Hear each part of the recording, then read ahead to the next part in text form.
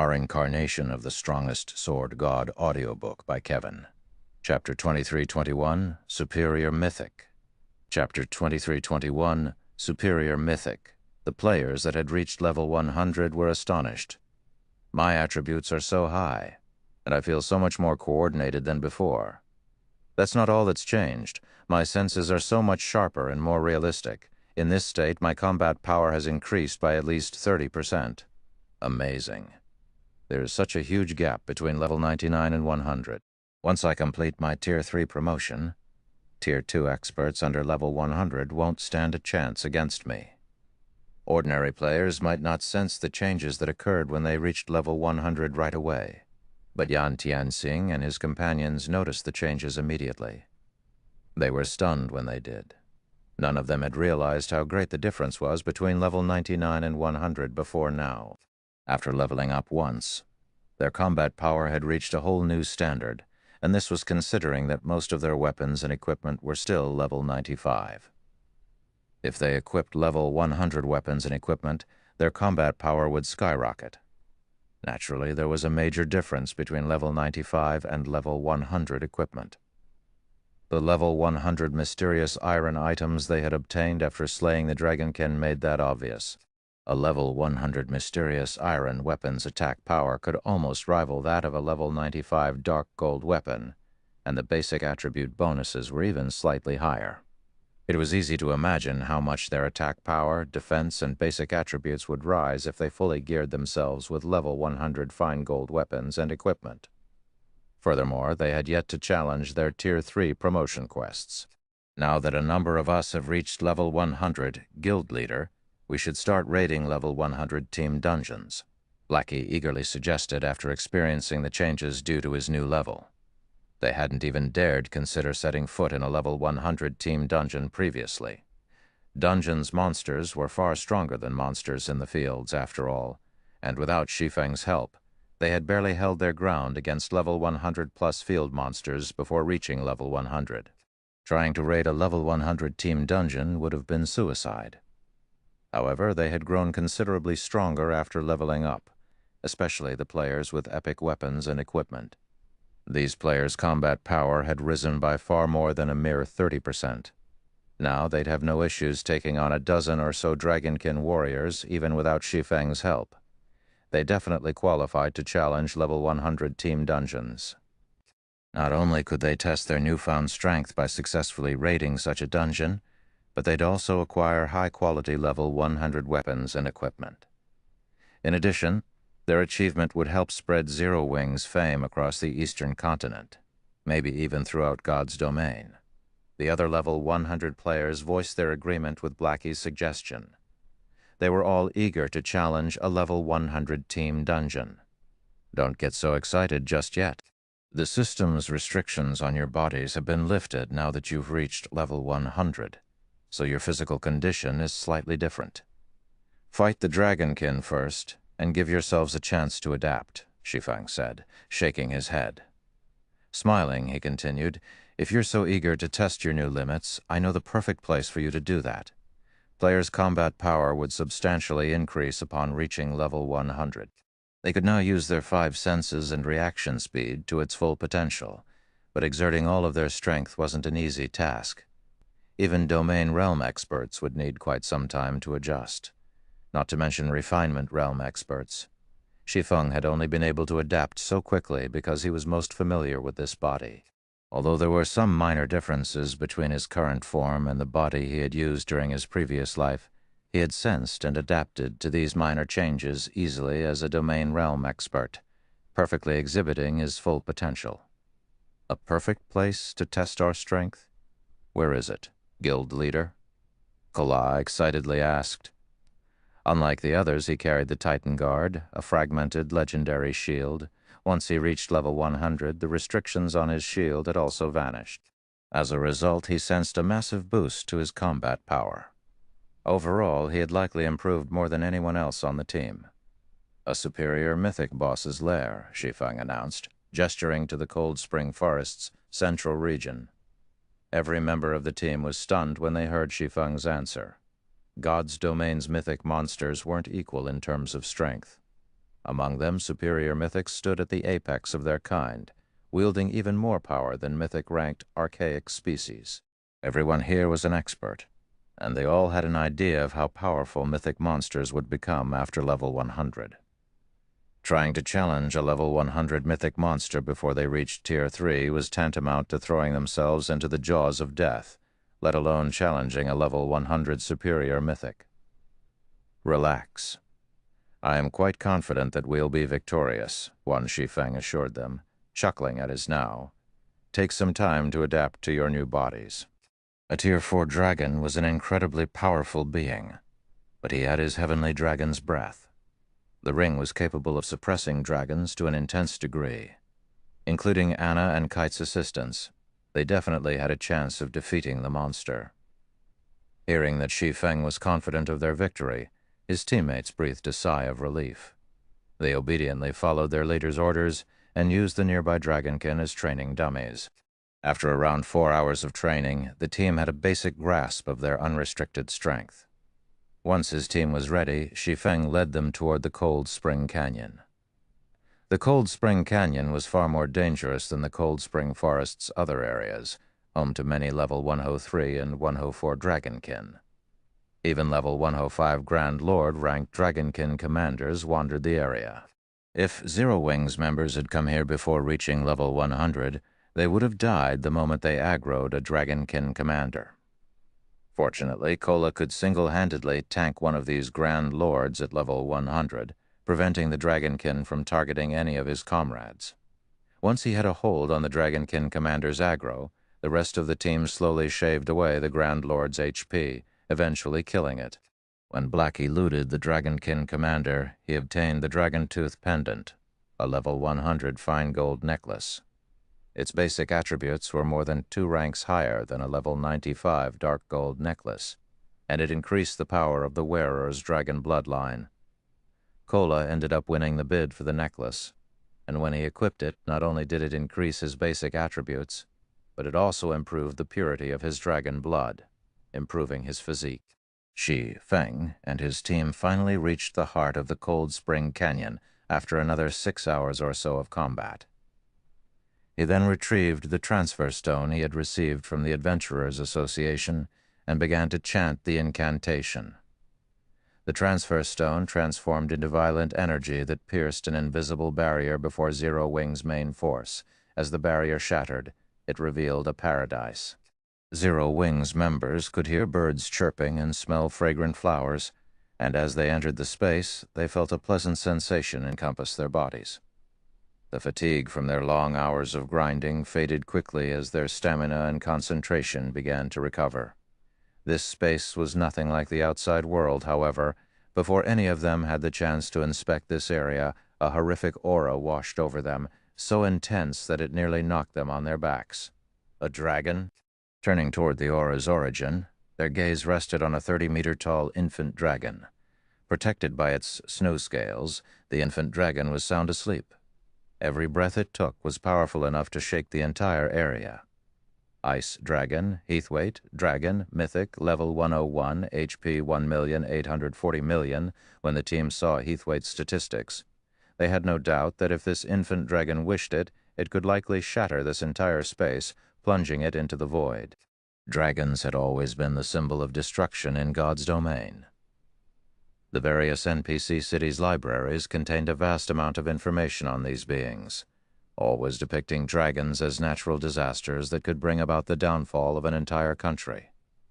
If there hadn't been so few dragons in existence, they would likely have become God's domain's absolute overlords. "Are we really going to raid a dragon, guild leader?" Kola asked, gulping as he watched the slumbering ice dragon. For a moment, Kola wondered if Shi Feng were playing some kind of joke on them. Even if he were Tier 3, Heathweight could likely kill him in one hit, much less now. "That's right. That's what we're going to raid." Shi Feng nodded after taking a deep breath. He then pulled 2 summon guard scrolls from his bag and summoned Anna and Kite. Chapter 2322, Draconic Spell. Heathweight was a Tier 4 dragon, and normally, Shi Feng would have tried to stay as far away from it as possible. Heathwaite might merely be an infant dragon, but it still stood at the peak among Tier 4 beings. It was no exaggeration to say that this dragon was invincible among Tier 4 beings of the same level. Even 1,000 Tier 3 players would meet their doom if they encountered a Tier 4 infant dragon of the same level, let alone Tier 2 players. The gap between their life ratings was simply too vast. Normally, only Tier 4 heroes who had passed a trial of God and received a God's blessing would have the strength to contend with an infant dragon. However, Heathwaite was under a life curse, which significantly reduced the effects of its life rating. If that weren't the case, it wouldn't have only had one, 84 billion HP, and only be categorized as a monarch-ranked boss. Even a random dragon had the strength of a world boss, and a top-ranked world boss at that. Normally, defeating a true dragon without a Tier 6 God-ranked player would be impossible. Otherwise, the players that had successfully defeated a dragon of the same tier wouldn't have been regarded as legends and inspiration for countless players in God's domain. As the two summoning arrays gathered the necessary mana, the level 106 summoner, Anna, and the level 105 swordsman, Kite, emerged. During the short break Shi Feng had taken after completing his Tier 3 promotion quest, Anna and Kite had completed another epic quest. As a result, their weapons and equipment had changed. Previously, they had both worn epic equipment that could grow with them to level 100, but now they both had epic set equipment that would grow until they reached level 150. They had also both reached or surpassed level 105, and their basic attributes had undergone a considerable transformation. Despite the fact that Shi Feng had reached Tier 3 and wore the disintegration armor, his attributes were no match for Anna's and Kite's. Once he had summoned his personal guards, Shi Feng retrieved the Bible of Darkness and called forth a demon.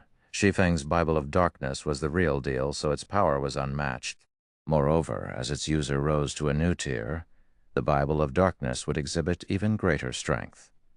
After a moment, a 20-meter-tall demon gate appeared before Shi Feng. As the demon gate slowly opened, a Tier 4 great demon, enveloped in blue flame, stepped through.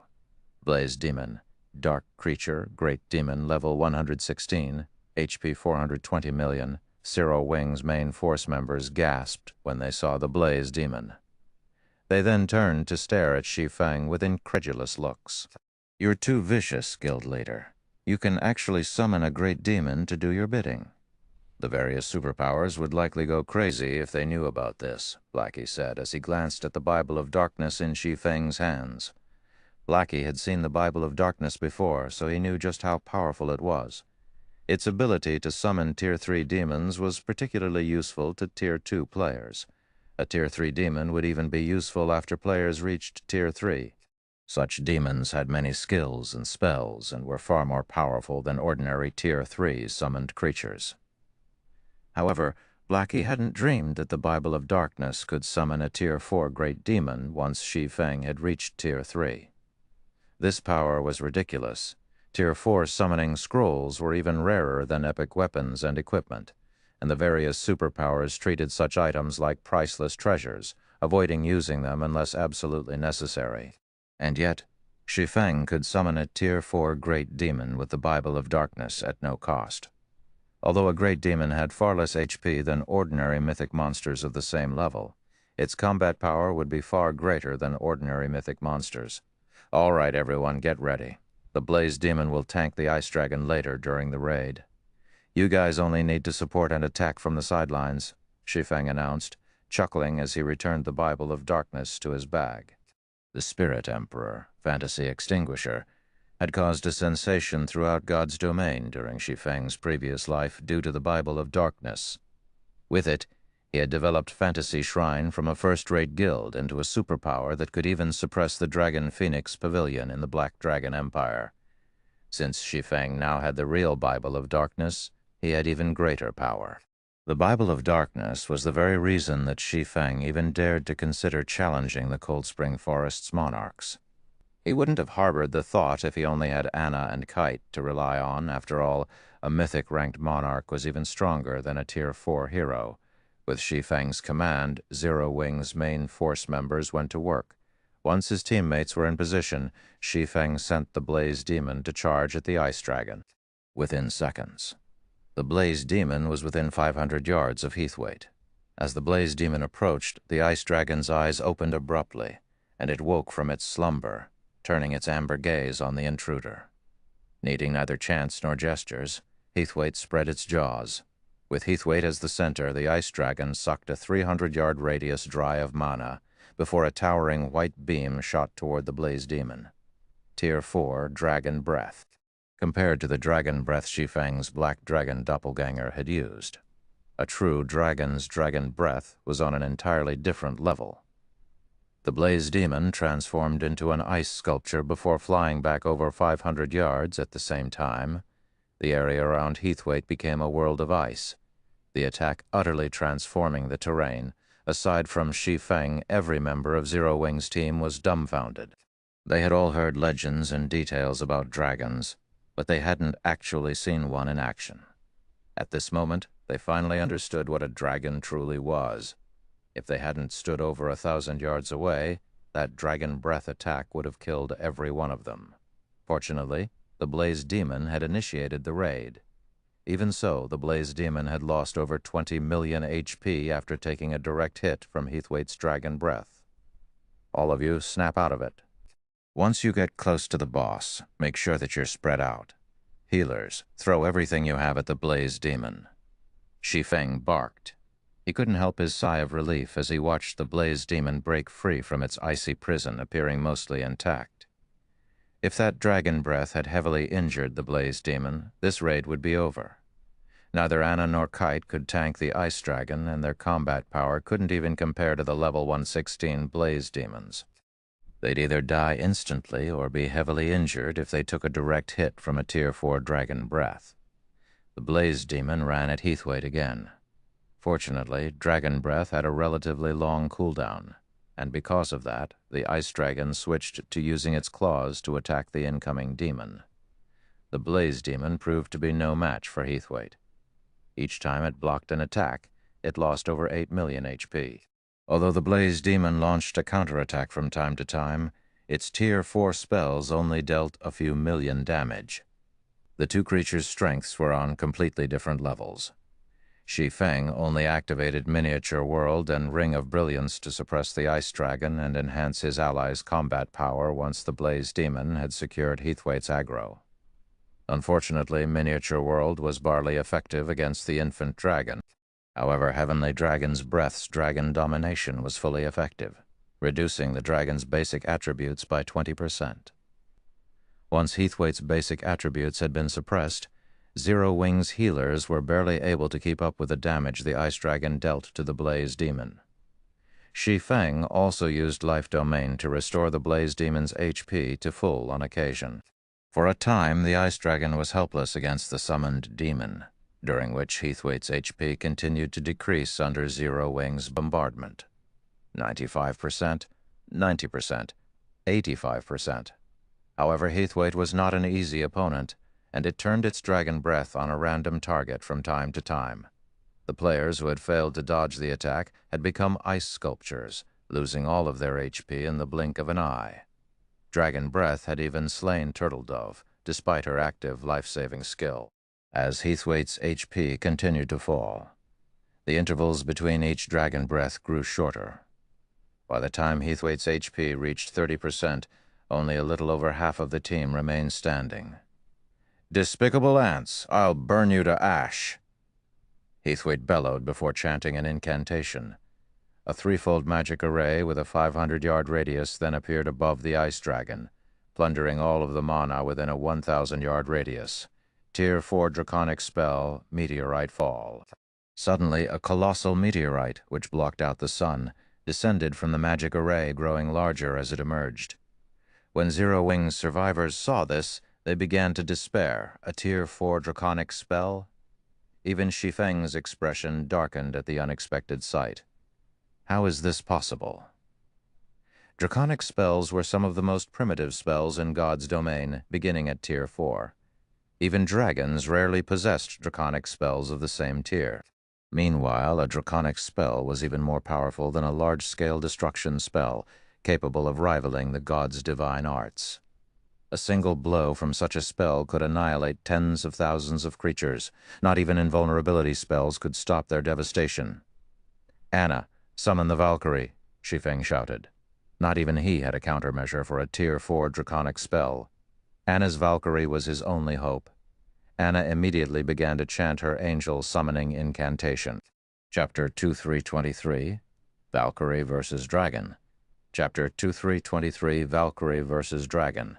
Anna finished the angel summoning incantation in 2 seconds, and the moment she did, a gigantic magic array appeared above her, no smaller than Heathwaite's meteorite fall. A Valkyrie with 3 sets of pure white wings then emerged, landing before Anna, a Tier 4 higher Valkyrie. When he saw the upgraded version, Shi Feng was stunned.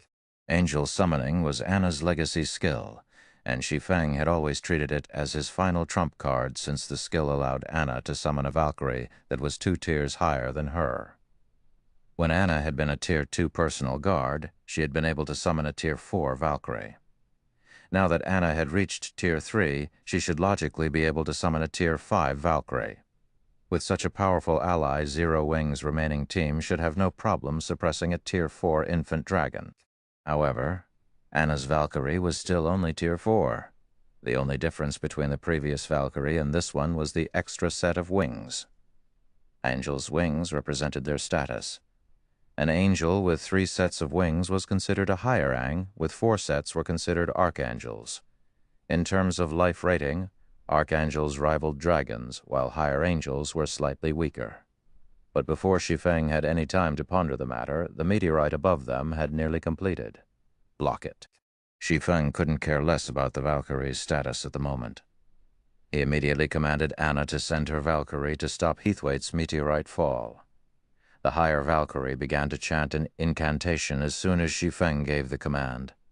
The higher Valkyrie's incantation was unique. Rather than draw mana from her environment, it drew on a primitive form of mana from the void. In less than a second, a dazzling golden spear of thunder manifested in the Valkyrie's hands. An origin spell. Shi Feng was ecstatic to see the spear of thunder form from the void's mana in the Valkyrie's hands. Origin spells were the most primitive form of magic in God's domain. They were the root of all spells, capable of rivaling divine arts. However, humanity had lost track of origin spells due to repeated wars between the gods. Shi Feng had never expected the higher Valkyrie to use such magic. Before Shi Feng could get over his excitement, the giant meteorite, so large that it covered the sky and so heavy that it shattered space around it, began to descend. It looked as if Armageddon had begun for a moment, and Zero Wing's members fell further into despair. As the meteorite began to fall, the higher Valkyrie finished her incantation. She then threw her spear at the meteorite. Soundlessly, the thunder spear transformed into a streak of golden light as it struck the incoming meteorite. Boom! The moment the 2 attacks met, the impact caused a powerful explosion. The resulting shock wave was so powerful that it nearly lifted the players below off their feet. The gigantic meteorite disintegrated into countless smaller meteors that rained down, creating craters as they struck the ground. Every meteorite was nearly as powerful as a Tier 4 large-scale destructions. Spell Zero Wing's members gaped as they watched the stones slam into the ground. Tier 2 and 3 players were little more than ants in a battle of this scale. If this battle had taken place in a city rather than in this special space, the spell's residual effects alone would be more than enough to level half the city. After blocking Heathwaite's meteorite fall, the higher Valkyrie shifted her attention to the ice dragon itself. She formed another spear of golden electricity in her hands before vanishing. By the time Zero Wing's players realized where she had gone, the Valkyrie had appeared before Heathwaite. Tier 4, Superior Instantaneous Movement. Not only did Superior Instantaneous Movement have more range than the normal spell, but there was also almost no delay between the caster's disappearance and reappearance. Moreover, the spell didn't affect the ambient mana, making it impossible for enemies to determine the caster's destination. When she appeared before Heathwaite, the higher Valkyrie thrust her spear at the ice dragon. The attack was so fast that not even Shi Feng would have enough time to react. If that attack struck him, he'd die instantly. However, Heathwaite was a dragon and reacted instantly, countering the golden spear with a rage-filled claw strike. Boom! The impact of the collision created a deafening boom that echoed throughout the area. Surprisingly, the Valkyrie's strength was too much for Heathwaite, and the infant dragon stumbled 2 steps backward.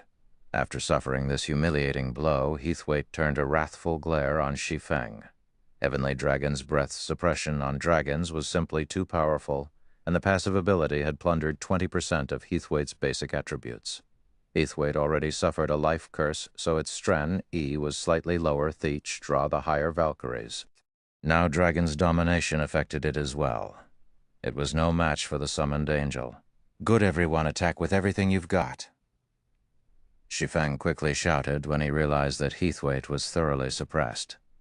He had originally planned to use angel summoning only after Heathwaite had gone berserk, but he had been forced to use it early due to meteorite fall. Although Anna had risen to Tier 3, which strengthened her angel summoning, its duration had only increased from 10 seconds to 15 seconds. Unfortunately, Heathwaite still had nearly 30% of its HP remaining, and 15 seconds wouldn't be enough to kill it. "Attack!" Yan Tianxing shouted. Yan Tianxing realized the predicament they were in as well. He immediately activated his berserk skill and his trump card, Shadow Stink, a Tier 2 taboo skill. In a frenzy, Yan Tianxing transformed into 3 streams of fog, attacking the ice dragon and dealing over -70,000 damage with each hit. Occasionally, the fog streams landed a critical hit, dealing over -150,000 damage. The rest of Zero Wing's survivors activated their trump cards as well, with the weaker players dealing around 50,000 damage, while the stronger members of the team, such as Zhao Yueru, dealing upwards of -200,000 damage. Zhao Yueru's critical hits even dealt over -500,000 damage to the ice dragon. Her Tier 3 fire-type spells were a massive advantage in this raid. However, Shi Feng's DPS was undoubtedly the highest. After activating Heavenly Dragon's power, his strength could even surpass an ordinary mythic monster's, and as a result he dealt over 1 million damage, even without fire-type skills or spells. When he used Void Slash, he instantly devoured over 10 million of Heathwaite's HP, with the higher Valkyrie, Anna, Kite, and the Blaze Demon attacking as well. Heathwaite's HP rapidly decreased. 25%, 20%, 15%.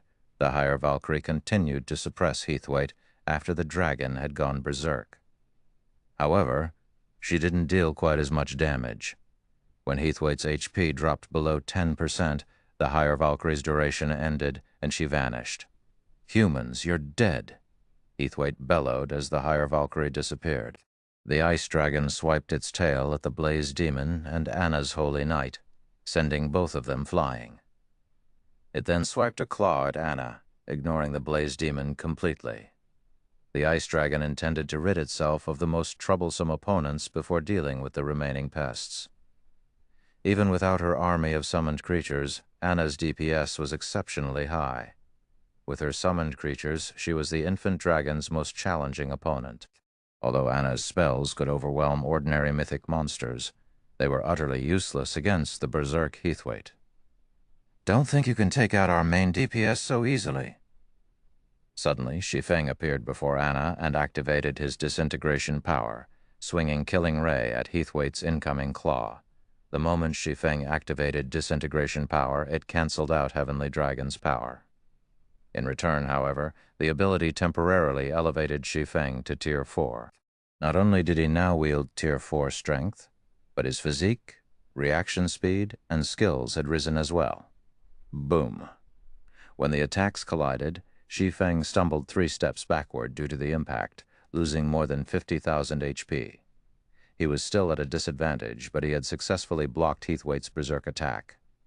When that attack had failed, Heathwaite responded with another claw strike.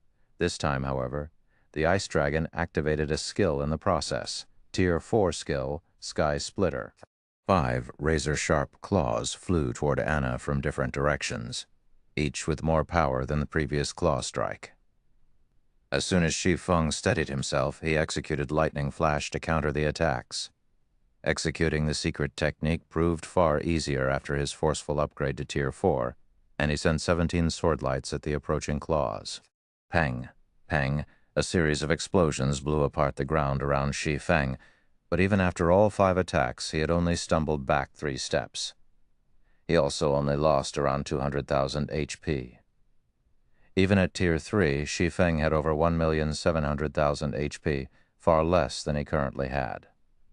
Losing 200,000 HP was nothing life-threatening. After watching Shi Feng pin down the ice dragon, his teammates breathed a sigh of relief and continued their frenzied assault against Heathwaite. Time passed quickly. As the battle progressed, Heathwaite's attacks grew stronger, but with the Blaze Dragon and the Holy Knight's help, Shi Feng kept the ice dragon in check, preventing it from harming Anna or Kite. However, the team suffered the occasional casualty when Heathwaite fired its dragon breath. 5%, 4%, 3%. When Disintegration Power's duration ended, Shi Feng followed it up by activating Power of Darkness and Blade Awakening, relying on his twofold Berserk's effects to tank Heathwaite's attacks. When less than 5 seconds of Shi Feng's twofold Berserk remained, Heathwaite's HP had fallen below 7 illions. Meanwhile, fewer than 30 players were still standing, and the surviving healers could no longer keep up with the Ice Dragon's damage output. Die! Shi Feng activated Divine Providence and swung Killing Ray for a final blow, Lightning Slash. A massive lightning bolt sliced through Heathwaite's neck, leaving a deep gash across its throat. That lightning bolt also destroyed the last of the infant dragon's HP. Chapter 23-24, Ice Dragon's Loot. Everyone's experience bars exploded with EXP as Heathwaite's colossal body crashed to the ground.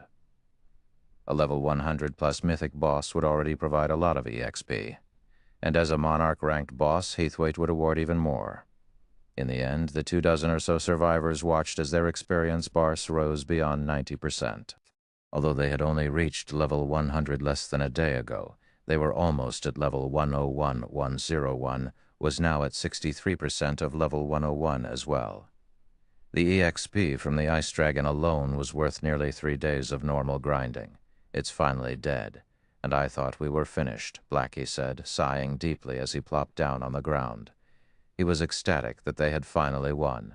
Near the end of the raid, Heathwaite's defense and attack speed had steadily increased. At one point, Shi Feng hadn't even been able to pin down the Ice Dragon with the Blaze Demon and Holy Knight's help. Moreover, Heathwaite's battle recovery generated over 10 million HP every 5 seconds, and as a result, they had barely moved the infant dragon's HP bar toward the raid's end. Yan Tianxing and the others felt like survivors of some great disaster. None of them wanted to imagine how the raid would have gone without Shi Feng's Bible of Darkness and 2 personal guards. When Heathwaite had died, it had dropped over 100 items beside its corpse, forming a small mountain that radiated waves of intense pressure. It's so powerful. This is the first time I've ever seen items that emitted such intense pressure. I wonder what kind of items dropped. Maybe there's a legendary item. Everyone stared at the mountain of loot with glowing eyes, and when they heard mention of a legendary item, the eager light in their gazes grew even brighter. They all forgot about their exhaustion for a moment, wanting to charge forth and inspect the dropped items. The strongest known item at this stage of the game was Fragmented Legendary Rank, which everyone assumed Shi Feng possessed. However, Zero Wing's main force members knew the truth. There was more than one Fragmented Legendary item. Naturally, this was a guild secret. Exposing this truth would only invite God's Domain's various powers to target Zero Wing, and only an expert of Shi Feng's caliber could openly own a fragmented legendary item without having to fear for his life. If anyone else were in his position, they wouldn't even dare to set foot outside of an NPC city. Epic items couldn't even compare to the benefits a fragmented legendary item provided, much less a true legendary item, based on what players had learned from the game's libraries. Every legendary item in the game had the strength to decimate heaven and earth. With such an item, players would have the power to transcend tiers, Before their fight with Heathwaite, these players wouldn't have been so concerned about such a power, convinced that they could bridge the gap between tiers with high enough basic attributes. But now they understood what that kind of strength truly meant. Without the strength to transcend tiers, Tier 3 players had no hope of contending with superior mythic bosses. "All right, let's resurrect our fallen." Shi Feng simply chuckled when he saw the hunger in everyone's eyes. He found their assumptions hilarious. Obtaining a legendary item with so little effort was impossible, and after level 100, weapons and equipment drop rates decreased considerably. On average, even mythic bosses' loot would consist of fine gold weapons and equipment. One would have to be incredibly lucky to acquire dark gold weapons or equipment from a mythic boss. However, Shi Feng had to admit that he was surprised by how much Heathwaite had dropped. This was the first time he had felt such an incredible pressure from a boss's loot as well. Having received their orders, the surviving team members pushed aside their curiosity for the moment and began to resurrect their teammates. Fortunately, a monarch boss's lair was similar to the space within dungeons. Even if players died here, they'd only lose 10% of their EXP and only 5% if a healer revived them. Thus, the level 100 players that had fallen hadn't dropped back to level 99. While his companions revived, Shi Feng organized the infant dragon's loot. Amazing. Is this a benefit for the first kill? Shi Feng was stunned as he examined the items. His only aim in killing Heathwaite was to complete his crusade quest and become Cold Spring Canyon's lord. He hadn't expected to gain much from the raid itself, yet he was elated that he had chosen this monarch boss to raid. The ice dragon had dropped a total of 121 items, which was normal for a monarch. However, the items' quality far exceeded Shi Feng's expectations. There were as many as 24 inferior legendary materials among the loot, all necessary for producing epic and fragmented legendary items.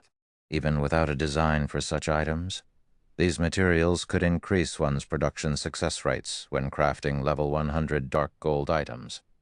Level 100 plus dark gold items were incredibly rare in God's domain, only slightly more common than epic items under level 100.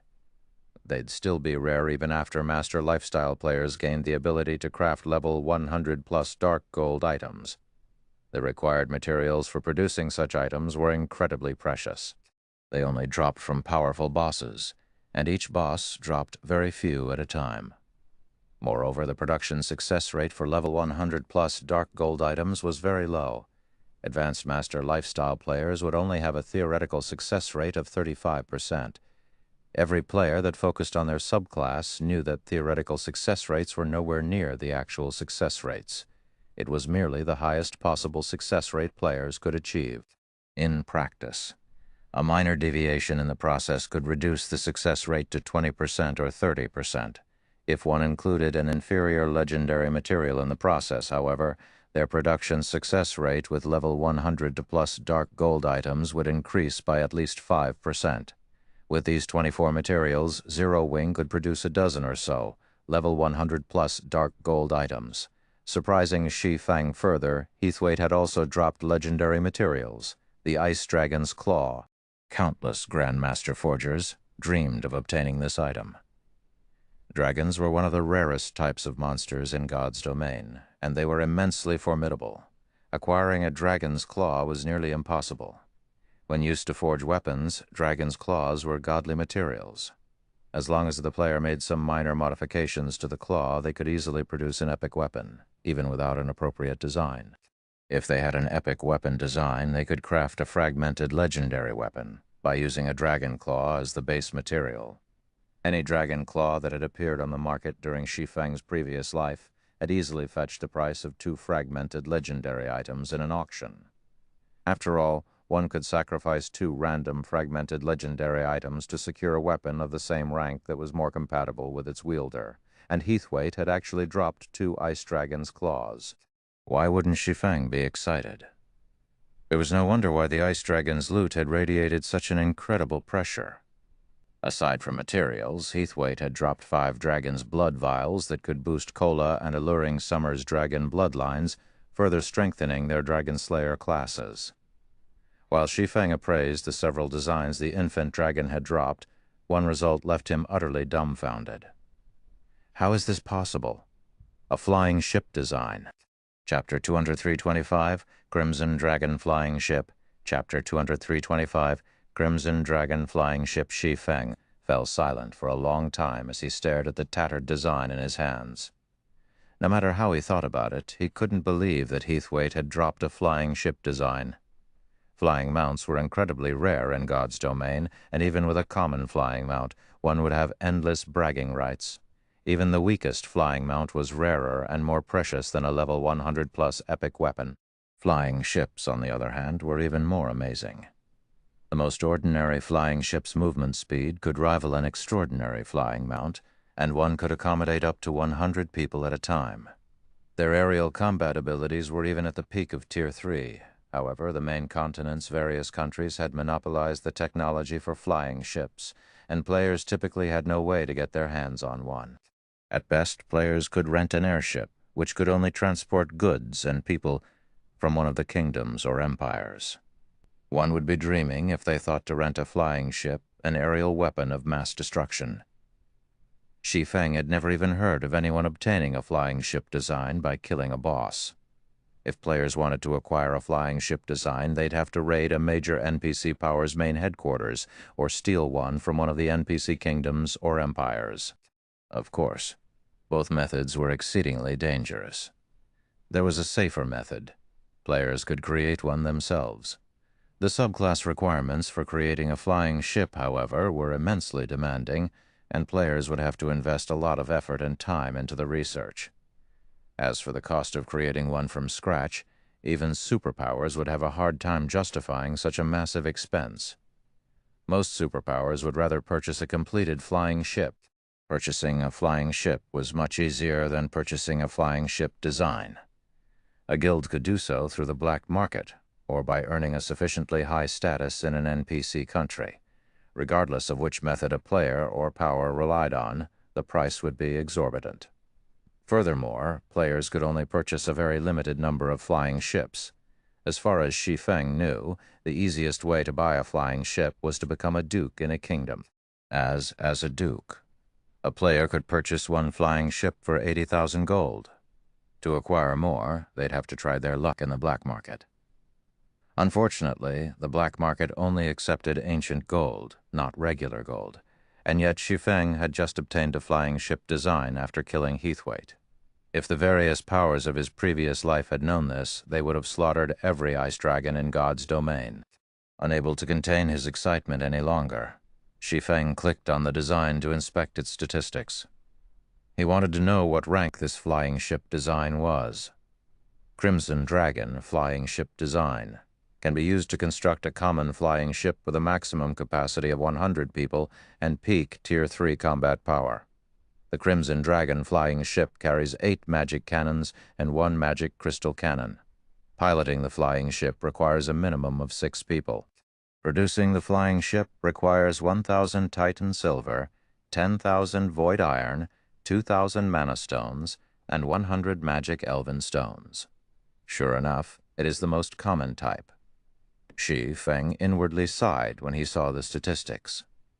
If he had obtained a bronze flying ship design, he could have ruled over the entire Cold Spring Forest without any issues. Bronze flying ships had Tier 4 combat power after all, and would be a massive threat to Tier 3 players. Not even Shi Feng would escape from a bronze flying ship's all-out assault with his life.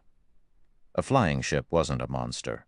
It did not have the mobility flying monsters possessed, and it didn't have monsters' vast repertoire of skills and spells. The so-called Tier 4 combat power didn't mean that the flying ship's overall combat power was limited to Tier 4. Rather, each of the flying ship's attacks had peak Tier 4 power. With over a dozen cannons, a flying ship's bombardment could even blow a Tier 4 Apex expert to smithereens.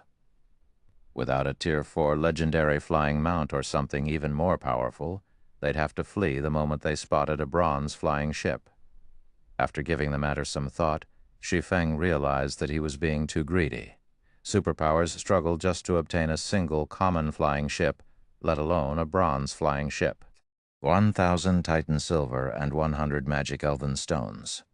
The production cost is vicious. The Crimson Dragon flying ship's necessary materials astonished Shi Feng. Titan silver was a rare byproduct that could be obtained from mining fine Titan ore.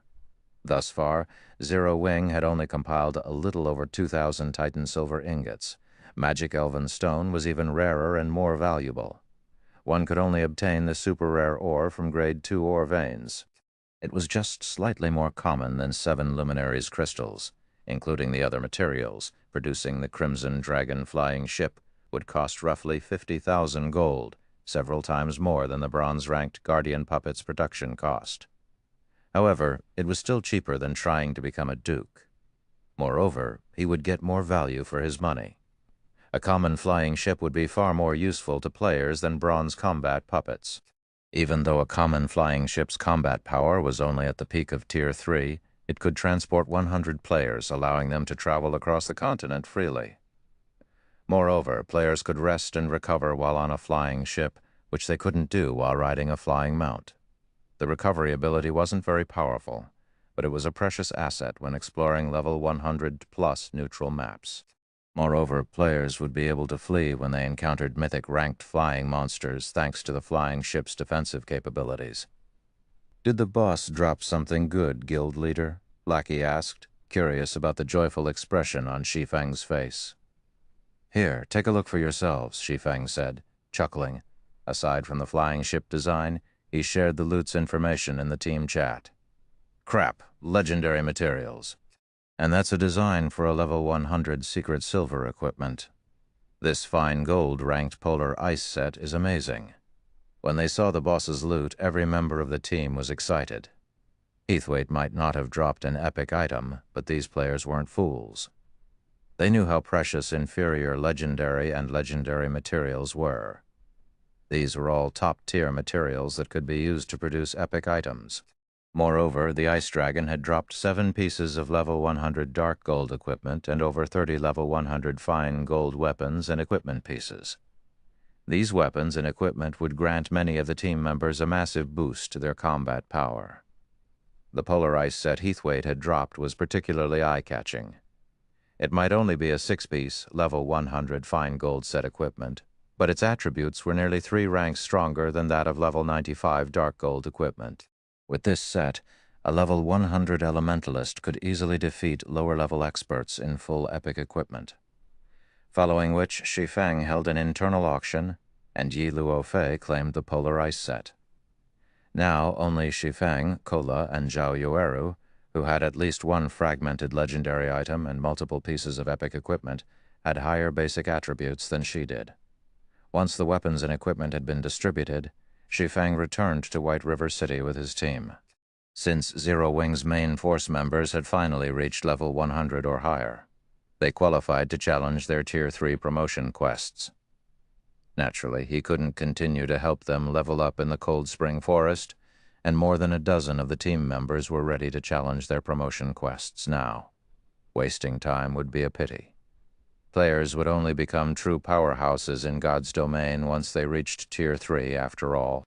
Shi Feng spent some time advising his players on how to complete their Tier 3 promotion quests before he dismissed them. Those that weren't strong enough yet left to prepare a bit more, and the players that were strong enough headed to the Adventurers Association immediately. Meanwhile, Shi Feng headed toward White River City's Adventurers Association for another matter, within one of the Adventurers Association's second-floor VIP reception rooms. "Lord Bronze Legatee, how may I be of service?" the female elven administrator asked as she entered the room. "I wish to turn in my crusade quest for Cold Spring Forest's Ice Dragon, Heathwaite," Shi Feng announced as he retrieved a colossal silvery-white dragon horn and placed it on the table between them. This dragon horn was proof that he had slain Heathwaite. As soon as Shi Feng proved that he had completed his crusade quest, the sounds of a series of system notifications reached his ears. Chapter 2326, One-Star Lord. Chapter 2326, One-Star Lord System.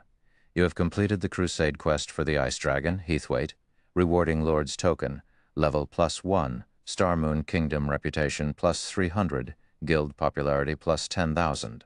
System, congratulations. You are the first player to become a lord in God's domain. rewarding Lord popularity plus 100. System, congratulations. For acquiring 100 Lord popularity points, you have been promoted to a 1-star Lord. The system notification repeated 3 times while Shi Feng rose to level 102. The system promoted me to a 1-star Lord just for being the first player to become one? Shi Feng couldn't believe his eyes as he stared at the system notifications. The concept of a Lord was still likely foreign to most players, not to mention Lord popularity. When players became a Lord in God's domain, they'd gain the ability to recruit NPCs to form their own Knight division. However, the process was similar to searching for personal guards, so it had its challenges. Furthermore, a Knight division had 5,000 slots. It was easy to imagine how difficult it would be to fill these slots with high-quality NPCs. The only method to ease the process was to increase one's Lord popularity. The higher a Lord's popularity was in God's domain, the easier it would be to persuade and recruit NPCs with high growth potential. Unfortunately, increasing one's Lord popularity was incredibly difficult, only possible by completing special quests. Moreover, one would only gain a handful of popularity points with each quest. Accumulating 100 Lord popularity normally required a lot of time and effort. Meanwhile, every 100-point increment was a turning point. The first 100 points would elevate one to a 1-star Lord, at which point players wouldn't have to run around NPC cities in search of appropriate NPCs. They could simply start a draft, though the Adventurers Association. These drafted NPCs might not be uniformly powerful, but there would be quite a few with high growth potential. If one were lucky enough, they might even recruit a secret silver guard. Of course, with more Lord popularity, the standard of their drafted NPCs would increase. The problem of increasing his Lord popularity to 100 points had troubled Shi Feng. Without a solution, he'd have to spend several months finding capable NPCs to fill his 5,000 Knight slots. Fortunately, God's domain solved that problem for him. Administrator Lorraine, I wish to draft members for my Knight division through the association, Shi Feng declared as he showed the Lord's token to the Elven administrator. Very well. However, the fee will depend on the scale of the draft you wish to implement. Generally, a draft in a town costs 10 gold per week, 100 gold per week in a city, 300 gold per week in a kingdom's capital, and 1,000 gold per week in an imperial capital. Where would you like to implement your draft? Lorraine asked. How expensive. It's no wonder why the Adventurers Association is the 4th wealthiest power in God's domain. Shi Feng was speechless after hearing the prices. Second- and third-rate guilds had no hope of obtaining a lord's position in the past. The various superpowers and top-ranked first-rate guilds had monopolized this benefit. Hence, Shi Feng hadn't actually known how much it would cost to implement a draft. He certainly hadn't expected it to cost this much to form a Knight division. The results of a draft depended on one's luck. NPCs would not simply respond to a draft because the Adventurers Association had issued it. According to Shi Feng's calculations, he would need to implement a draft in several hundred cities to recruit 5,000 knights with relatively high growth potential in a short time. I'd like to implement the draft in these countries' cities, Shi Feng decided. After giving the matter some thought, he felt it would be best to recruit from cities in flourishing kingdoms and empires. In the end, he paid 44,500 gold to implement his draft in more than 400 cities. It was a large enough expenditure to put a first-rate guild's finances in the red. God's domains guilds were pushing their experts to reach level 100 right now, and as a result, it was only natural that their expenses would rise. Fortunately, Zero Wing had the Candlelight Trading Firm and multiple guild towns and cities to generate income. The guild earned just as much profit as an ordinary superpower. However, Zero Wing still needed to support its main headquarters in the real world and the Heavens Rumble Training Center. The guild wasn't particularly wealthy at the moment. It seems I'll have to find ways to increase the guild's profits. With how much Zero Wing has right now, financing 5,000 knights is impossible. After paying for the drafting fee, Shi Feng mentally calculated how much he'd need to spend on his future knight division. A 5,000-man knight division would definitely be an amazing asset, but it would be expensive to maintain. Unlike the NPC soldiers one could recruit to defend guild towns and cities, knights weren't affiliated with a kingdom or empire. Rather, they were considered a lord's personal combat power. Hence, players would not receive subsidies from a kingdom or empire, relying on their own funds to pay their knights' salaries. Affording a knight division wasn't easy, and to make matters worse, each knight's salary would depend on the NPC's growth potential. To hire and nurture a bronze-ranked Tier 2 knight, one would have to spend 50 gold per week, multiplied by 5,000. A division of bronze, Tier 2 knights would cost 250,000 gold per week. Moreover, this cost didn't include the price of weapons and equipment for these knights. For a moment, Shi Feng couldn't help but admire the first-rate guilds that had ruled their own territories in the past. Once he had taken care of the draft order, Shi Feng left the Adventurers Association and made his way to the Candlelight Trading Firm. He intended to start the Crimson Dragon flying ship's production immediately. After reaching level 100, the various powers would prioritize their aerial development. Whoever controlled the sky would become an overlord in God's domain. Level 100-plus maps were very far from civilization after all, and the ability to travel through the sky would give players a huge advantage when grinding for resources. Moreover, this advantage would become more prominent as time passed. If he wanted to bolster Zero Wing's development, he had to arm the guild with flying ships. Chapter 2327, Producing a Flying Ship. Chapter 2327, Producing a Flying Ship. White River City, Candlelight Trading Firm. The special room, which was the size of a basketball court, contained various piles of rare materials. Any ordinary player would likely go into a frenzy trying to claim them all if they saw this room. These materials were easily worth more than 15,000 gold altogether, and even though the value of coins had significantly depreciated by this stage of the game, that was still an astronomical amount of money to ordinary players, converted into credits. It would be enough for the average citizen to live out the rest of their lives without worry about food or shelter. Here are the last of the materials you requested, Guild Leader, Melancholic Smile said as she handed 100 magic elven stones to Shi Feng. Shi Feng had basically asked for everything the Candlelight firm had in stock of the rare materials he needed, particularly the Titan Silver and Magic Elven Stone. These were rare drops, even from the Flame Demon's Valley's attributed ore vein. No other guild could likely fulfill Shi Feng's demand for 100 magic elven stones. Good. Shi Feng nodded approvingly after inspecting the materials in the room. He then continued in a serious tone. I'll need you to help me with something later, but you must keep it an absolute secret. I can't tell anyone? Melancholic Smile was a little confused. The Candlelight Trading Firm rigorously screened any potential members before they were recruited. Moreover, all core members were required to sign a series of strict contracts, ensuring the smallest chance possible that the firm's technology and methods leaked. Sharing such technology required one to transfer designs. Without the correct design, it didn't matter if a player knew how to produce an item. Now, however, Shi Feng forbade her from even mentioning their discussion. It was a bit unusual. You'll understand soon, Shi Feng said. He then carefully pulled the Crimson Dragon flying ship design from his bag and placed it on the stone table before him. Melancholic Smile didn't think much of the design initially. She had seen plenty of precious and rare designs and recipes in her line of work. She had grown numb to such surprises. However, when she realized what this design booklet depicted, she froze in shock. Flying ship. Melancholic Smile could not believe her eyes.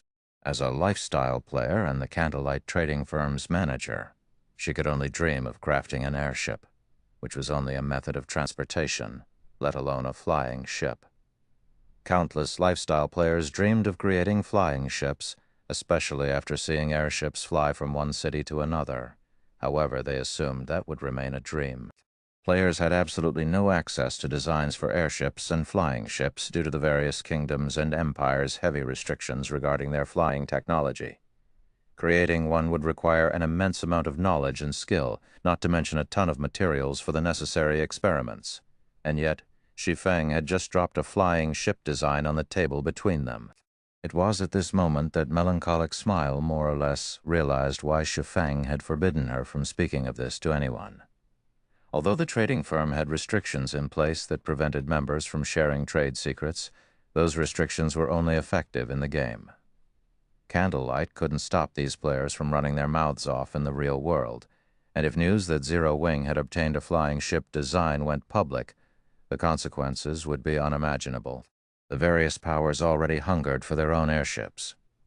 On the other hand, flying ships were capable of transportation and aerial combat. Needless to say, the various powers' desire for flying ships was even greater, nearly maddening. If the various powers learned that Zero Wing had a flying ship design, they'd do anything they could to take it, and if they couldn't, they'd ensure that Zero Wing didn't keep it. Acquiring a flying ship wasn't easy, but with the design, one could create as many flying ships as they wanted. After a certain point, flying ships would be significantly more useful than combat puppets in battle.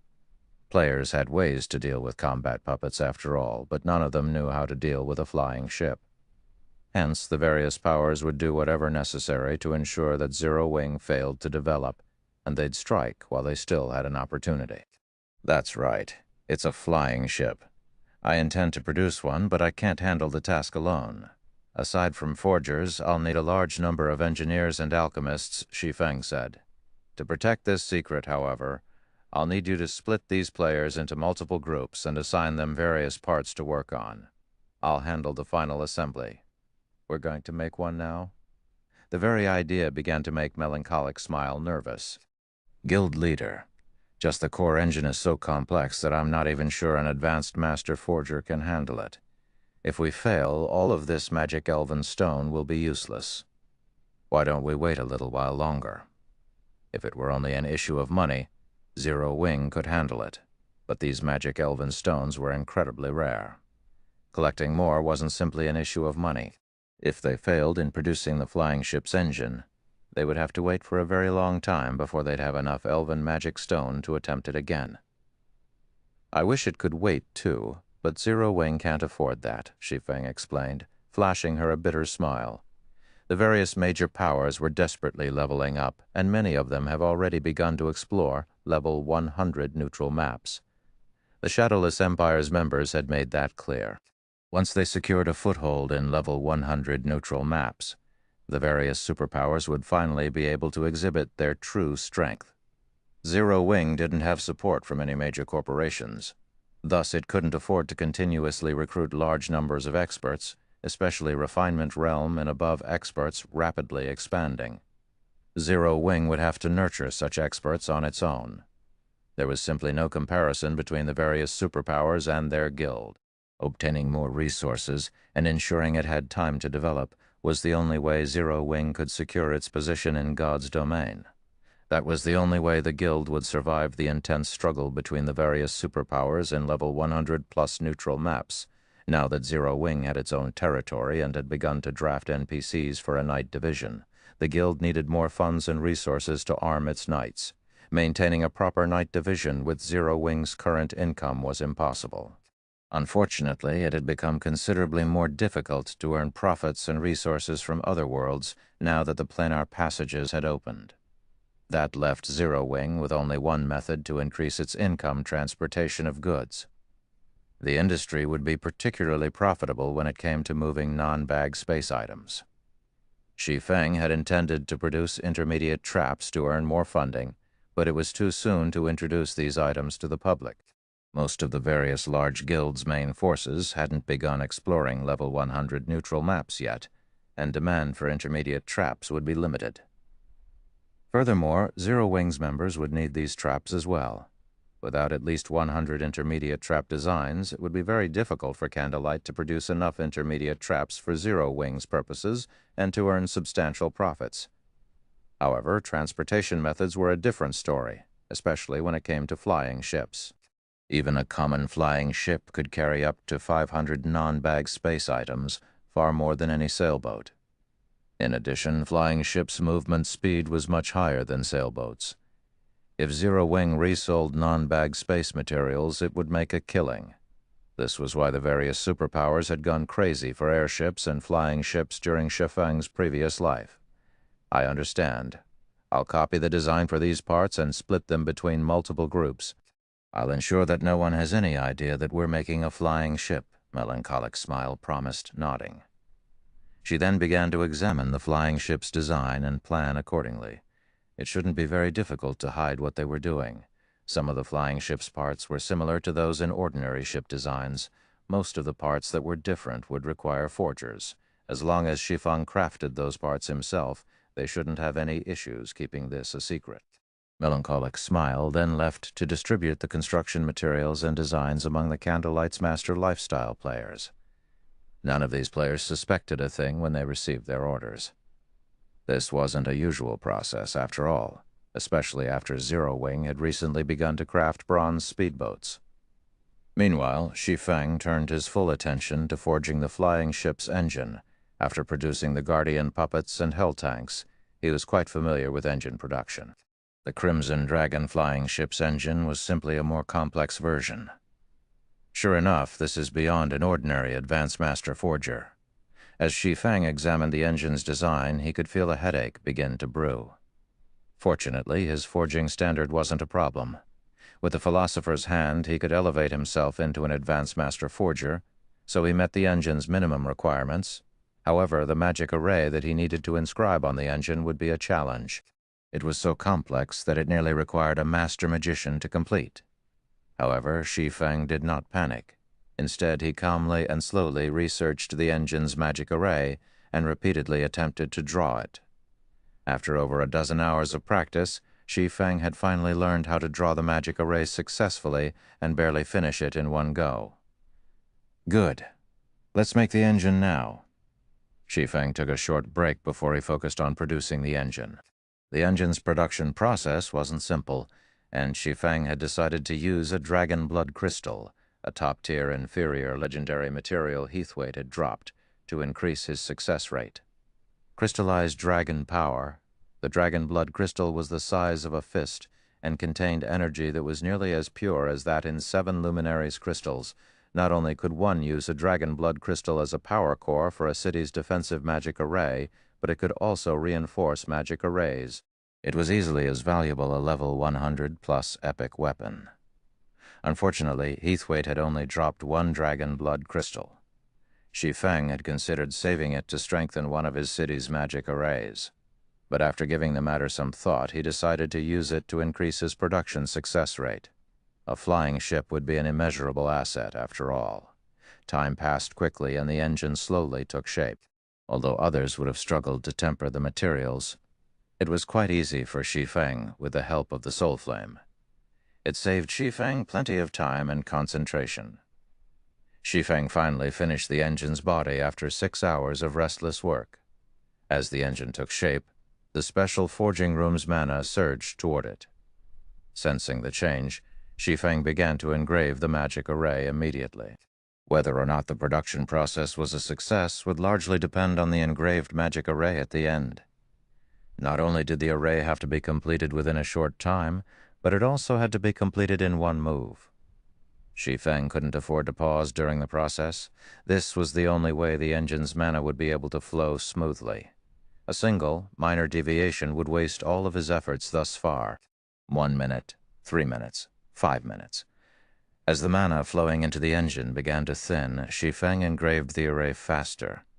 His concentrated rapidly depleted, as if he were executing lightning flash with every second that passed. Just as the mana flow was about to cut off, Shi Feng finished the last connection, completing the magic array. Chapter 2328, Advanced Flying Ship. Did it succeed? Chapter 2328, Advanced Flying Ship. Did it succeed? As a storm of mana enveloped the engine. Shi Feng began to grow nervous. The engine was the most difficult part of the flying ship to produce, but once it was complete, the remaining parts would be fairly easy to craft.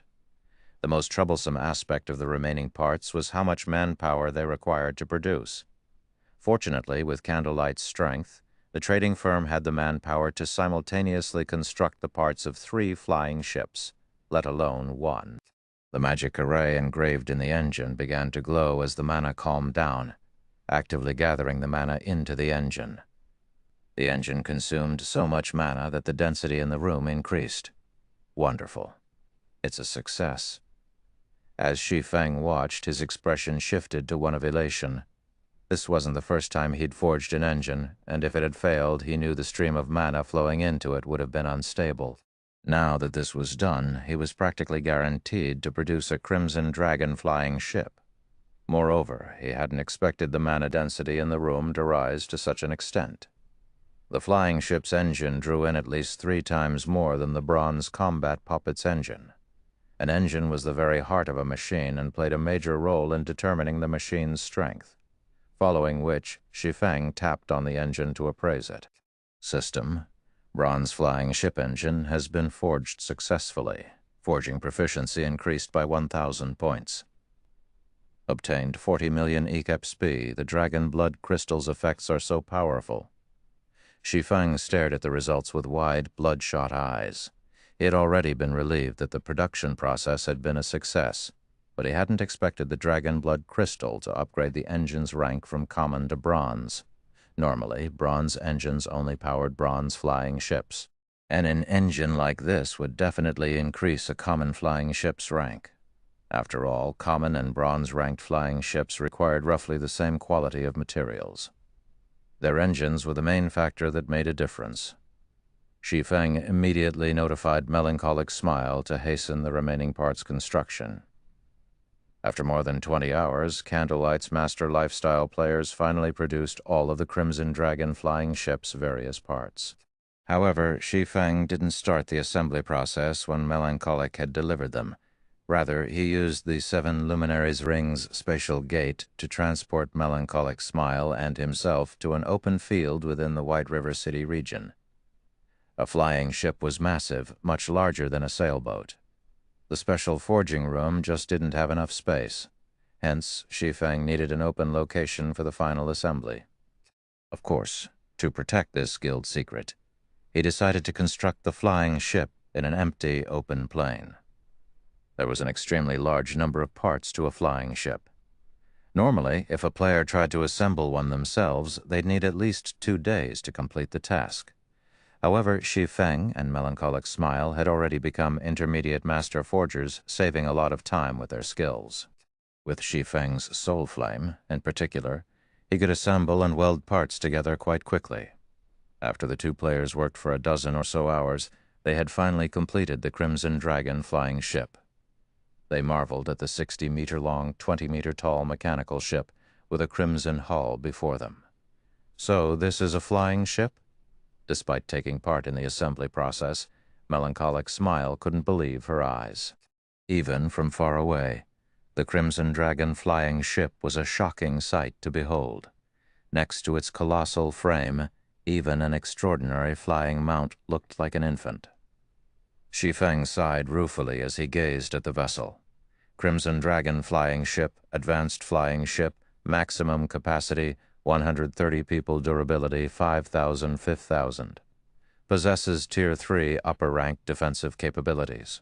Item storage when liberated, 20,000 bag space slots and 800 non-bag space slots. Additional active skill 1. Magic Shield. Absorbs up to 50 million damage for 10 minutes. Cooldown, 15 minutes. Additional active skill 2. Mana Pulse Cannon. 4,000-yard range. Deals Tier 4 damage to a radius of 50 yards. Cooldown, 45 seconds. 8 cannons are currently equipped. Up to 12 cannons can be equipped. Additional active skill 2. Magic Elven Cannon. 5,000-yard range. Deals Tier 4 peak rank divine damage to a radius of 200 yards. Kubaud. 5 minutes. Additional active skill 4. Mana Field. Disrupts the flow of mana within a 2,000-yard radius, weakening all incoming magic damage from Tier 3 spells or below by 30% for 5 minutes. Cooldown, 20 minutes. Each activation costs 300 magic crystals. The bronze engine Shi Feng had crafted elevated the Crimson Dragon flying ship to advanced rank. Now, this flying ship was even faster than extraordinary flying mounts, and its cannons and defenses had increased by a rank as well. This Crimson Dragon flying ship could even contend with level 100+ mythic monsters. If his guild had had an advanced flying ship like this in the past, his and Shadow's development would have been massively different. Even if Shadow hadn't been able to contend with a superpower, it would have had enough strength to instill fear in first-rate guilds. Tier 4 experts would have dared mess with the guild.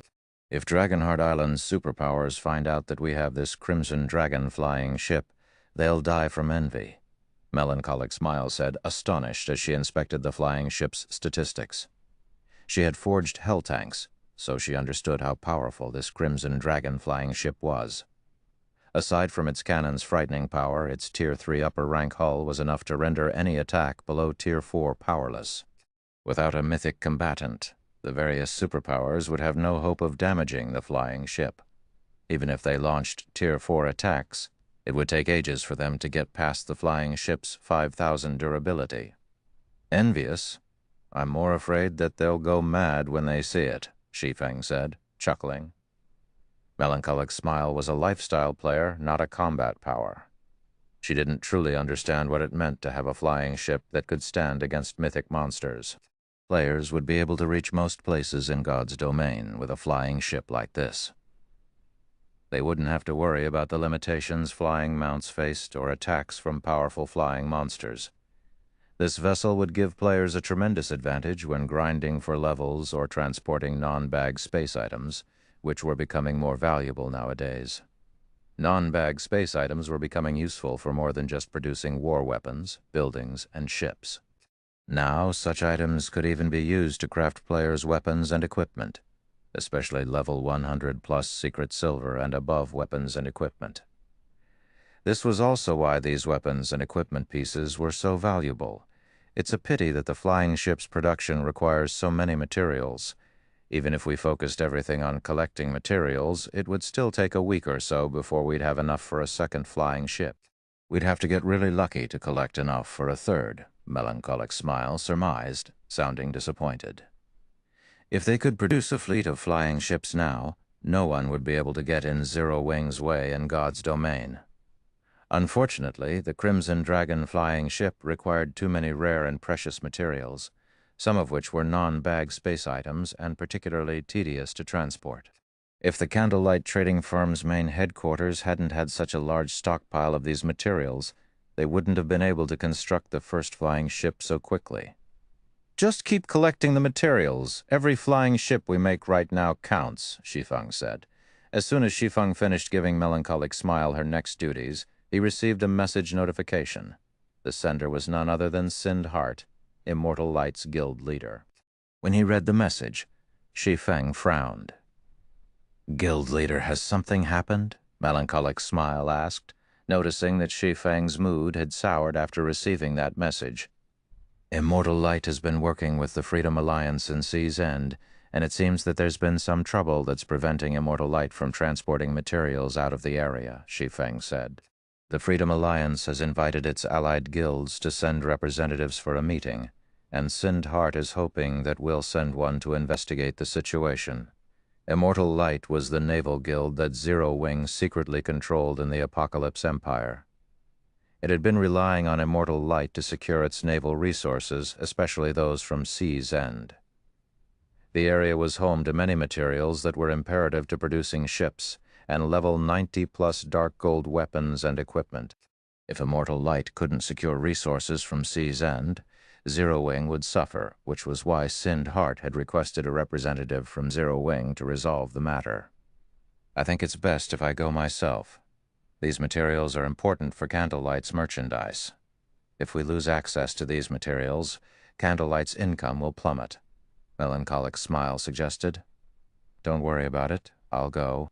Right now, you need to focus on collecting the materials we need to construct the Crimson Dragon flying ships, Shi Feng said, shaking his head. The Crimson Dragon flying ship was crucial to Zero Wing's survival. Without it, the guild wouldn't be able to exert dominance in the Cold Spring Canyon. Relying on a 5,000-man night division wouldn't be enough. Not only was a flying ship faster than flying mounts, but it also had the combat power to squash Tier 3 experts like ants. Meanwhile, Shi Feng wasn't as skilled as Melancholic Smile when it came to collecting materials. After all, she had long since grown familiar with the Candlelight Trading Firm and its connections. I'll do that, then. Melancholic Smile answered, nodding. As Zero Wing's guild leader, Shi Feng would naturally be a stronger representative. Moreover, she didn't have the energy to manage the material collection while addressing the issues in Sea's End. Melancholic then used a return scroll to teleport back to White River City, while Shi Feng stored the Crimson Dragon flying ship in his epic spatial bag and made his way toward the Apocalypse Empire. Chapter 203-229, Times Have Changed, Apocalypse Empire, Blue Bay City. Chapter 203-29, Times Have Changed, Apocalypse Empire, Blue Bay City. After teleporting to Apocalypse City, Shi Feng continued toward Blue Bay City, one of the Empire's port cities. Although Blue Bay City wasn't a particularly large NPC city, its player traffic was intense. Shi Feng saw an endless stream of players entering and leaving the city's teleportation hall. Moreover, many of these players wore exquisite clothing and the 2-star merchant's insignia. Some even had the 3-star insignia. The merchant's insignia was proof of a merchant player's ability. The higher a merchant player's star rank was, the greater their ability. Normally, 3-star merchant players were supported by a large guild, and they possessed significant resources and sales connections. Hence, they were known as great merchants, and were even rare in imperial capitals. And yet, Shi Feng encountered quite a few great merchants in Blue Bay City. Based on the bland reactions to these merchant players, their presence in the city didn't seem to be unusual. So many great merchants gathered in Blue Bay City because it was a trading port. Countless players came into port each day with resources from the various neutral powers out at sea, which allowed the merchant players in the area to earn huge profits. This city's development speed is amazing. I doubt it'll be long before Blue Bay City is promoted to a large-scale city and gains a Tier 4 NPC magistrate manager.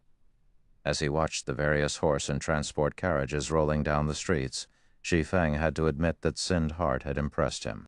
When Sindhart had wanted to move Immortal Light to a new city, Shi Feng had suggested that he develop near the sea. The various first-rate guilds hadn't been paying much attention to the ocean at that time, after all. By relying on the few resources Zero Wing had provided, Sindhart had established Immortal Light in one of the Apocalypse Empire's port towns, eventually expanding the guild to occupy all of Blue Bay City. Now, Blue Bay City was almost ready for its promotion into a large-scale NPC city, and Immortal Light's naval prowess had grown powerful enough that the guild didn't need to fear first-rate guilds. Sindhart's management was even more impressive than Gentle Snow or Aqua Rose's. Not only would Blue Bay City grow larger once it became a large-scale NPC city, but the conveniences it offered would also improve. The city would have no trouble accommodating a large number of players, and Immortal Light would even qualify to contend with the Apocalypse Empire's first-rate guilds. As Shi Feng left the teleportation hall, he headed toward a nearby advanced restaurant.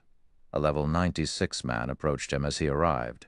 The elementalist wore 5 pieces of epic equipment, and the weakest piece on him was level 95 dark gold rank.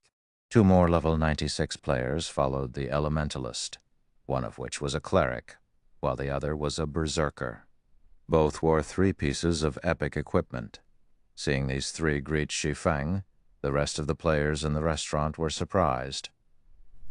"Who is that guy? Immortal Light's guild leader and 2 of its great experts are actually welcoming him. Could he be some big shot?" Every player in Blue Bay City knew of Immortal Light's guild leader, Sindhart, as well as the 2 great experts that accompanied him. To secure control of the city, Immortal Light had challenged and defeated many of the large guilds that had occupied Blue Bay City. It had even sunk a first-rate guild's fleet, which had spread its fame across the Apocalypse Empire. Moreover, Sindhart was even one of the top 10 elementalists in the Empire. Even first-rate guild leaders treated him with respect. Yet now Sindhart had been waiting to greet an ordinary-looking player. Why wouldn't this surprise them? Hearing the hushed discussions around him, Sindhart had Immortal Light's members clear out the restaurant. The spectators obediently stopped talking and scattered. "I hadn't expected you to make the trip here, Brother Ye Feng. With you, we'll stand a much better chance in Sea's End," Sindhart said as he greeted Shi Feng. "Brother Sindhart? You jest? May I know what happened with the Freedom Alliance?" Why is it calling in its allies for a meeting? Shi Feng asked, getting straight to the point. I've just received some information regarding the situation. Let's head inside to continue our conversation, Sindhart insisted, his expression becoming disheartened at the mention of the Freedom Alliance. He led Shi Feng into the advanced restaurant he had fully reserved earlier. As Shi Feng and Sindhart entered the restaurant, the cleric and berserker gave each other disgruntled looks behind Shi Feng's back. This guy doesn't think much of our guild, does he? He started demanding answers as soon as the boss walked up to him. Our boss is too mild-tempered. If I were in his position, I would have given this guy a piece of my mind. I don't want him thinking that Immortal Light is the same small guild it had been in the past. Forget it. He'll see how powerful Immortal Light has become once we get to Sea's End. The two experts weren't pleased with Shi Feng's behavior. Immortal Light might have received a lot of resources from Zero Wing and shared half of its shares with the guild, but Immortal Light had changed. Now, it was only slightly weaker than the Empire's first-rate guilds, and on the water it was even stronger than some of them. Not only was Sindhart Immortal Light's guild leader, but he was also an extraordinary expert who had successfully repelled the peak experts King's Return had sent. Even superpowers were wary of his strength at sea, yet Shi Feng treated the man so casually. Once they had taken their seats in the restaurant, Sindhart filled Shi Feng in on the details regarding the Freedom Alliance's recent actions. A new power had joined the Freedom Alliance, and now the Alliance had 12 major fleets, not 11. This new power was exceptionally powerful. It had started out as the last-ranked 12th fleet, but it had soon taken the top position in the Freedom Alliance. This had significantly changed the status quo in the Freedom Alliance. The Alliance had only controlled 3 of the major cities in Sea's End, but now it controlled 5. Naturally, this had caused a qualitative improvement regarding its resource income. Normally, this development would be a good thing, but the newly minted First Fleet wanted to reorganize the Freedom Alliance's partnerships with the various powers, including disqualifying some of them. Hence, the Alliance had invited the various powers to visit Starfall Island for this meeting. Starfall Island was a particularly dangerous location in Sea's End. Ordinary ships wouldn't make it into the sea zone, torn apart by the area's powerful sea monsters. One could only get through with a sufficiently strong fleet. A new power has joined the Freedom Alliance? Realization dawned upon Shi Feng when he heard Sindhart's explanation. A commotion had occurred in the Freedom Alliance during Shi Feng's previous life, but Silent Entropy, the original First Fleet's commander, had eventually suppressed it. Unfortunately, Silent Entropy and his fleet had suffered a massive setback thanks to Shi Feng, which must have prevented him from controlling the situation. This resulted in a new power taking over the Freedom Alliance. Since the Freedom Alliance has grown stronger, they want to see whether their partners still qualify to participate in their alliance. While I can understand its reasoning, I had never thought something like this would happen so suddenly, Sindhart said, smiling bitterly. I've recalled all of Immortal Light's best ships, but it'll probably be another 3 or 4 hours before they return. If we wait until then to leave, we'll likely be a little late to the Freedom Alliance's meeting. They would need a small fleet of bronze speedboats just to get to Starfall Island. Without sufficient strength, they'd only find death waiting for them. How many bronze speedboats and stronger have you gathered so far, Brother Hart? Shi Feng asked. We currently have 8 bronze speedboats and 1 mysterious iron speedboat ready to depart, Sindhart said, shaking his head. It won't be enough to make it to Starfall Island. We'll need at least 20 bronze speedboats and a sailboat. 8 bronze speedboats and 1 mysterious iron speedboat. That'll be enough. We should set out right away, Shi Feng declared. Chapter 233, Mysterious Iron Sailboat, They're Enough. Chapter 233M, Mysterious Iron Sailboat, They're Enough. Sindhart gave Shi Feng a confused look. Normally, a small fleet of 8 bronze speedboats and a mysterious iron speedboat would be a formidable force, but they needed to reach Starfall Island. Starfall Island served as a transit point for players who wanted to explore level 100+ sea zones. Every sea monster near the island was level 95 or higher, and their population density was terrifying. One could even encounter mythic-ranked king-class sea monsters in the area. Without a sufficiently powerful fleet, their journey to Starfall Island would be a one-way trip. I've brought a sailboat with me. With it. We should have enough combat power, Shi Feng tried to reassure Sind Hart when he saw the man's worried expression.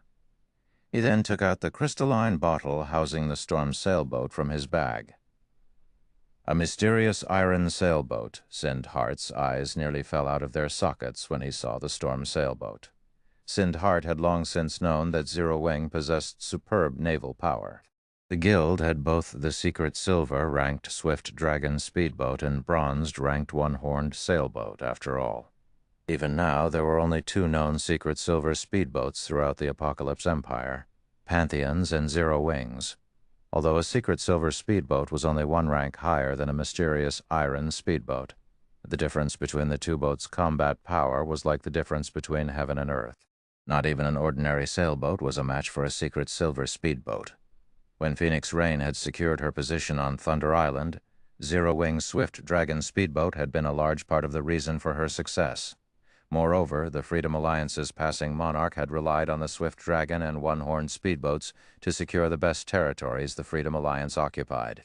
Although passing monarch hadn't been able to claim his as the Alliance's first fleet, he had secured the second rank enough authority that his word in the Freedom Alliance was only second to Silent Entropy's, the original First Fleet's commander. Passing monarch had also become the reason that Immortal Light had been able to continue developing in the Apocalypse Empire. Sind Hart had never dreamed that Zero Wing would have an even stronger ship reaching Starfall Island. Shouldn't be much of a problem with his storm sailboat. But it's getting pretty late. We should head out, Shi Feng said as he stored the repaired storm sailboat. This is wonderful. We'll have a much better chance of securing our position now, Sind Hart exclaimed, brimming with confidence. Setting aside Zero Wing's strength as a pseudo-superpower and the relationship between passing monarch and Shi Feng, the storm sailboat would be more than enough to ensure Immortal Light retains its position as one of the Freedom Alliance's partners. In fact, it might even help improve relations between Immortal Light and the Freedom Alliance. Sind Hart gathered his men immediately, and they teleported to Sea's End's Blue Jade City with Shi Feng. Once they arrived, they'd set sail toward Starfall Island's sea zone. Sea's End, Starfall Island. As a transit hub for players traveling to level 100-plus sea zones, the island wasn't very populated right now. However, due to the Freedom Alliance's invitation, any power that wanted to remain a member of the Alliance had no choice but to brave the dangerous journey to the island. As a result, a large number of speedboats and sailboats filled Starfall Island's port. The weakest speedboat at the dock was bronze rank, and quite a few of them were mysterious iron rank. Even naval superpowers would be stunned by the grand sight. I wonder what stunt the Freedom Alliance is trying to pull this time. They called us all the way out here. It's likely that they're trying to determine whether or not we're strong enough to get this far. Ordinary powers have no hope of reaching this sea zone. We lost a considerable amount of durability just from the fights with the sea monsters on the way here. That's right. I came with a fleet of 20 bronze speedboats and one sailboat. If my fleet had been any weaker, I wouldn't have made it here. As the various powers' representatives discussed their journey to Starfall Island, they couldn't help but frown. They all had questions regarding the Freedom Alliance's invitation to such a dangerous place, and none of them knew what the Alliance intended. They could not figure out what the Freedom Alliance was trying to do. It should be known that the Freedom Alliance was a giant in Sea's End, and any power it allied itself with was formidable at sea. Otherwise, they couldn't guarantee the cargo's safety as they transported it across the sea, earning a stable income of resources and coins. I wonder how the Freedom Alliance intends to choose which partnerships it will maintain. The Alliance is nearly as powerful as the House of Seas and controls 5 of Sea's End's major cities. Even naval superpowers in other locations are afraid of the Freedom Alliance at this point. I assume they'll base their decisions on each power's strength and connections. Take Immortal Light, for example. As a second-rate guild, it doesn't qualify to partner with the Freedom Alliance, but because of its close relationship with Passing Monarch, the Third Fleet's commander, it can collect resources that not even first-rate guilds like ours can reach. Indeed. Immortal Light should be responsible for as much as 10% of the Freedom Alliance's resources. Even naval superpowers are envious. However, based on my information, Zero Wing stands behind Immortal Light. The Guild is a large part of the reason that Passing Monarch had risen to his current position. It is only natural that Immortal Light has been assigned better resources than other powers. As the various representatives chatted about Immortal Light, envy flashed in their eyes. There were over 30 powers cooperating with the Freedom Alliance, yet Immortal Light claimed 10% of the Freedom Alliance's resources. Immortal Light's luck will run out soon. I'm sure the Freedom Alliance intends to redistribute its resources during this meeting, and not even Silent Entropy has as much authority in the Alliance as he used to, much less Passing Monarch. I agree. Based on what insider information I've received, not only has the Freedom Alliance invited major powers like ours to this meeting, but it's also invited Giant's Heart from the Sea God's realm. Giant's Heart? You mean the guild that stole the Flare Fortress from the Pride Empire in the Fire Dragon Empire? The very same. Is there another Giant's Heart I don't know about? When the various representatives heard mention of Giant's Heart, their expressions darkened. They had never thought the superpower from the Sea God's realm would try to claim a piece of the pie.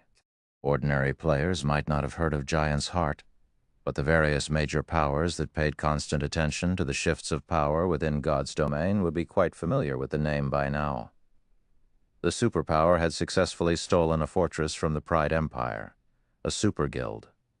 With that move, Giant's Heart had proven that it was powerful enough to shake the various superpowers on the main continent. If Giant's Heart intervened in the Freedom Alliance's matters, it was almost certain to claim a large fraction of the Alliance's resources. Meanwhile, while the various major powers' representatives conversed, another fleet approached Starfall Island.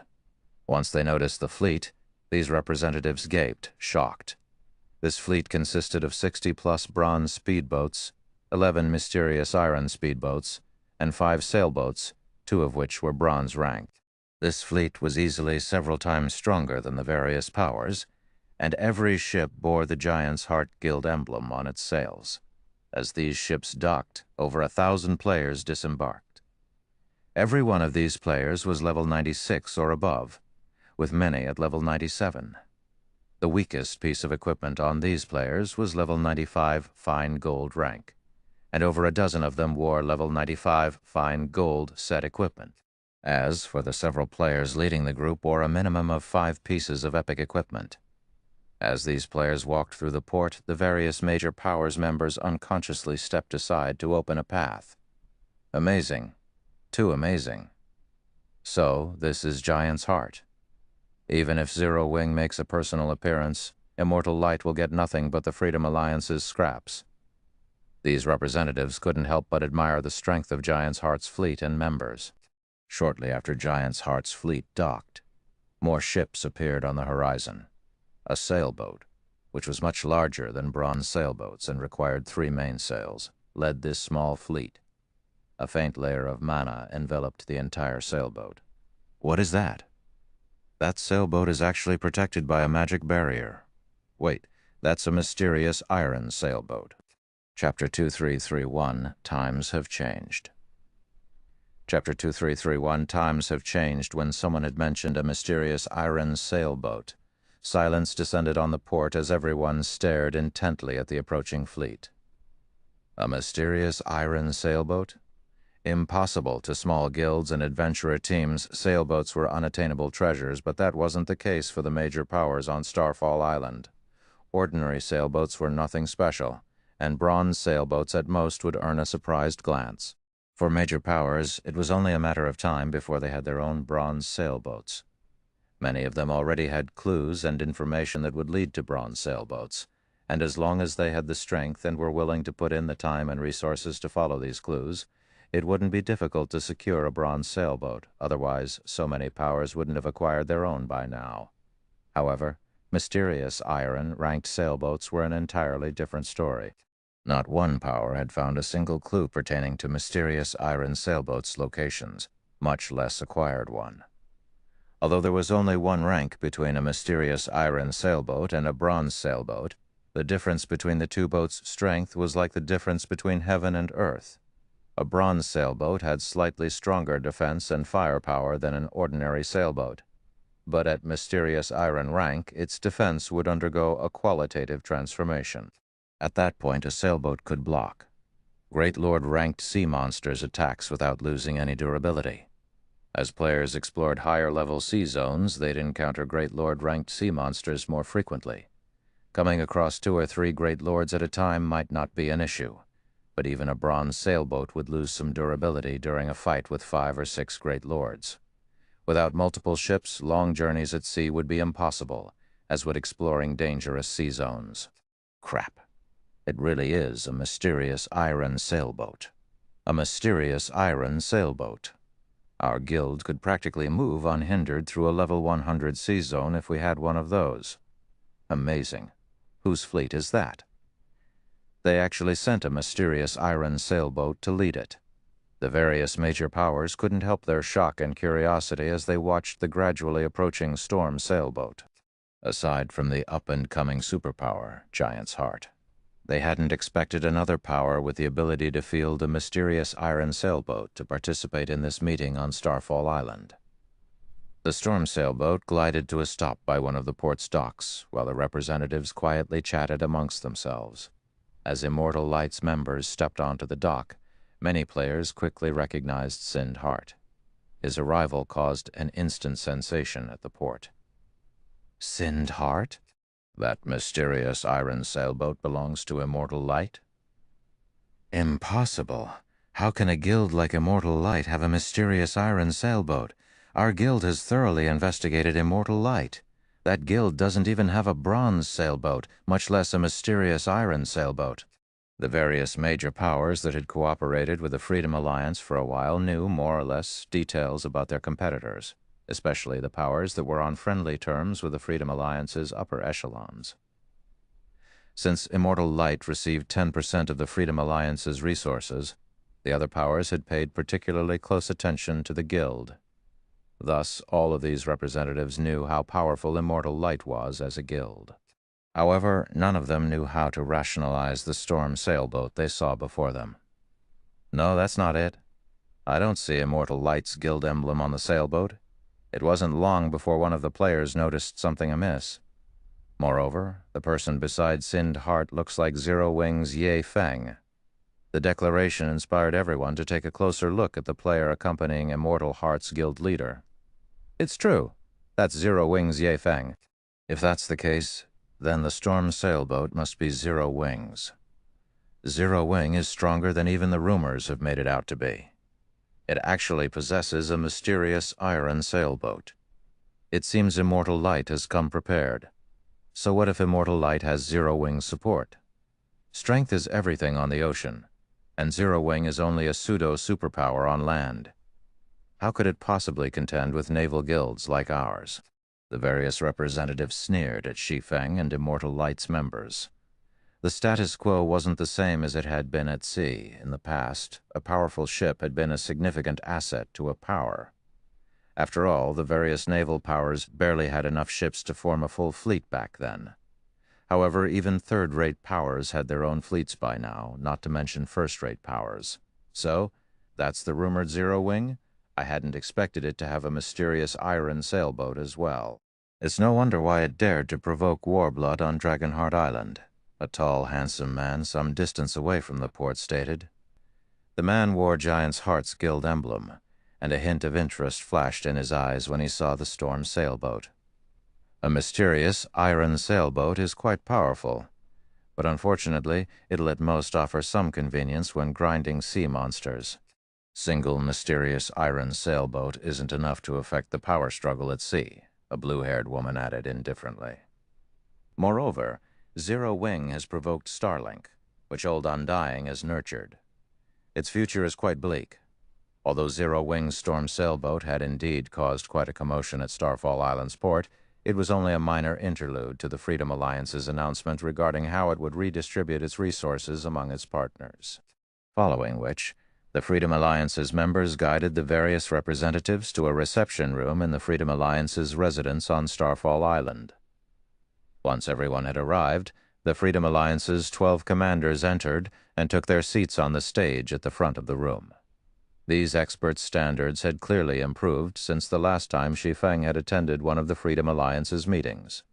This was especially true for the First Fleet's representatives who sat in the center of the stage. Although the First Fleet had only sent 2 representatives, both were apex experts. The middle-aged man, the First Fleet's commander, was particularly powerful. The First Fleet's commander only looked to be around 40, but Shi Feng could sense a wild energy deep within the man. He felt like a veteran mercenary that had seen countless battlefields before. He was also a level 97 berserker. A young man with short hair stood behind the commander. The assassin youth radiated a chilling aura, and even Sind Hart, who sat quite a distance away, felt an intense pressure from this youth. These 2 people alone would be more than enough to give the various superpowers a huge headache. It was no wonder why Silent Entropy, Passing Monarch, and the Freedom Alliance's other commanders had been overtaken. Since everyone's here, I'd like to begin with discussing our resource redistribution, Flame Robber, the First Fleet's commander, said as he swept his gaze over the gathered players. The resources under the Freedom Alliance's control have changed, and more powers have begun to target us. Hence, we have decided to re-examine our current partner's strength to ensure the safety of our future benefits. The method we will use to determine your strength is simple. We have stored some precious non-bag space materials on Starfall Island, and we'd like you to deliver these materials to the Chaos Sea's Ghost City. As long as you arrive safely with the materials, you will pass the test. The various representatives' expressions twisted when they heard Flame Robber's announcement. Even Sind Hart's expression turned dark. God's domain's dark forces ruled over the Chaos Sea, and the players in the area were lunatics who only thought of slaughter. Dark players in the Chaos Sea were particularly powerful. Some of them could even control sea monsters, using them as tools for transportation and combat. In the Chaos Sea, even an expert fleet would suffer tremendously, and some would simply be annihilated. Most of the various superpowers tried to avoid the sea zone at all costs. If Immortal Light, a guild that was barely considered a first-rate power on land, tried to sail through the Chaos Sea, it was almost guaranteed that the journey would be a one-way trip. Flame Robber must have lost his mind. Big Sis leaves. He actually set up such a brutal test. If we agree to this, we'll lose over 80% of our partners, including many of his own supporters. What is he thinking? A level 96 female cleric asked from her seat with the Fourth Fleet's members. As far as she was concerned, Flame Robber's decision might weaken the other fleet's influence in the Freedom Alliance, but it would also weaken First Fleet's. No, he hasn't gone mad.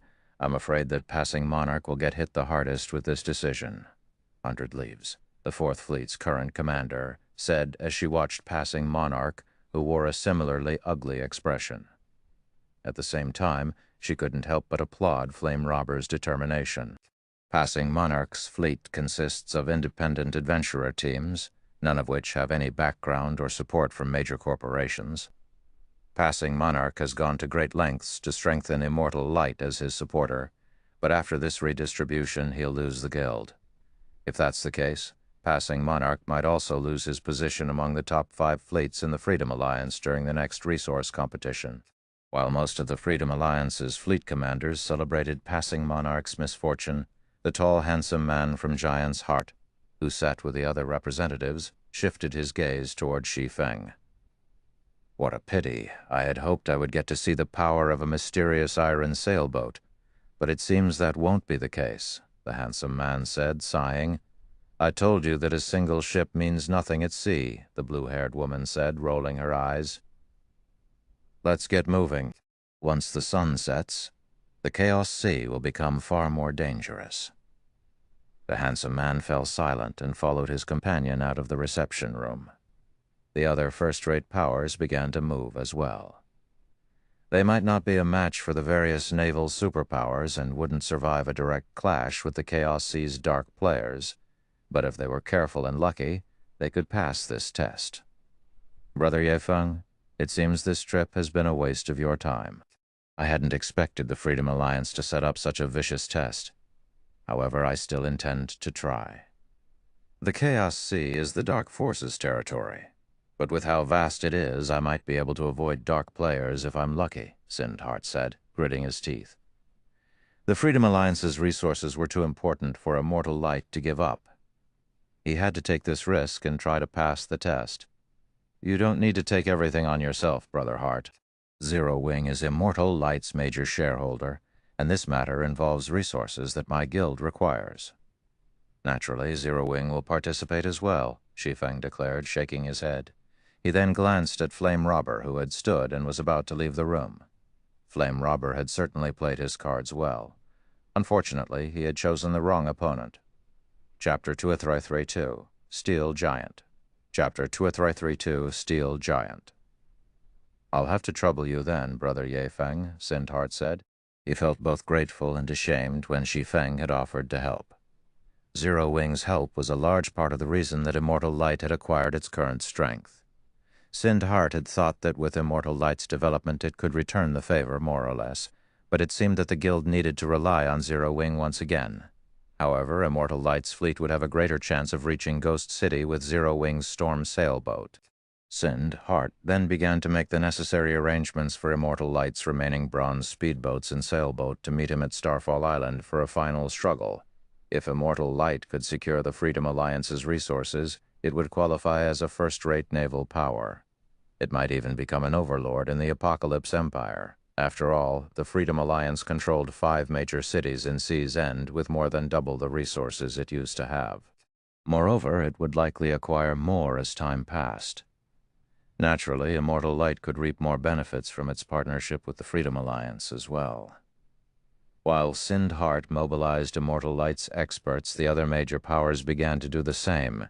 After just 8 hours, sailboats and speedboats crowded Starfall Island's port. The spectacular scene stupefied the adventurer teams and guilds that rested on the island. More than 30 expert fleets had docked, and the weakest ship among them was a bronze speedboat. Moreover, the weakest fleet had a minimum of 30 bronze speedboats and 3 sailboats. If these fleets cooperated, they could even take on level 90-plus mythic-ranked sea monsters. Of all of the fleets present, the most eye-catching was undoubtedly Giant's Heart's.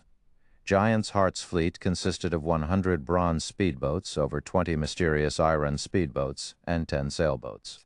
Of the 10 sailboats, 4 were bronze rank.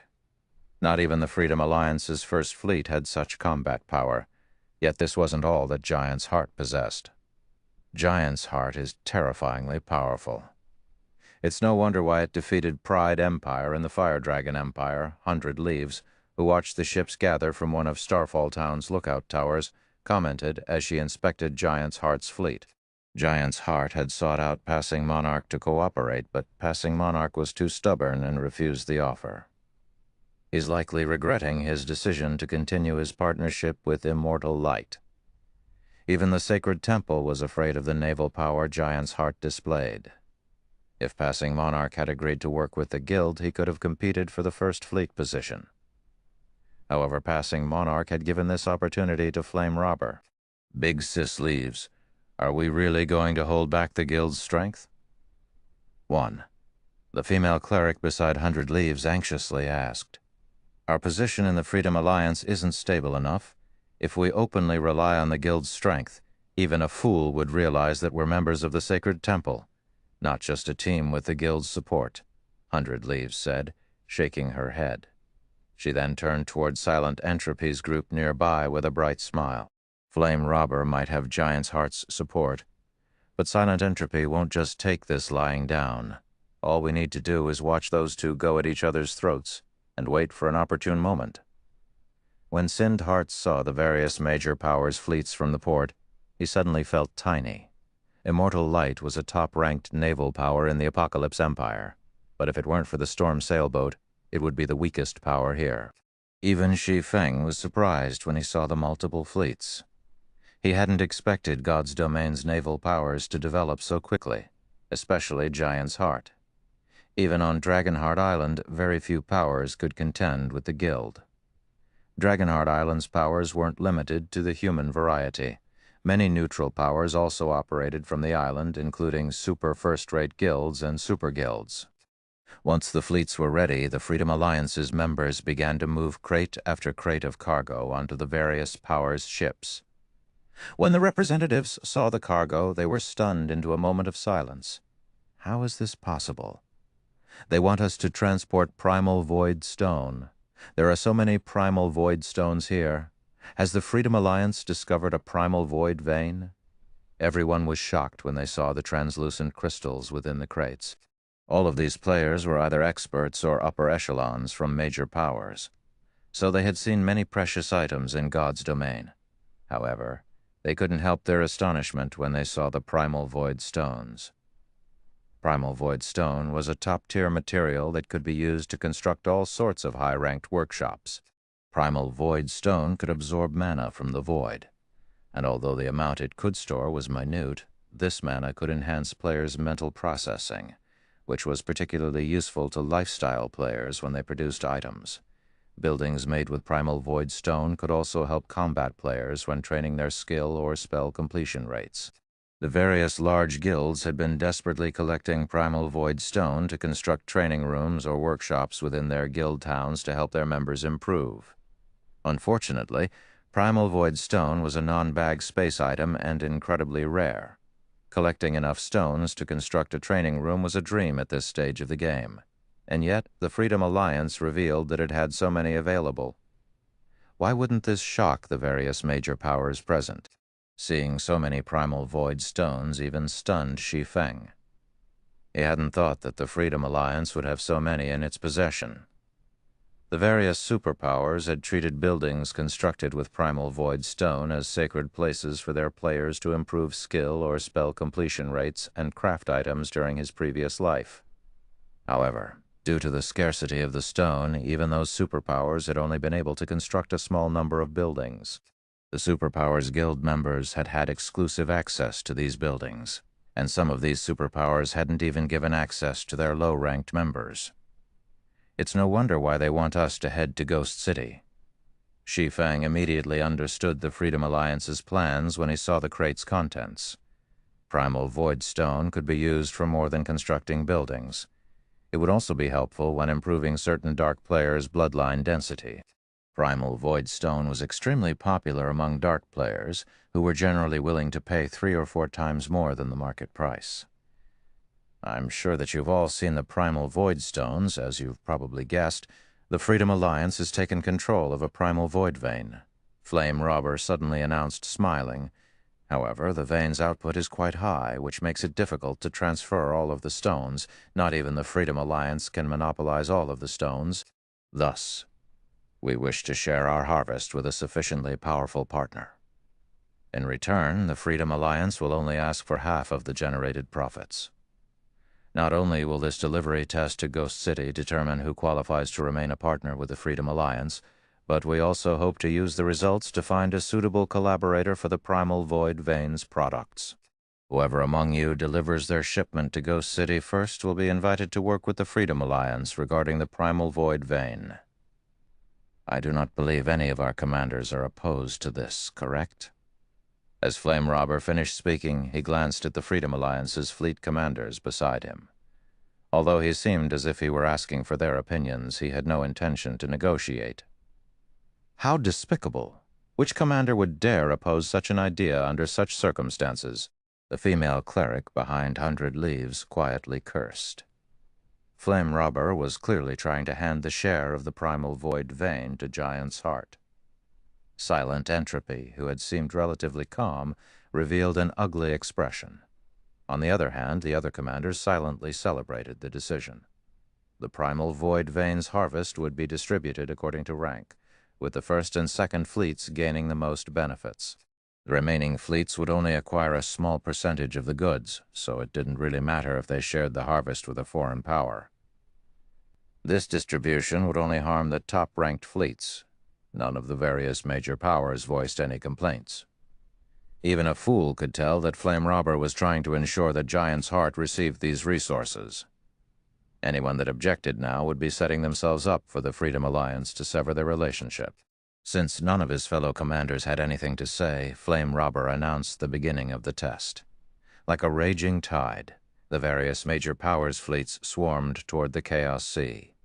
They all wanted to reach Ghost City by nightfall. Not only would the Chaos Sea's dark players have more of an advantage at night, but more sea monsters would become active as well.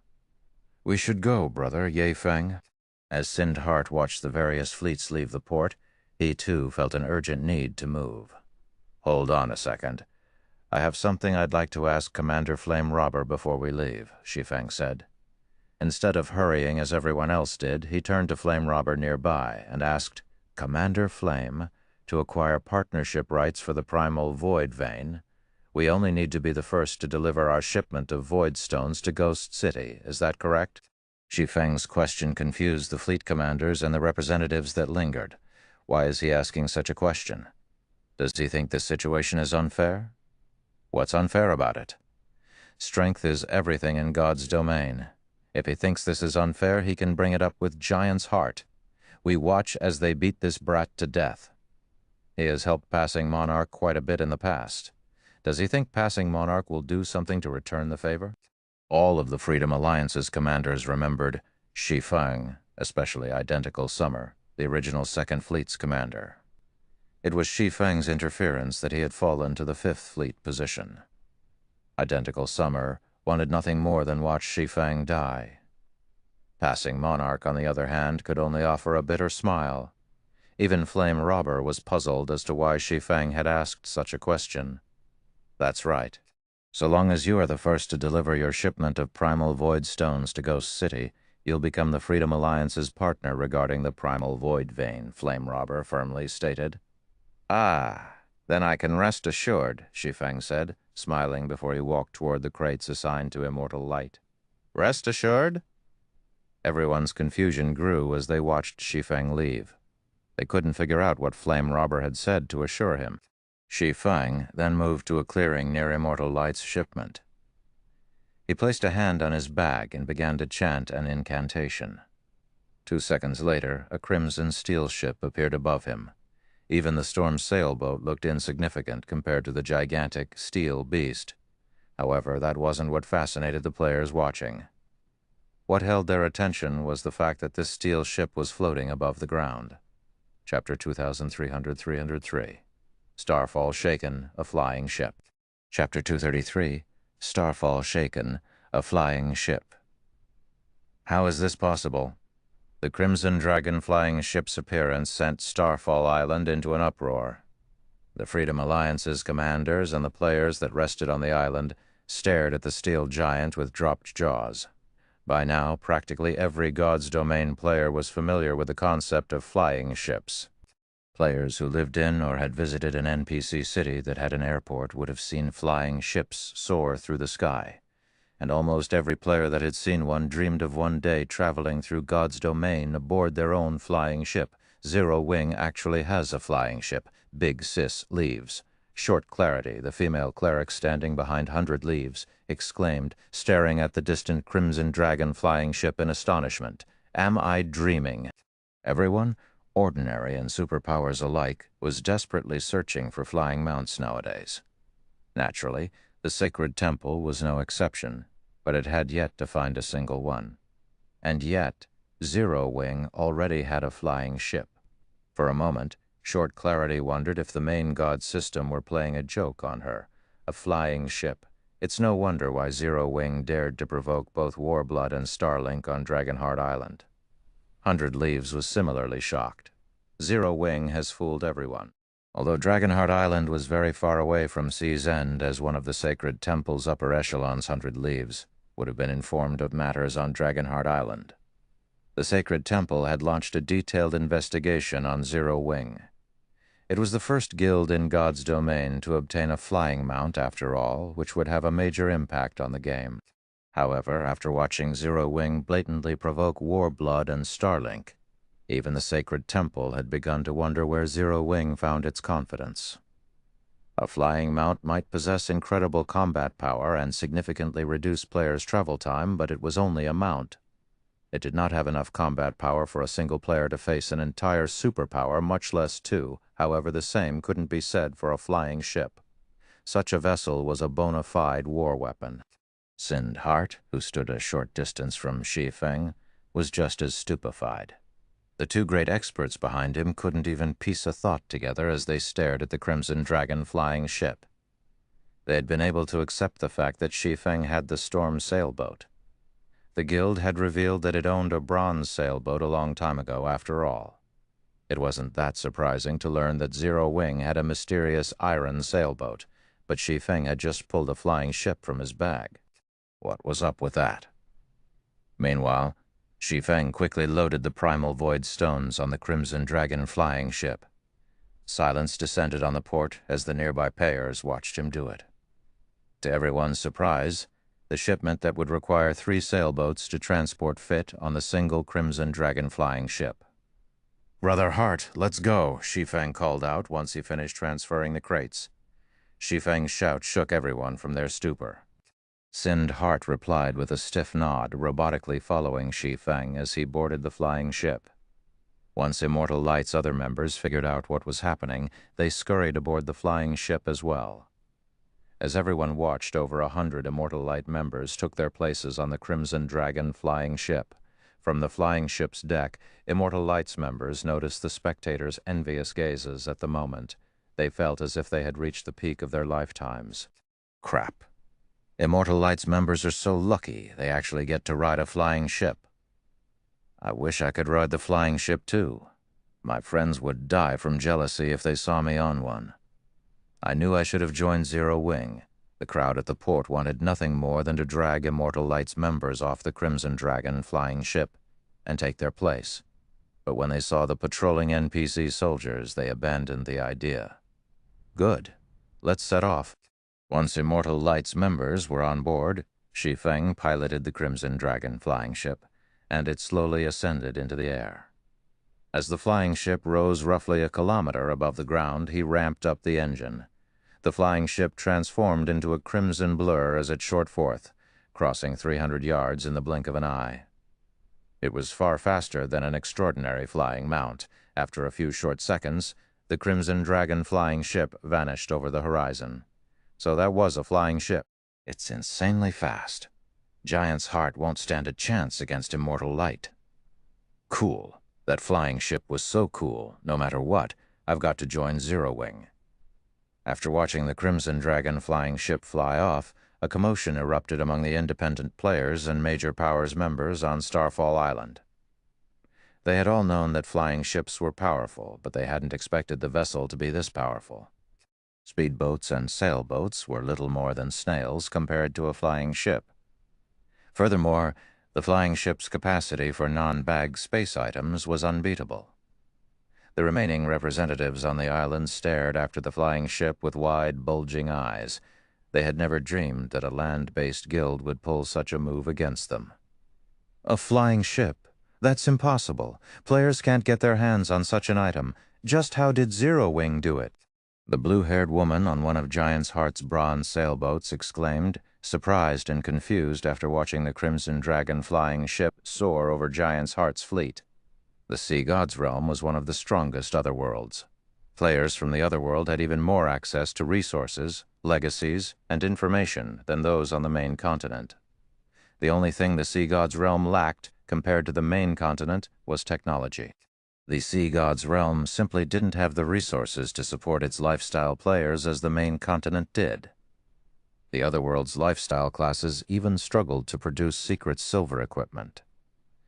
Despite the advantages the Sea God's realm's players possessed, a flying ship was still out of their reach, yet Zero Wing had one of its own. She couldn't understand how this had happened. Zero Wing, is it? The handsome man beside the blue-haired woman revealed a rare smile as he watched the Crimson Dragon flying ship fade into the distance. This is interesting. I wonder what the boss will do with this information. Once the flying ship was gone, the Freedom Alliance's commanders revealed a myriad of expressions. Some commanders were enraged, while others rejoiced. Some expressed their admiration, and some voiced their envy. Passing Monarch's luck is impressive. Flame Robber has gone to great lengths to set up this ploy, yet it's turned around to bite him. 100 Leaves surmised. A hint of envy flashing in her eyes as she glanced at Passing Monarch, regardless of what would happen to the Crimson Dragon flying ship in the future. There was no doubt that Immortal Light would win the partnership rights to the Primal Void vein. At that time, Immortal Light was guaranteed to grow stronger, which would, in turn, bolster Passing Monarch's authority in the Freedom Alliance. "What should we do about the Crimson Dragon flying ship?" Big Sis Leaves, Short Clarity, asked. "We don't have the authority to decide that. We'll just report these events to the higher-ups," 100 Leaves said, an excited brightening her expression. "A flying ship. This news will shake the very foundation of God's domain." Chapter 2334, Start of a New Era. Chapter 2334, Start of a New Era. Shortly after Shi Feng piloted the Crimson Dragon flying ship away from Starfall Island, the various major powers members frantically began to report to their superiors. At this point, none of them paid any mind to the Freedom Alliance's decision to reevaluate its partners. After all, the appearance of a flying ship represented the start of a new era. Guild leader, guess what I just saw on Starfall Island? A flying ship. Someone already obtained a flying ship. What? Don't believe me? I'll send you a video of it. You'll know once you see it. That flying ship is amazing. Excitement sparked among the independent players and various powers members on Starfall Island as they discussed the Crimson Dragon flying ship. When the various powers' upper echelons received the reports, they lost their minds. Thus far, they only knew of one flying mount in a player's possession right now, let alone a flying ship. How could someone have already obtained a flying ship? However, when these upper echelons saw the video clips from their subordinates, they were utterly dumbfounded. Passion, envy, greed. These emotions overwhelmed the various major powers' upper echelons as they watched the recordings of the Crimson Dragon flying ship. Almost immediately, they ordered all-out investigations on Zero Wing. They were all determined to learn how Zero Wing had gotten its hands on the flying ship. Some powers even offered a reward of several epic weapons and equipment for any information related to the vessel on the public forums. When Shi Feng saw the posts, the rewards even tempted him, and for a moment he even considered selling the information himself. While these major powers looked into Zero Wing and its Crimson Dragon flying ship, Shi Feng's group reached the expansive Chaos Sea. The Chaos Sea was the Dark Forces' territory, and the Sea Zone was a mess of chaotic and violent energy, which was harmful to normal players' mental states. It wouldn't affect dark players, however. Rather, it would strengthen them, which was why normal players tended to avoid the area. As a Sea Zone, the Chaos Sea was a dangerous place to grind. Once enemy players surrounded newcomers, there'd be nowhere to run for cover. The Chaos Sea was a forbidden land for normal players. The instant the Crimson Dragon flying ship crossed into the Chaos Sea, Sind Hart and his companions felt an indescribable weight bear down on them. Their senses became less sensitive as well, which made it impossible to exhibit their normal combat power. So this is the Chaos Sea? Sind Hart was relieved he was aboard the Crimson Dragon flying ship as he gazed at the thin layer of fog that covered the ocean below. The Chaos Sea was far more dangerous than he had expected. The thin fog that covered the water wasn't actual fog. It was the physical manifestation of some kind of chaotic energy. This chaotic energy had a powerful influence on normal players. While surrounded by the fog, he could, at most, see up to 1,000 yards away. However, it wouldn't affect dark players in the slightest. In other words, dark players would discover normal players in the Chaos Sea long before normal players could realize they were being targeted. The dark players would have the initiative in battle, and normal players would have no way to escape. After a few minutes, Sind Hart and the others noticed a group of players ganging up on a level 93 mythic-ranked sea monster. Every one of those players rode an 8-meter-tall demonic creature into battle. Players had nicknamed these demonic creatures mini-sea monsters. The demonic creatures were incredibly powerful, with the weakest among them possessing the strength of a lord. The stronger creatures could even rival a great lord's strength.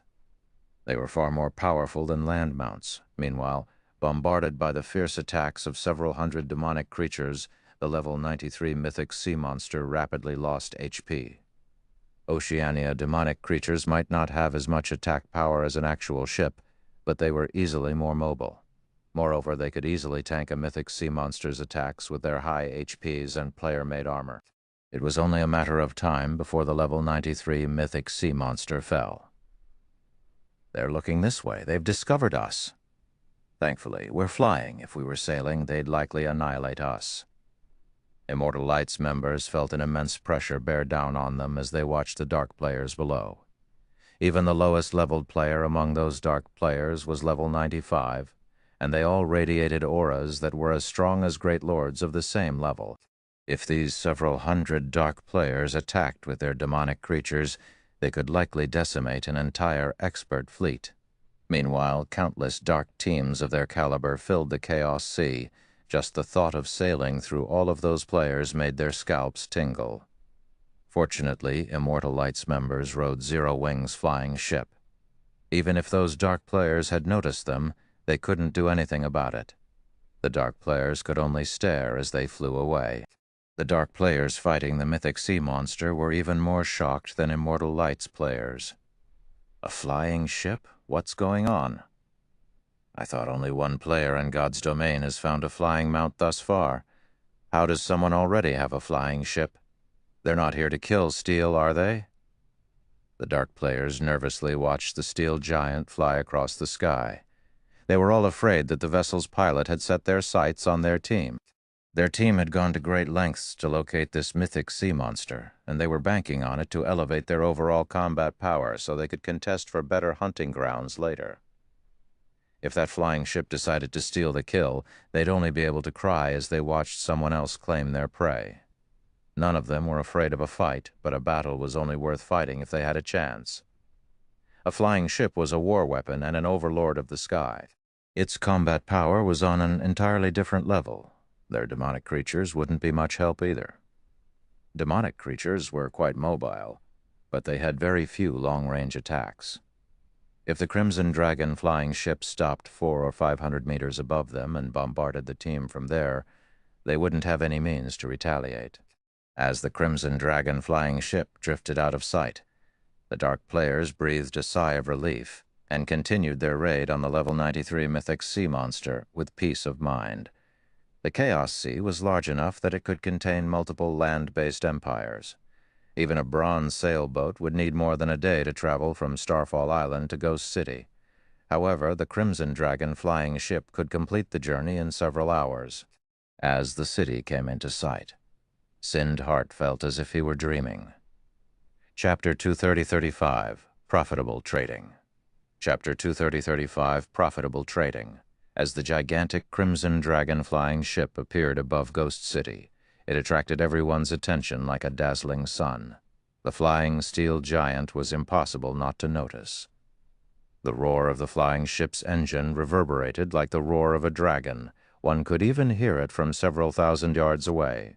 What's going on? Did someone trigger an event? No, that should be the rumored flying ship that appeared at sea not long ago. It's come to Ghost City. Which power owns that flying ship? Aren't they a little too strong? Heated discussions erupted across Ghost City when players noticed the Crimson Dragon flying ship. The dark players it had flown over earlier had already posted about it on the Chaos Sea's official forums, which had already caused a huge commotion. Now that the ship had appeared above Ghost City, how could the city's players ignore it? As they arrived, Shi Feng didn't linger above the city for too long, piloting the flying ship toward Ghost City's airport. There were a total of 24 cities within the Chaos Sea, and they were all very far apart from each other. Normally, players had to rely on sea or air transportation to travel from one city to another. Thus, every one of the Chaos Sea's cities had well-developed ports and airports.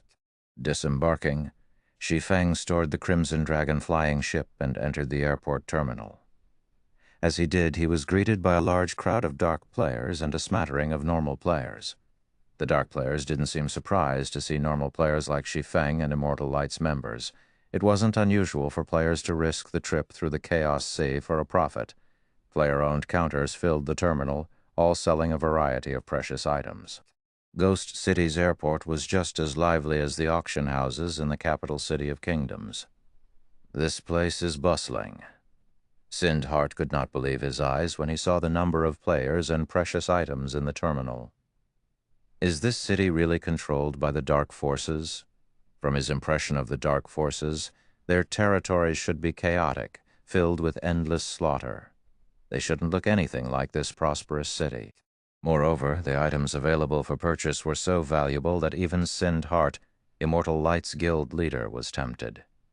These vendors sold secret silver mounts and Tier 3 summoning scrolls that were quite rare in the Apocalypse Empire. Moreover, these items were available in abundance.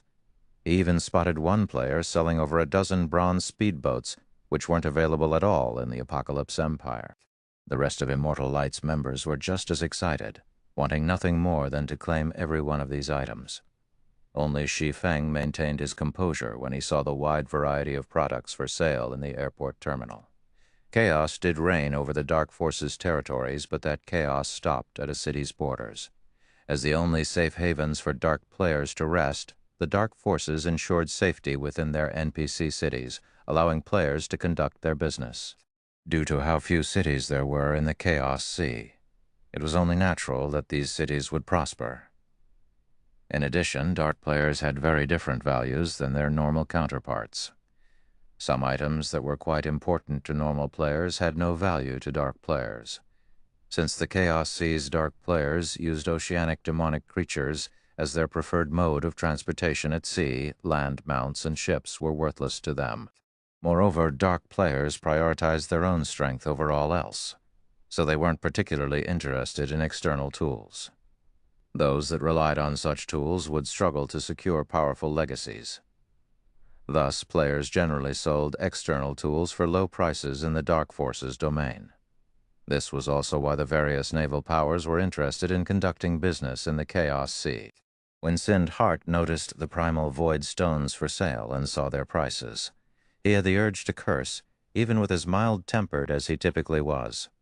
Primal void stones sold for as high as 5 to 10 gold per stone on the main continent. The inconvenience of transporting the stones was a large part of the reason that they sold for such a high price. But compared to the primal void stones in Ghost City, the stones on the main continent were dirt cheap. These players were selling primal void stones for 40 gold apiece. Moreover, these dark players fought to purchase any primal void stones they could, even at such a high price. They cleaned the vendors of every stone in no time. Only the counters that demanded 60 gold per primal void stone had any remaining stock. Here, primal void stones were incredibly profitable. The Freedom Alliance had tasked each power to transport 300 primal void stones for its test. As an incentive, the Freedom Alliance had also offered each power that completed the task half of their shipment. Even if they sold their primal void stones at 50 gold each, they'd make 7,500 gold from this trip alone. If they could deliver such large shipments to Ghost City each day, they'd walk away with an astounding amount of profit. Sinned Heart finally understood why Shi Feng had insisted on competing for the partnership rights to the primal void vein, going so far as to expose the Crimson Dragon flying ship to the other major powers, becoming a target. If they could deliver primal void stones to Ghost City long-term, they'd likely earn more profit than a guild city. Even a lousy primal void vein should generate several thousand primal void stones each day. Even if Immortal Light and Zero Wing only secured 1,000 primal void stones per day and shared half of the profits with the Freedom Alliance, they'd make over 25,000 gold a day. If they sold the stones at a higher price, they could even rake in 30,000 gold per day. Even a first-rate guild would go crazy for such massive profits. Sinned Heart wasn't the only one surprised by the primal void stones' prices. The situation even shocked Shi Feng. Within the Dark Forces territories, primal void stone had only sold for 20 gold per stone during his previous life. Yet now that price was more than double. It was no wonder why the Freedom Alliance wanted to find partners to help deliver its stock. Shi Feng quickly handed off half of his shipment to the Freedom Alliance's representatives in Ghost City, putting the other half of the primal void stones up for sale. By the time all 150 of his primal void stones had sold, he had earned a net profit of 7,650 gold. If they secured the Freedom Alliance's partnership rights, both Zero Wing and Immortal Light would secure a long-term source of coin and primal void stone income. Once they completed the Freedom Alliance's test, Shi Feng and his companions left Ghost City. They wanted to sign their partnership contract with the Freedom Alliance as soon as possible, so they used return scrolls to teleport back to Blue Jade City. From there they flew to Starfall Island aboard the Crimson Dragon flying ship. As soon as they arrived in Starfall Town, they sensed a tense atmosphere around the town. For some reason, the various major powers' representatives now stood outside of the entrance to Freedom Alliance's residence. These representatives didn't seem surprised or envious as they watched Shi Feng and the others return. Rather, some of them sneered at the group, while others watched with pity. Shi Feng approached the residence's entrance, and 5 players, a woman and 4 men wearing Giant's Heart's guild emblem, blocked his way. The woman was the player with blue hair that Shi Feng had met during the meeting, and the 4 men behind her were all level 97 players, radiating auras that were no weaker than a great lord's of the same level. Unlike Sindhart, who only had the combat power of a peak expert, all 4 of the men were bona fide peak experts. "You're back. Come with me. Our boss wants to meet with you," the blue-haired woman coldly stated as she glanced at Shi Feng. Chapter 236, Giant's Invitation. Chapter 236, Giant's Invitation. When they heard the blue-haired woman's declaration, the various powers' representatives glanced at Shi Feng with varying expressions. Sure enough, Giant's Heart is making its move. I knew this would happen. With the primal void stones potential profits, neither the First Fleet nor Giant's Heart can let this go so easily. Zero Wing doesn't know how to take a hint. Flame Robber is clearly trying to share the primal void vein with Giant's Heart, yet Zero Wing dared to interfere. All of these powers wanted the partnership rights to the primal void vein as well, but they knew that they couldn't get their hands on it with a superpower like Giant's Heart already in the way. Zero Wing's determination to win the competition was no different than pulling a tiger's whiskers. The Freedom Alliance might be a powerhouse in Sea's End, but its strength was limited to the sea. However, even super guilds were wary of Giant's Heart, both on land and at sea. Now retribution had come for Zero Wing. Just as Sindhart was about to step forward, the 4 experts behind the blue-haired woman noticed, and the intensity of their auras skyrocketed. All 4 of the men stared Sindhart down. These 4 were bona fide peak experts with extraordinary legacies and equipment standards to rival Sindhart's. When their aggressive auras washed over Sindhart, he felt as if he were being watched by 4 ferocious beasts. He sensed that these 4 would pounce and kill him if he made any sudden movements. So this is Giant's Heart's strength? Suddenly, Sindhart didn't feel in control of his own life as he squirmed under the experts' gazes. He was one of the top 10 elementalists in the Apocalypse Empire, and he had defeated his fair share of peak experts. However, every one of the 4 experts before him felt like a major threat. Even if he had backup from Immortal Light, he was certain that he'd die here if all 4 attacked together. Moreover, he suspected that the blue-haired woman was the most frightening of the 5. Sindhart didn't know exactly how strong the blue-haired woman was, but it was clear that the 4 experts behind her respected her greatly. In God's domain, players that had risen to the standard of peak experts would even enjoy very high status within superpowers. The various superpowers would fight to recruit such players, and it was no exaggeration to say that a peak expert could join any superpower they wished. Because of this, peak experts tended to be quite prideful. Peak experts only truly respected more powerful experts. Giant's Heart is quite impressive to nurture such a young domain realm expert such as yourself. Shi Feng flattered, smiling at the indifferent blue-haired woman. "Since your guild has invited me, please lead the way." Shi Feng was not surprised that Giant's Heart had sought him out. The primal void stones would be a huge source of income even to the various superpowers. He would have actually been surprised if Giant's Heart hadn't made a fuss.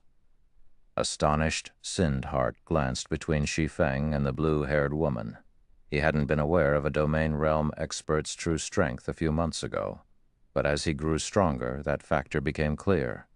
Defeating an expert of his caliber would be child's play for a domain realm expert. But as far as he knew, only old monsters were domain realm experts. This blue-haired woman appeared to be, at most, 23 years old. Even the term genius wasn't a sufficient description. Meanwhile, the blue-haired woman couldn't help but pay more attention to the man before her, surprised and confused by Shi Feng's statement. She had only reached the domain realm 7 days ago, and very few people in her guild knew about the accomplishment. She was very careful to hide her combat standards, ensuring that even domain realm experts would dismiss her as a void realm expert at most. She had never expected Shi Feng to recognize her for what she truly was. "Are we really going to go with them, Brother Ye Feng?" Sindhart asked worriedly in the team chat. Just standing before these 5 players put their lives at risk. If they entered Giant's Heart's territory, they'd be at the guild's mercy. "Since we've received such a grand reception, why wouldn't we?" Shi Feng countered, chuckling. Shi Feng's response rendered Sindhart speechless. Shi Feng wasn't wrong about this being a grand reception. A guild wouldn't even send 4 peak experts and a domain realm expert to escort the guild leaders of the Apocalypse Empire's top-ranked first-rate guilds. However, this party clearly harbored ill intentions. "Let's go. Our boss doesn't have much time to waste," the blue-haired woman said, annoyed. She had wanted no part in this situation in the first place. As far as she was concerned, Giant's Heart already showed enough respect by sending 4 peak experts to escort Shi Feng, but her superiors had given her a command, and she hadn't had a choice.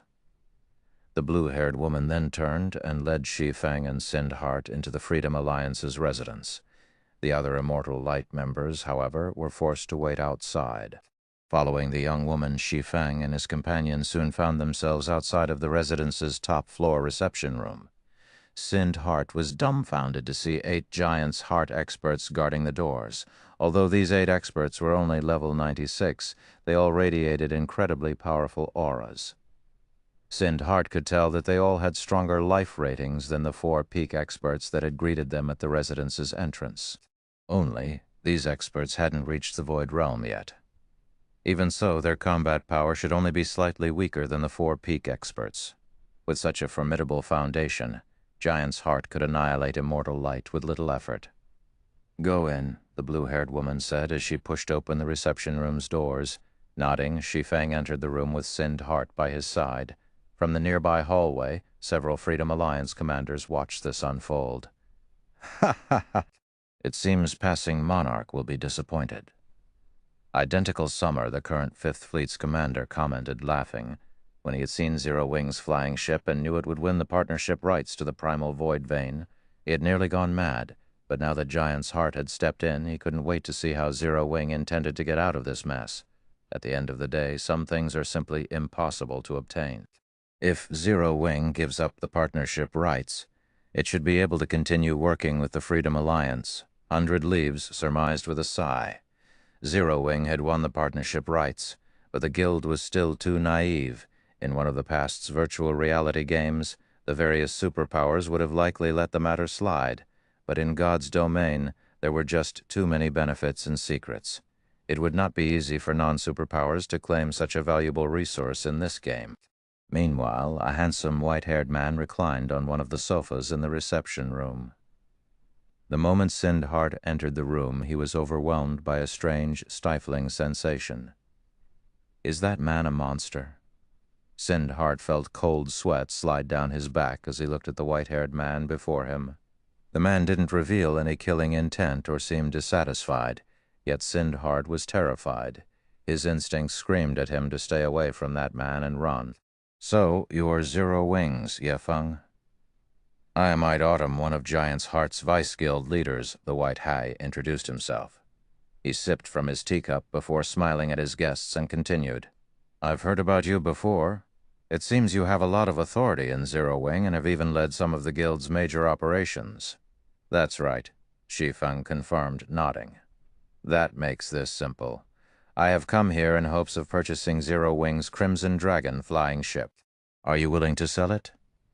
If you agree, not only will Giant's Heart help you stabilize your claim on the Primal Void Vein's benefits, but will also sell you some ocean boundary stones, a resource unique to the Sea God's realm," White Autumn explained. Ocean boundary stone is a precious item that can help players learn combat techniques more efficiently. It can even help peak experts master the incredibly complex bronze combat techniques. When the blue-haired woman heard White Autumn's offer to sell ocean boundary stones, she was stunned. Ocean boundary stones were extremely rare in the sea god's realm, just as rare as epic equipment. Even Giant's Heart only had a small number on hand and had refused to sell its stock to outsiders. Your offer is quite attractive, Vice Guild Leader White, but Zero Wing has no intention of selling the Crimson Dragon flying ship. Shi Feng shook his head, rejecting the offer without a second thought. Chapter 23.7, Ocean Boundary Stone. Chapter 2337, Ocean Boundary Stone. Silence filled the room after Shi Feng had rejected Giant's Heart's offer. Sind Heart looked particularly gloomy. He hadn't expected Shi Feng to refuse White Autumn so curtly. The blue-haired woman behind White Autumn could only stare at Shi Feng in astonishment. Shi Feng should have been ecstatic to accept White Autumn's offer. Giant's Heart was incredibly powerful, even strong enough to contend with super guilds. It ruled over all of the sea god's realm. If Zero Wing had agreed to trade with Giant's Heart, it would have earned the superpower's favor which countless powers dreamed of. This was especially true now that God's domain had entered such a chaotic era with the planar passages opening. A flying ship was very valuable, but the various superpowers now knew of it and had begun to set their sights on Zero Wing. Holding on to the flying ship wouldn't be easy for the guild. If Zero Wing had accepted the offer, not only would it have gained Giant's Heart's favor, but it would have also secured a ton of resources to help its experts grow stronger. Not even Starlink would have casually attacked Zero Wing, much less Warblood.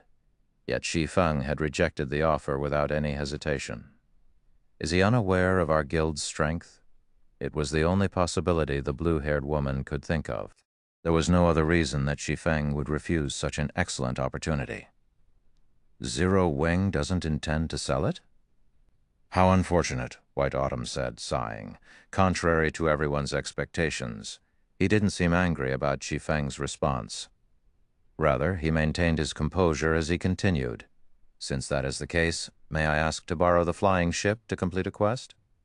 I'm willing to offer 5 ocean boundary stones as remuneration. Help with a quest? After giving the matter some thought, Shi Feng said, I don't see an issue with that. How long will the quest take to complete? Shi Feng did find the ocean boundary stones tempting. They were the 5th best tool in God's domain to improve players' efficiency with learning combat techniques. 2 ocean boundary stones had been as valuable as a piece of level 100 plus epic equipment during his previous life, but even when offered such a trade, very few powers had been willing to part with their stones. White Autumn's offer of 5 ocean boundary stones was the equivalent of 2.5 pieces of level 100 plus epic equipment, which was a considerably high price to rent a flying ship. With 5 ocean boundary stones, 5 of Shi Feng's peak experts could learn a bronze combat technique and acquire the combat power to face domain realm experts. Most powers lacked bronze combat techniques, but Zero Wing wasn't one of them. The guild had found quite a few bronze legacy tablets thus far and had the secret technique, Lightning Flash. Shi Feng was the only guild member to grasp the technique. If Fire Dance or Gentle Snow could master it as well, they'd display extraordinary combat power with the help of their fragmented legendary items. It'll take roughly 3 days. If we can complete the quest ahead of time, I'm willing to offer an additional ocean boundary stone, White Autumn said after some mental calculations. Chuckling, he continued, even if we fail the quest, I will pay you 1 ocean boundary stone in exchange for the flying ship's rental and any damage it sustains. We have a deal, Shi Feng agreed. Ocean boundary stones were an incredibly important resource to the various super guilds, not to mention Zero Wing. May I know when this quest will begin? If Zero Wing had had enough materials to produce 2 Crimson Dragon flying ships, Shi Feng would have agreed to trade 1 for a large batch of ocean boundary stones, using them to nurture a large force of peak experts. We'll set off in 15 hours, White Autumn answered. Our destination is a very dangerous one. I should take this time to rest and prepare. All right, let's sign a contract now then, Shi Feng said after a quick look through his schedule. He had some free time, so he might as well use it to make some extra income. White Autumn and Shi Feng signed the contract, and now that they were bound, Giant's Heart could proceed with the quest with peace of mind. Shi Feng then left the room to sign his partnership agreement with the Freedom Alliance. Meanwhile, the blue-haired woman, who had remained silent during the meeting, finally spoke up. "Vice Guild leader, are you really planning to challenge that quest again?" the blue-haired woman asked. White Autumn kept most people in the dark, but as one of the Guild's domain realm experts, she knew what was happening. The man intended to challenge one of the Sea God's realm's epic main storyline quests. Giant's Heart had 3 chances to complete the quest, but had already failed twice. Clearly, White Autumn hadn't given up, but if they failed again, the quest would vanish. "Our chances of success will be much higher with a flying ship on our side. Moreover, we're running out of time to complete the quest," White Autumn said, chuckling. "If we can complete it, Giant's Heart will have all it needs to establish itself in the Fire Dragon Empire. Even if the Pride Empire sends everything it has at us, it won't have the power to remove us from the Empire." "But is it really okay to take Shi Feng with us?" the blue-haired woman asked worriedly. "Only 10 players can enter that place, and without a special legacy, not even a peak expert will last more than 10 seconds. If he dies, he'll be thrown out of the area without any opportunity for a healer to resurrect him. Things will become difficult once we're inside, but I'll have Blue Claw and the others share the burden. You've also reached the domain realm. With our current strength, we should be able to complete the quest." White Autumn insisted. "I'll notify Blue Claw and the others then," the blue-haired woman said, nodding. Inwardly, she prayed that Shi Feng would not hold them back. Elsewhere, the various major powers and the Freedom Alliance's commanders were shocked as Shi Feng signed the contract for the Primal Void Vein partnership rights. None of them had expected Zero Wing to win the competition, and Giant's Heart hadn't tried to oppose the situation. Now that Zero Wing had the partnership rights to the Primal Void Vein, both Zero Wing and Immortal Light had secured another stable source of income. Since Immortal Light lacked sufficient naval power, Shi Feng decided to lend the Guild the Storm sailboat for now.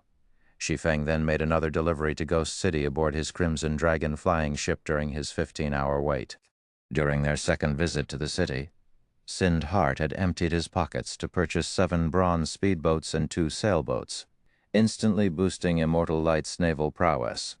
Moreover, Passing Monarch spared no effort to help Sind Heart, sending one of his expert fleets to assist Immortal Light. Now, even without the flying ship, Immortal Light could deliver primal void stones to Ghost City without fearing the Chaos Sea's dark players. The Guild would also deliver Zero Wing's share to its branch guild in the Apocalypse Empire. Selling primal void stones to the dark forces was an excellent way to make a fortune. But to Shi Feng, the primal void stones themselves were more valuable than the coins he could gain by selling them, especially when he had access to so many. The more he had, the valuable the stones would be. Current players just didn't know it yet. Time passed quickly while Shi Feng made these arrangements. Before he knew it, the 15 hours were nearly up. I should head to Blue Jade City now. Taking a look at the time, Shi Feng pulled a return scroll from his bag and teleported to Blue Jade City. Chapter 2338, Legacy Combat Technique. Chapter 2338, Legacy Combat Technique, Sea's End, Blue Jade City. After appearing in Blue Jade City's teleportation hall, Shi Feng noticed the blue-haired woman from Giant's Heart. She carried a legacy crystal ball and was in the midst of learning a combat technique. Legacy Combat Technique. Shi Feng was stunned to see the crystal ball in the woman's hands. God's Domain's combat techniques fell into various categories, each rarer than the last: offensive techniques, defensive techniques, footwork, and physical techniques. The rarest and most unique of these were legacy combat techniques. Legacy combat techniques were a special type, unlike ordinary combat techniques. They were limited to specific classes. Players without the appropriate class couldn't learn one even if they obtained it. Every legacy combat technique was as rare as a fragmented legendary item, and they didn't possess fixed ranks. The standard of the techniques depended on the user's mastery of them. All legacy combat techniques started out at bronze rank, and the greater a player's master was, the more power they could wield with the technique. According to rumors Shi Feng had heard, a player could acquire the strength to transcend tiers if they could fully master a legacy combat technique, even without relying on fragmented legendary or legendary items. Shi Feng had never thought that he'd run into the woman-formed giant's heart carrying a legacy combat technique around. By the looks of it, she'd already gained a certain level of mastery over the technique too. "You're here." The blue-haired woman stored the legacy crystal ball in her bag when she noticed Shi Feng. Her tone serious, she continued. "Since you'll be questing with us, I should formally introduce myself. I am Lin Ya, the Vice Commander of Giant's Heart's main force. The quest we'll be doing is unusually difficult. Even domain realm experts can lose their lives if they're not careful. I hope you won't act recklessly during the quest. We won't be able to save you. All you'll need to do is survive. Rest assured, I might not be particularly skilled in all aspects, but I'm quite good at keeping myself alive," Shi Feng replied, smiling. Lin Ya's warning made him a bit curious. Domain realm experts stood at the apex of God's domain. An averagely geared domain realm expert's performance would be even better than that of a peak expert in full, top-tier equipment during a high-ranked quest. There were very few quests of the same level that could threaten an apex expert fully geared in top-tier equipment. "Good. Let's go." Lin Ya had nothing more to say after hearing Shi Feng's confident response. She then led him toward the Continental Teleportation Array, and they traveled to the Fire Dragon Empire. Once they arrived, Lin Ya pulled a teleportation stone from her bag and teleported both of them to a heavenly land of verdant mountains and clear rivers. System. You have discovered the Sea God's Realm system. As you have reached Tier 3 and are not indigenous to the Sea God's Realm, the world's power works against you, weakening your physique by 30% and basic attributes by 20%. We've teleported directly to the Sea God's Realm. Giant's Heart's generosity surprised Shi Feng as he looked at his system map. Teleportation stones were incredibly valuable in God's domain. As long as the registered location was within range, players could use teleportation stones to transport a maximum of 5 players. Planar teleportation stones were the stronger version. Planar teleportation stones allowed players to cross dimensions and travel to a registered otherworld instantly, although they couldn't be used in areas that prohibited teleportation. Planar teleportation stones were a powerful life-saving tool, and yet Lin Ya had used one so casually. After their arrival, Shi Feng noticed 8 other players on the mountaintop, sitting before an ancient ruin, while Autumn was one of them. Of the remaining 7, the weakest was a peak expert, who was very close to reaching the domain realm. To Shi Feng's surprise, not all of the 7 were members of Giant's Heart. 2 of them were independent players. Neither of the independent players had reached the domain realm yet, but they had slightly superior life ratings to Lin Ya's. The ambient water-type mana seemed to gather around those 2 players. Sea God's direct kin? The Sea God's realm really is extraordinary. It's no wonder why Giant's Heart can contend with Pride Empire. Shi Feng could not help but reevaluate his view of the Sea God's realm upon noticing the 2 independent players. All Sea God's kin had received the Sea God's blessing. Becoming a Sea God's kin was like completing a trial of God. Of course, a hero received blessings from multiple gods. Single God's blessing wasn't enough. Even so, players who became Sea God's kin received a huge boost to their life ratings and could rival demon players in their demon forms. Those that were stronger than a god's kin were a god's direct kin. Direct kin were cherished by their patron gods, receiving some of the god's blood. Direct kin could continue to grow stronger and rival actual heroes. Shi Feng had never expected to encounter independent players that had successfully become the Sea God's direct kin. Regardless of how powerful a Sea God's direct kin would be in the Sea God's realm, not even Aqua Rose would be a match for these independent players on the main continent's sea. Everyone's finally arrived. But White, why are we taking an outsider with us? What will you do if we fail this quest? Silent Rain, a level 97 elementalist and one of the 2 independent players, asked.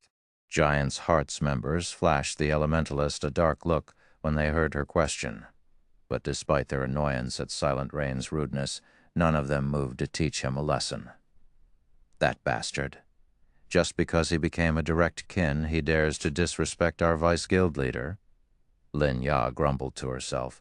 She wanted nothing more than to teach Silent Rain a lesson, but the Sea God's direct kin were highly favored in the Sea God's realm.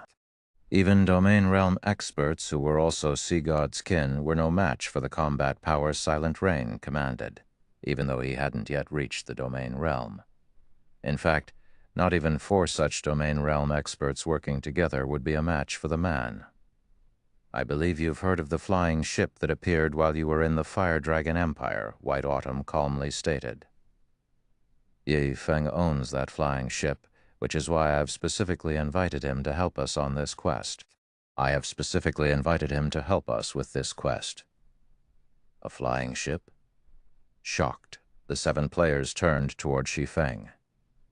The Crimson Dragon flying ship's appearance had caused a huge commotion in the Fire Dragon Empire. Practically everyone in the Empire had heard of it by now. Aside from the convenient transportation it offered, the flying ship's combat power alone left everyone speechless. Based on what players had learned of the flying ship thus far, only mythic-ranked flying monsters would have any chance against it, and they wouldn't even have the power to destroy the Crimson Dragon flying ship. A flying ship?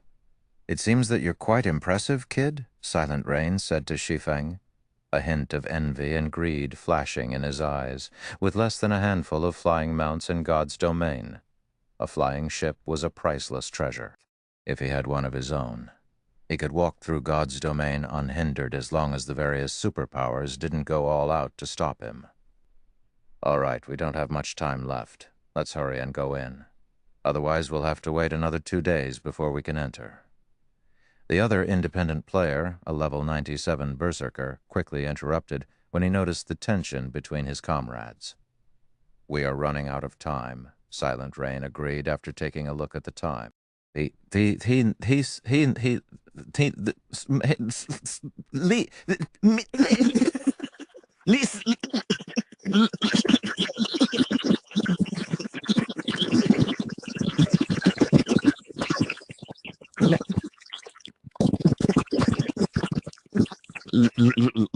like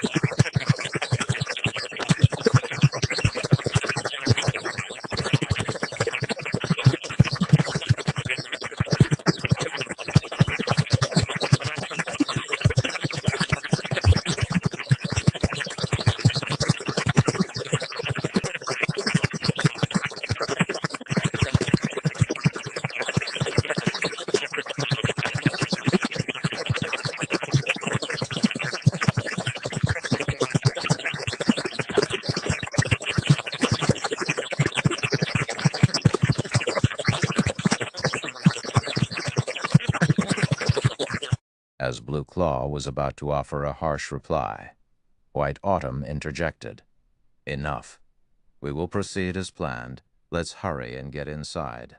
Although White Autumn hadn't spoken loudly, every one of the 9 players felt his authority. Neither Silent Rain nor Blue Claw said anything more. The team quietly entered the ruin, one after another, and Shi Feng followed Lin Ya into the cave. Chapter 230-39. Go ahead if you can. The cave was dimly lit. After everyone in the team entered it, a magic barrier appeared and sealed off its mouth. Now players would no longer be able to enter or exit the cave unless they found the mechanism to remove the barrier. Inside this dim environment, even Tier 2 experts couldn't see more than 30 yards away, a considerably disadvantageous situation to current players. The distance of 30 yards might seem very far, but level 90-plus Lord-ranked monsters could cross it in 2 seconds at most, getting within melee range. If a group of Lords suddenly charged forward, even Tier 2 experts would take damage. Our quest begins now. Everyone stay cautious. There are many diverging paths here, so stick close to each other, White Autumn commanded. Lin Ya, you scout ahead. Blue, focus on protecting Ye Feng. The monsters here are far stronger than the monsters found outside. Ye Feng, you pay attention as well. Players that are not a sea god's kin will be heavily restricted here. You must not try to solo the monsters here at all. In response to White Autumn's warning, Shi Feng simply replied with a silent nod. The suppression this ruin subjected players to was indeed powerful. The instant the magic barrier sealed off the cave, the inside of the cave felt as if it had transformed into a completely different world. Shi Feng could also feel the suppression on him intensifying. Now, although the suppression of his basic attributes remained the same, his physique was only 60% of his original. Moreover, the sensitivity of his 5 senses had decreased sharply. It was no wonder Lin Ya and White Autumn were constantly reminding him to be careful. Under such a powerful suppression, even Tier 2 experts would not be able to fight a Lord-ranked monster of the same level. If they came across a group of Lords, their fates would basically be sealed. Even Domain Realm experts would not fare much better in this scenario. After all, the greatest factor differentiating ordinary experts and Domain Realm experts was their control over their 5 senses. Suppression of the 5 senses would affect Domain Realm experts much more than it would affect ordinary experts. However, the ruin's suppression had minimal effect on White Autumn and the others who were sea god's kin on the trek into the cave. Lin Ya, who was an assassin, was fully responsible for scouting out the path ahead. The 2 sea gods' direct kin of the team handled clearing out the monsters in the way. Although the suppression on direct kin was negligible, the monsters inside the cave were still extraordinarily powerful. Naga Siren, bloodline creature, Great Lord, level 98, HP 63 million Nagas, possessing special bloodlines filled the cave. Occasionally, the Nagas would suddenly appear from a branch cave and execute a hit-and-run attack on the team, or launch a long-range ambush using crossbows. Every one of these Nagas was like a well-trained expert assassin. They also possessed combat standards reaching the Trial Tower's 5th floor. To White Autumn and the others, however, these Nagas posed very little threat. After all, every one of them possessed basic attributes rivaling those of a great lord of the same level. As for the Silent Rain and Uneducated Bull, the 2 direct kin of the team, their basic attributes were even higher.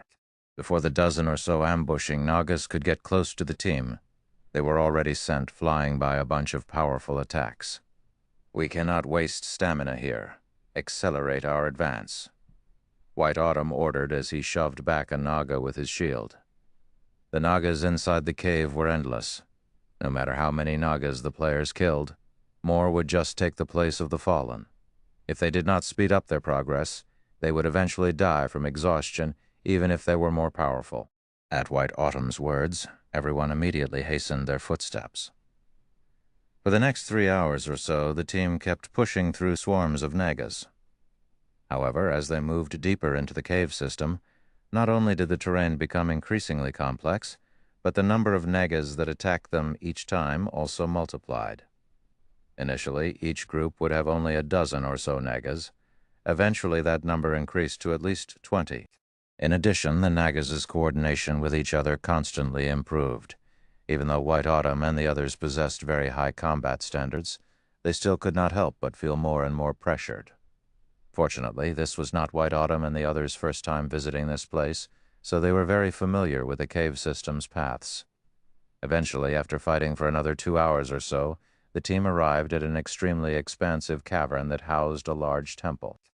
The instant everyone entered this underground cavern, a magic barrier appeared and sealed off the tunnel behind them, preventing the Nagas from chasing them any further. How close? Sure enough, it's much tougher now that we're bringing one more person, Silent Rain said. Glancing at White Autumn, he continued, White, we never agreed to bring an additional person before. You have to increase our remuneration once we get back. Rain, you'd best not go overboard. The Vice Guild leader already offered you a high remuneration. Moreover, our people were the ones responsible for protecting Shi Feng. You were only responsible for opening up the path, Lin Ya countered, frowning. She felt very dissatisfied with Silent Rain's demand. If not for this ruin being special, they wouldn't have allowed non-guild members to participate in this quest at all. Fine, then. You guys tank the monsters later on. I'll stay in the rear. If that's the case, I won't have any objections. Silent Rain sneered as he pointed at the 2 golem monsters standing guard before the temple. Rock Giant, Elemental Creature, Grand Lord, Level 101, HP 375 million. 375 million. You. Lin Ya's complexion turned ashen at Silent Rain's words. Everyone present was fully aware of how powerful level 100-plus monsters were. This was especially true for the 2 rock giants before them. Through her previous experience fighting against these 2 rock giants, Lin Ya knew that they were not monsters that current players could hope to go up against, even while in an unsuppressed state. Meanwhile, players were prohibited from using magic tools and berserk skills while inside this ruin. In such a situation, even White Autumn, who was a guardian knight, could only hold his ground against one of these rock giants for a very short period. They had to rely on Silent Rain and Uneducated Bull, who were direct kin, to tank and distract the rock giants while the others opened the temple's doors. How much do you want? White Autumn asked, from his calm reaction. He had long since expected this situation to occur. Not much. Just give the 2 of us 1 extra ocean boundary stone each. You should know that as direct kin, we burn through ocean boundary stones much more quickly than you people. Moreover, unlike independent players like us, you people from Giant's Heart are filthy rich, Silent Rain replied, smiling. However, just as White Autumn was about to agree to Silent Rain's demands, Shi Feng suddenly spoke up in the team chat. Vice Guild Leader White, you'll pay 2 ocean barrier stones to whoever can tank those 2 monsters? Shi Feng asked. Everyone on the team turned involuntarily to look at him in surprise. Why is this guy adding fuel to the fire? Lin Ya's mood soured greatly when she heard Shi Feng's question. Giant's Heart had expended a lot of effort just to protect Shi Feng, yet he was actually helping Silent Rain stir up trouble. In this situation, White Autumn also could not help eyeing Shi Feng strangely, wondering what Shi Feng was up to. If you can safely stop these 2 monsters for 30 seconds, I'll gladly give you 2 more ocean barrier stones, White Autumn said. He did not particularly mind making this additional transaction. Instead, he was more curious about what Shi Feng was planning to do. What, kid? You want to give it a try as well? Silent Rain laughed loudly at this development. Sure, go ahead if you can. I won't object. As long as you can tank those 2 monsters, I'll also give you the remuneration White promised me. Even a sea god's direct kin like him still had a very tough time tanking 1 rock giant. The slightest mistake would mean his life. On the other hand, Shi Feng wasn't even a sea god's kin. It would be a miracle if he could tank one of the rock giants, let alone 2. If that's the case, I'll give it a try, Shi Feng said before slowly approaching the 2 rock giants. The instant Shi Feng got within 100 yards of the 2 rock giants, the latter's eyes suddenly released a crimson glow. Both Grand Lords then started pacing toward the swordsman, their bodies releasing a frightening pressure that made everyone tense up. Chapter 2340, Tier 3 Sword King. Chapter 2340, Tier 3 Sword King. This guy is seriously making more problems for us. Silent Rain has to go all out just to deal with one rock giant. How can one person possibly tank two? Lin Ya's complexion turned ugly when she saw the two rock giants charging at Shi Feng. Does he need to behave this way even if he's angry? He is basically making a joke of himself in front of Silent Rain. She could understand why Silent Rain's actions would enrage Shi Feng. After all, Silent Rain's demand for additional compensation because of Shi Feng's presence was essentially him saying that Shi Feng was dead weight. However, Shi Feng's trying to prove himself by fighting two rock giants at once was simply foolish. After all, inside this ruin, everyone on the team had different tasks. Shi Feng's main purpose lay beyond the rock guardians. At that point, once he took out his flying ship, Silent Rain would naturally shut up. Rain, let's get ready as well. This kid shouldn't be able to last long. If he dies, we'll have to start all over again, Uneducated Bull said, unsheathing the crystalline greatsword slung on his back when he saw the rock giants closing in on Shi Feng.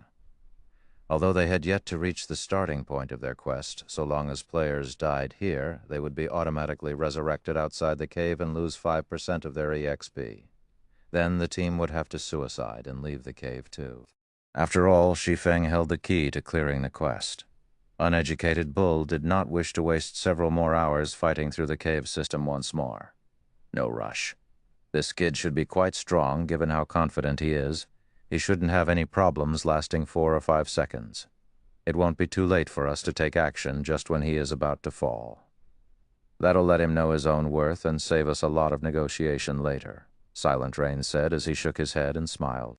I guess you're right. Uneducated Bull nodded as he felt Silent Rain's words were reasonable. Every expert possessed trump cards. The rock giants might be very powerful, but Shi Feng should not have much of a problem holding his ground against the Grand Lords for a few seconds. In contrast, if Silent Rain and Uneducated Bull took action too soon, they would only devalue themselves. While the two sea gods' direct kin were coming to an agreement, the two rock giants had arrived before Shi Feng and were smashing their humongous fists down at him.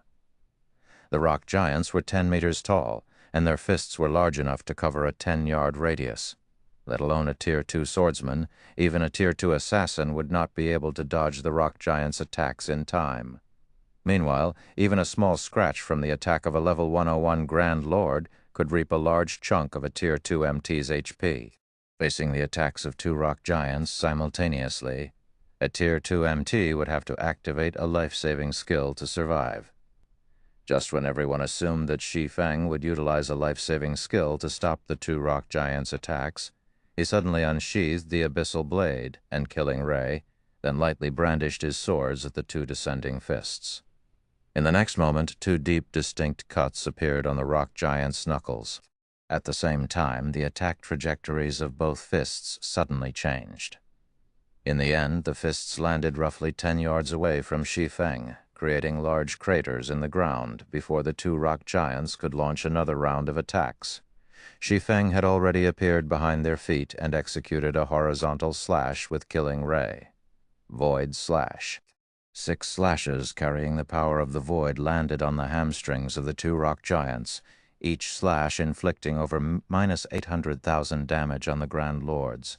The powerful strength the slashes carried also forced the two rock giants to their knees, their offense coming to an abrupt halt. Silence. For a moment, as if time had frozen, silence filled the entire cavern. Whether it was Giants' Hearts members or Silent Rain and Uneducated Bull, everyone wore a dumbfounded expression. None of them could believe this scene was true, let alone having trouble against the two rock giants. Shi Feng practically got the upper hand on the Grand Lords. He had easily blocked the fists that they found extremely difficult to dodge. His attack speed was also so fast that they caught only a blurry glimpse of his blows. However, the most frightening part of his performance would still have to be the strength he displayed. Impossible. This is definitely impossible. Silent Rain blurted out his thoughts as he watched Shi Feng repelling the rock giant's attacks time after time. How can a player have so much strength? The strength of uneducated Bull, who was a sea god's direct kin and a berserker, was unrivaled in the sea god's realm, yet even he could just barely deflect the attack of one rock giant. On the other hand, Shi Feng, who wasn't even a sea god's kin, was actually suppressing the two rock giants all by himself.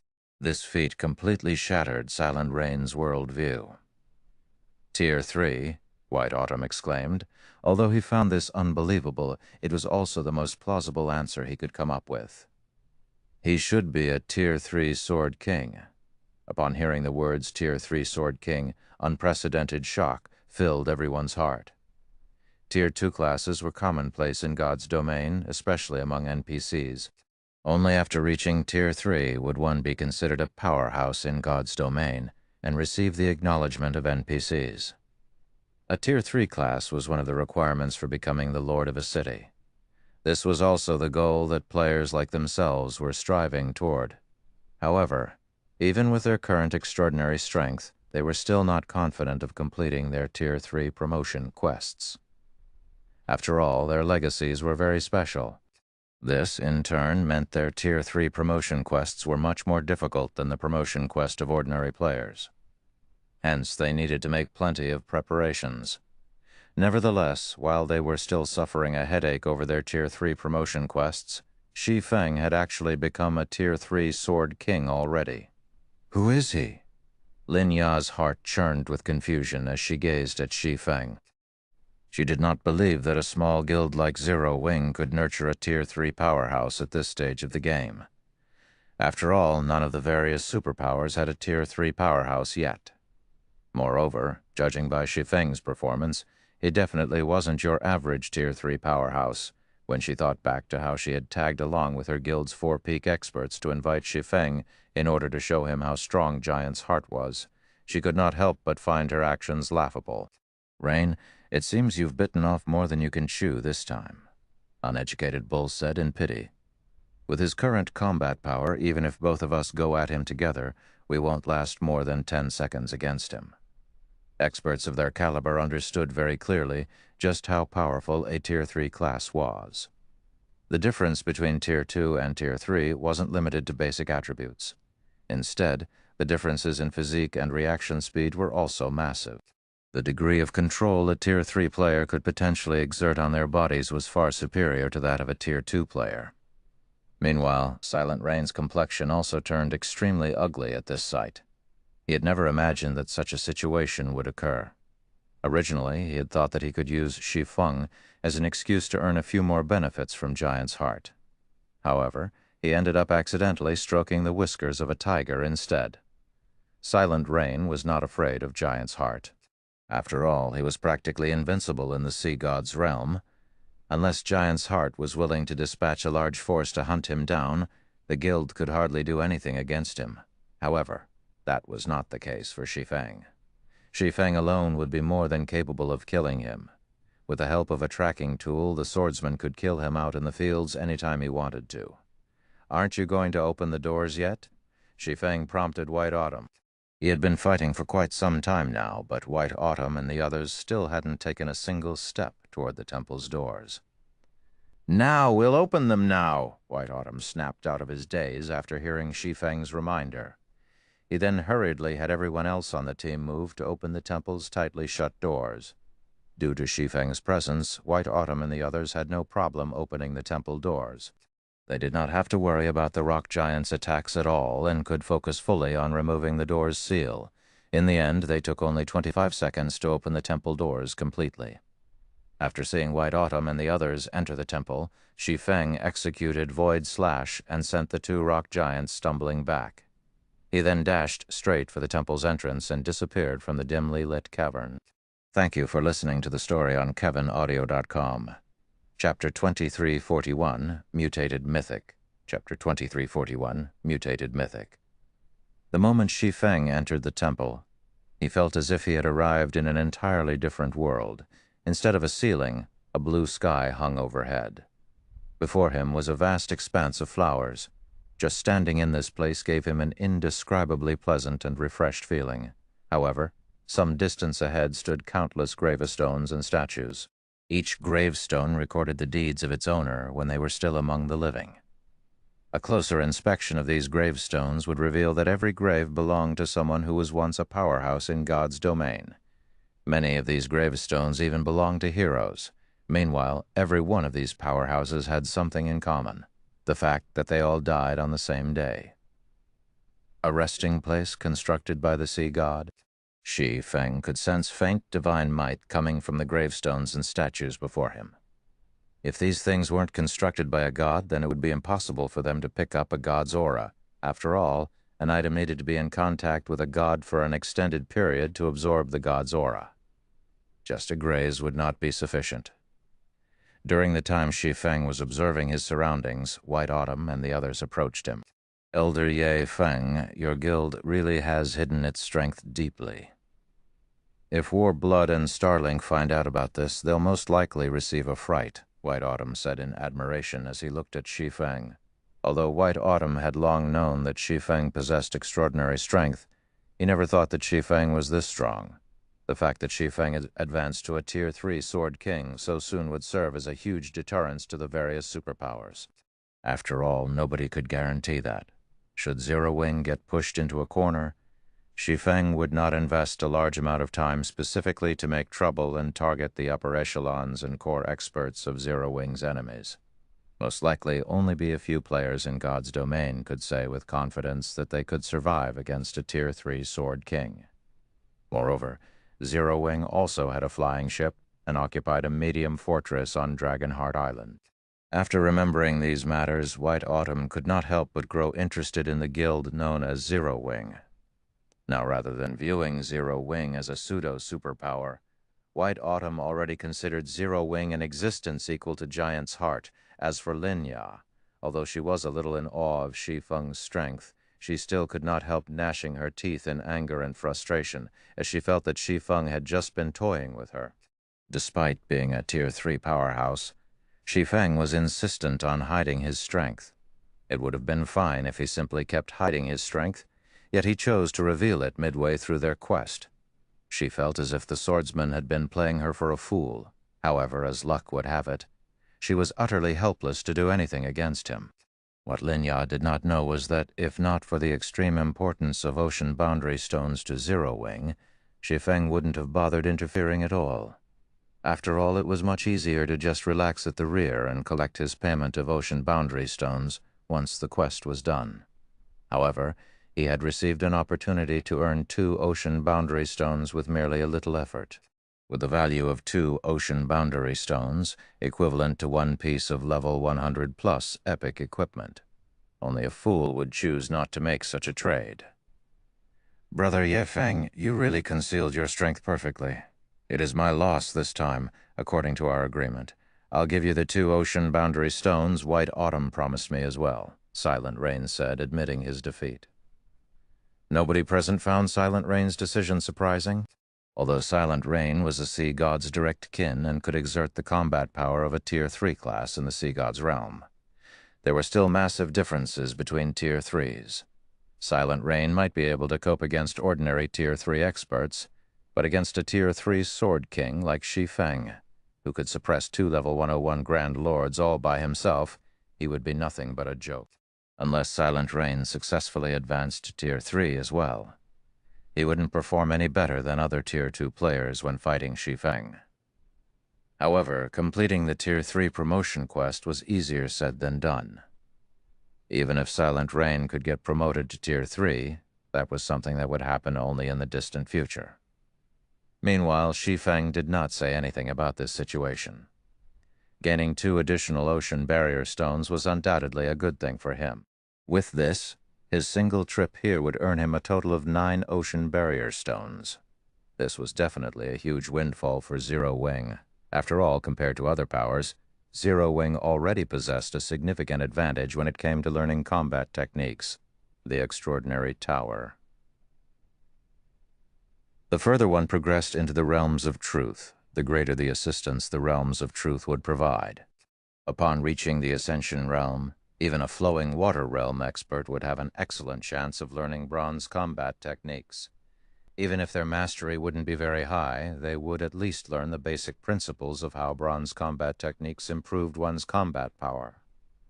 Meanwhile, With the help of the ocean boundary stones, Zero Wing would be able to nurture a batch of experts with mastery over bronze combat techniques.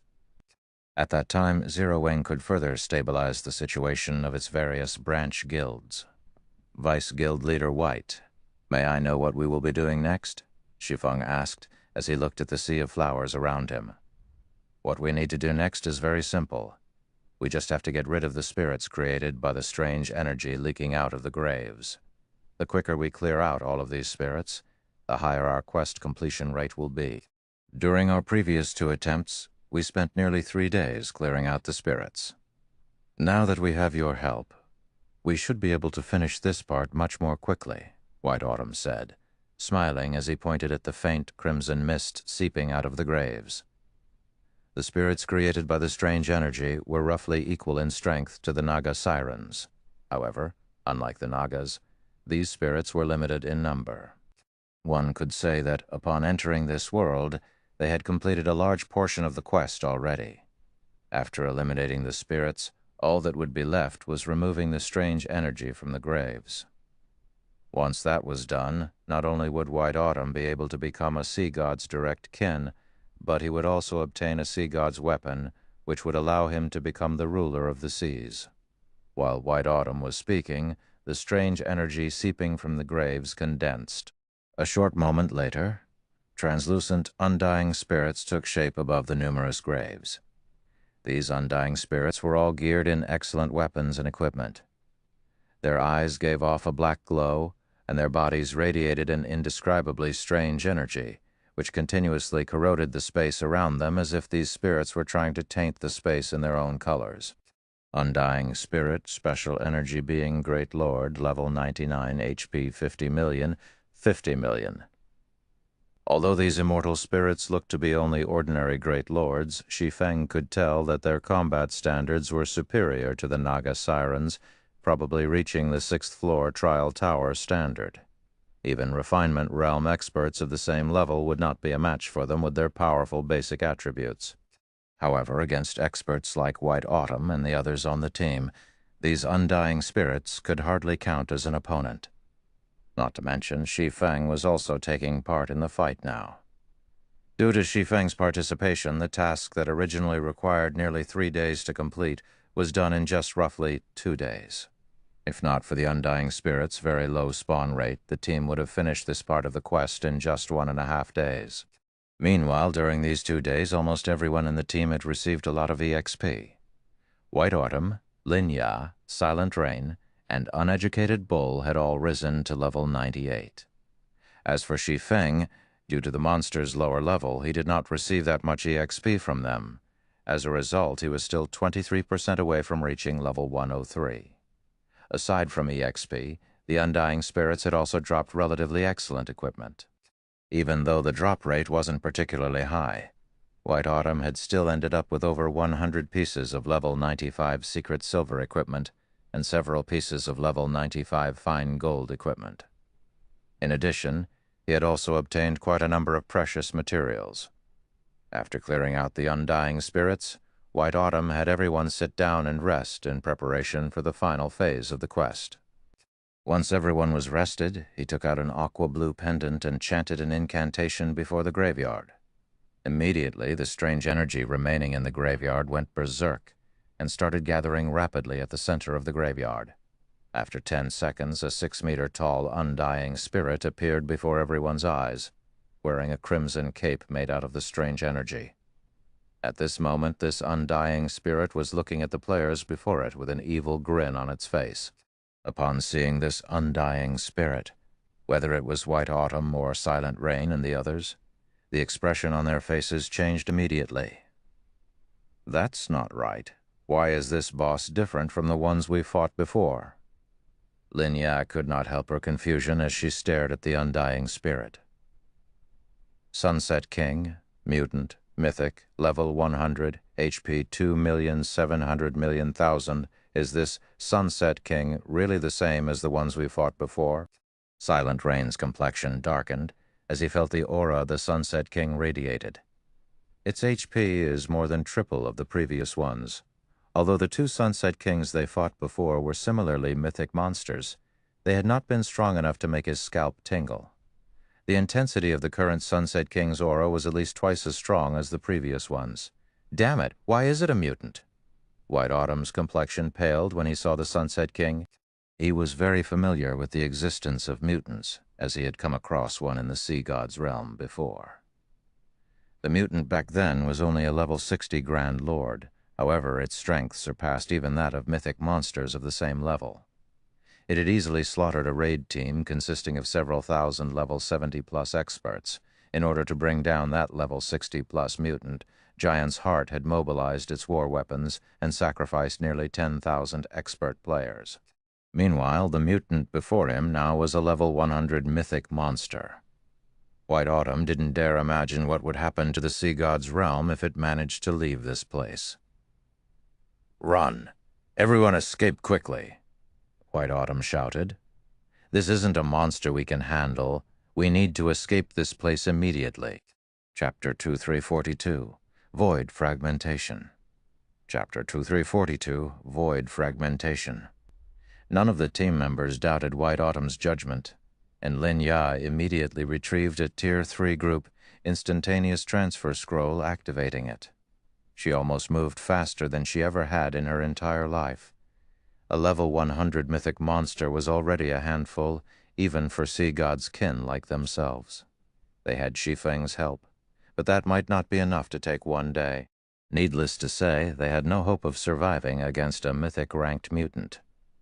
The last time a mutant had appeared in the Sea God's realm, it had badly shaken the entire world. For that battle, Giant's Heart had unified the forces across the Sea God's realm, losing over 10,000 lives and blowing through nearly half of its resources.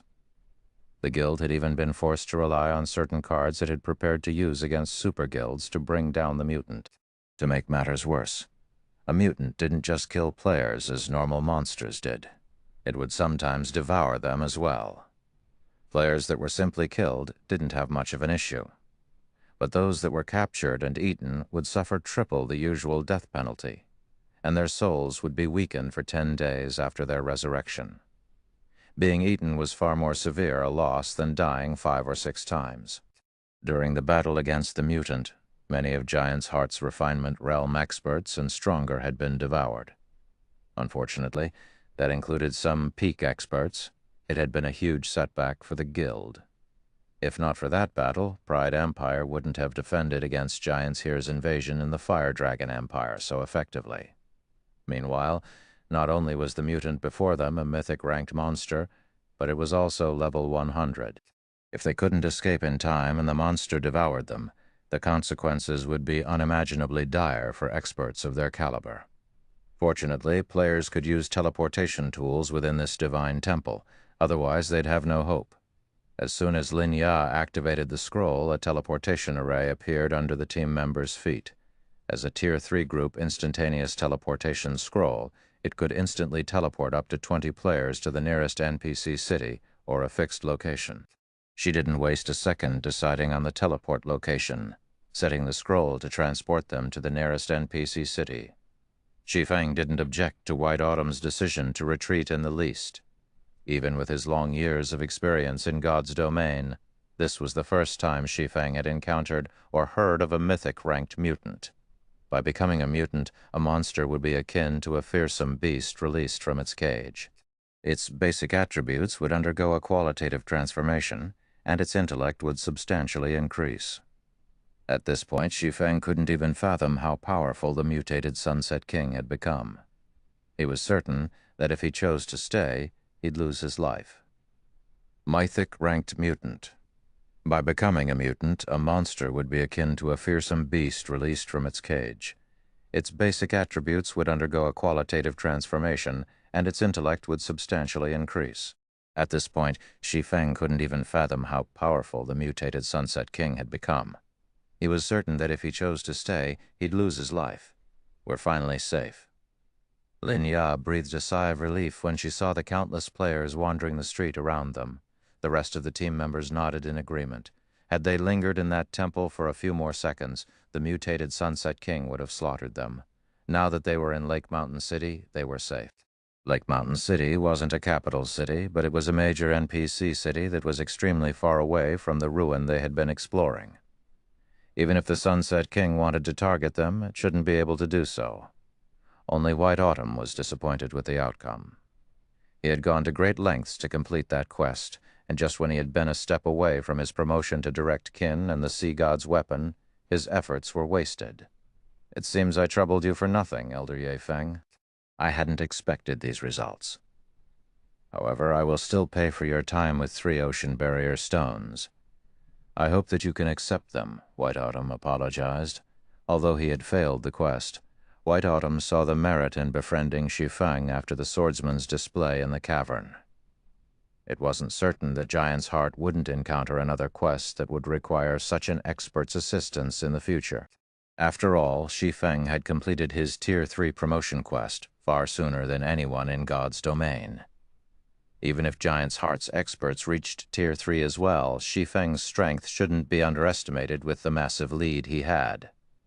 Silent Rain and Uneducated Bull watched Shi Feng enviously. According to their agreement with White Autumn, they'd only get paid if they helped complete the quest. Since they hadn't, they'd receive nothing. Yet Shi Feng had still been given 3 ocean barrier stones. The original agreement they had with Giant's Heart had only involved a single ocean barrier stone as payment. As Shi Feng was about to respond to White Autumn's offer, however, an intense shock wave blew through the street, attracting everyone's attention. Some distance away from Shi Feng's group, a tear in space opened, and 2 pitch-black hands reached out, slowly prying the tear apart. "How is this possible?" Lin Ya exclaimed as she watched the black hands emerge. Those hands belonged to none other than the Sunset King. The crimson aura radiating off the crimson hands was the same strange energy that filled the sea god's ruin they had been in. The others on the team stared at the rift as well, just as shocked.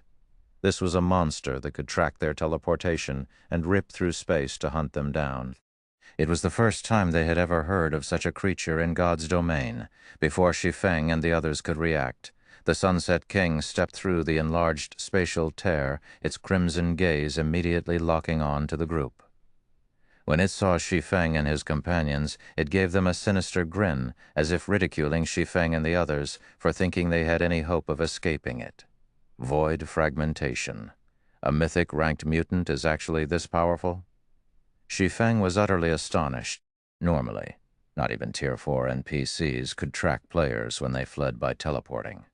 Yet this mutated Sunset King was exactly that powerful, forcing open a path that led directly to its prey.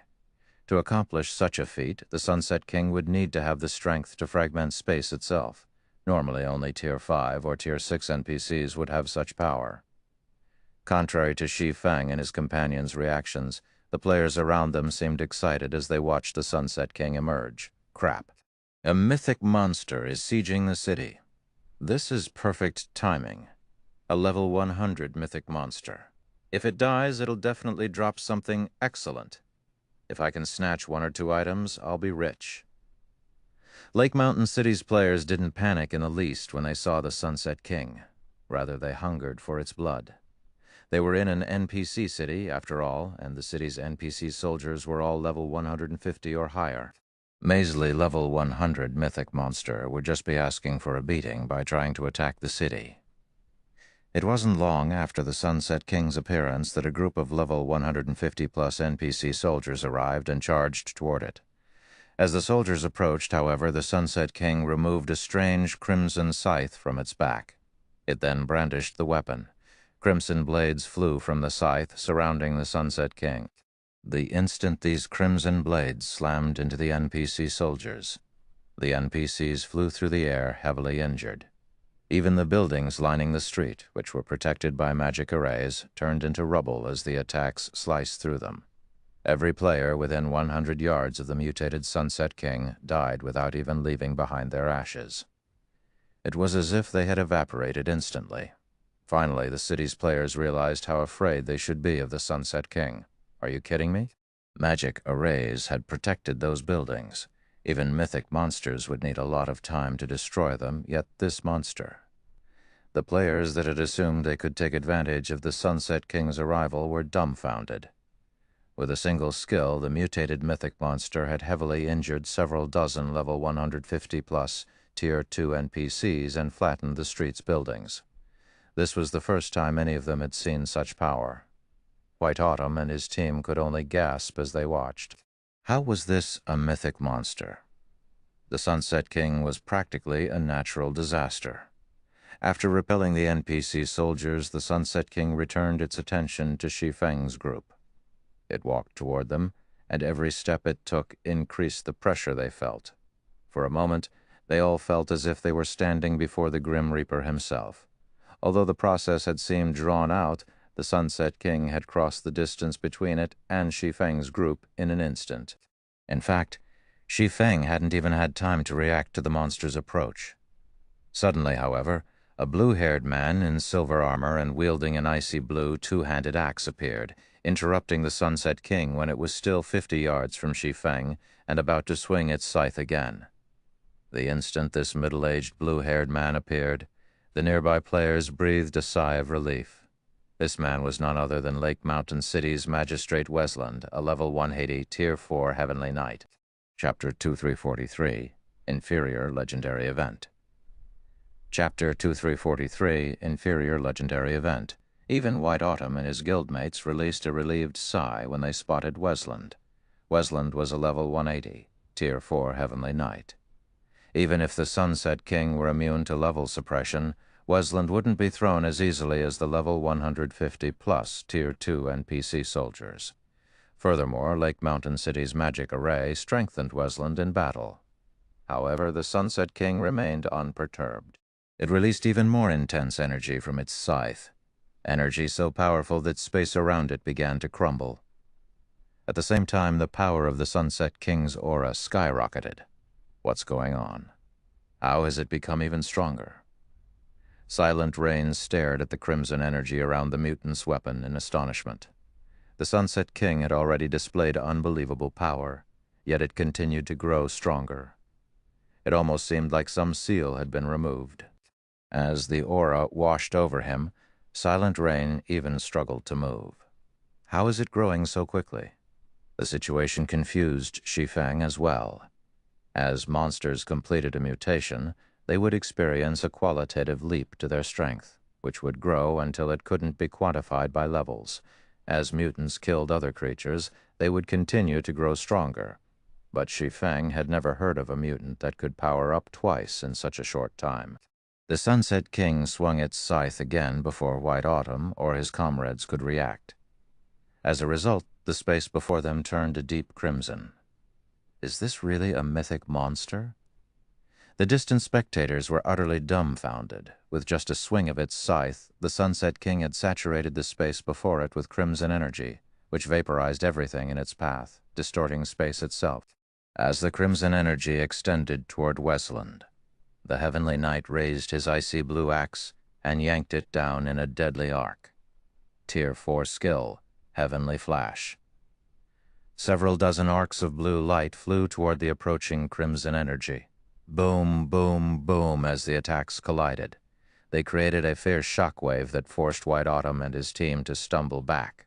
With it came a loud boom that echoed throughout the city. As the dust settled, it revealed that the Sunset King had only stumbled a few steps backward. Even after taking Wesland's attack, the Sunset King maintained its calm gaze as it stared down the Tier 4 NPC. The mythic mutant hadn't sustained a single injury. Impossible. Is that really a monster? Even a level 180 Tier 4 NPC was only able to shove it back a little. The spectating players gaped in shock. They couldn't rationalize how a level 100 mythic monster had the strength to rival a level 180 Tier 4 NPC. While the nearby players were dazed, the Sunset King raised its scythe and bellowed. A bloody mist then manifested, spreading out around it. Easily tens of thousands of level 100-plus undying spirits began to emerge from the mist. Even the weakest summoned undying spirit was a High Lord, while the strongest were Grand Lords. As these undying spirits appeared, Lake Mountain City's players heard the sound of a system notification. system, Lake Mountain City has triggered the inferior legendary event, Awakening of the Mutant King. Kill the Sunset King before it destroys Lake Mountain City and obtain the mutated heart. With the mutated heart, one may receive the Sea God's blessing. The notification shocked everyone, and the players who had been trying to flee froze in place. An inferior legendary event. They had never heard of such a thing happening in the Sea God's realm before. Moreover, if they killed the Sunset King, they could receive the Sea God's blessing, a God's blessing that was even better than becoming a God's kin. If they could obtain the Sea God's blessing, an instant rise to fame would be easy. The way these players looked at the Sunset King immediately changed. Rather than fear and trepidation, they now stared at the mythic mutant with longing, fervent gazes. Attack. Our adventurer team must obtain that mutated heart. With it, we'll become famous throughout the Sea God's realm. Gather all of our war weapons immediately. We need to kill the Sunset King before other guilds arrive. Lake Mountain City's various major powers exploded into action. These major powers hadn't paid much attention to the Sunset King at first. A mythic monster's loot wasn't all that impressive after all. Even if they killed it, they'd be lucky to claim a handful of items with how many players were in the area.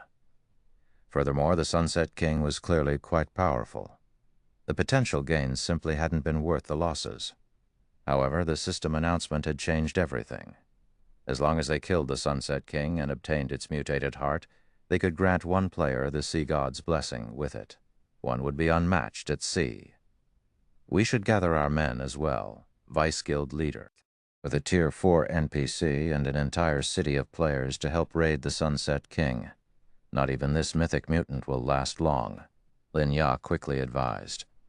Before the planar passages had opened, no one would have dared to defy Giant's Heart in the Sea God's realm, but now many of the other world's major powers had allied with those on the main continent.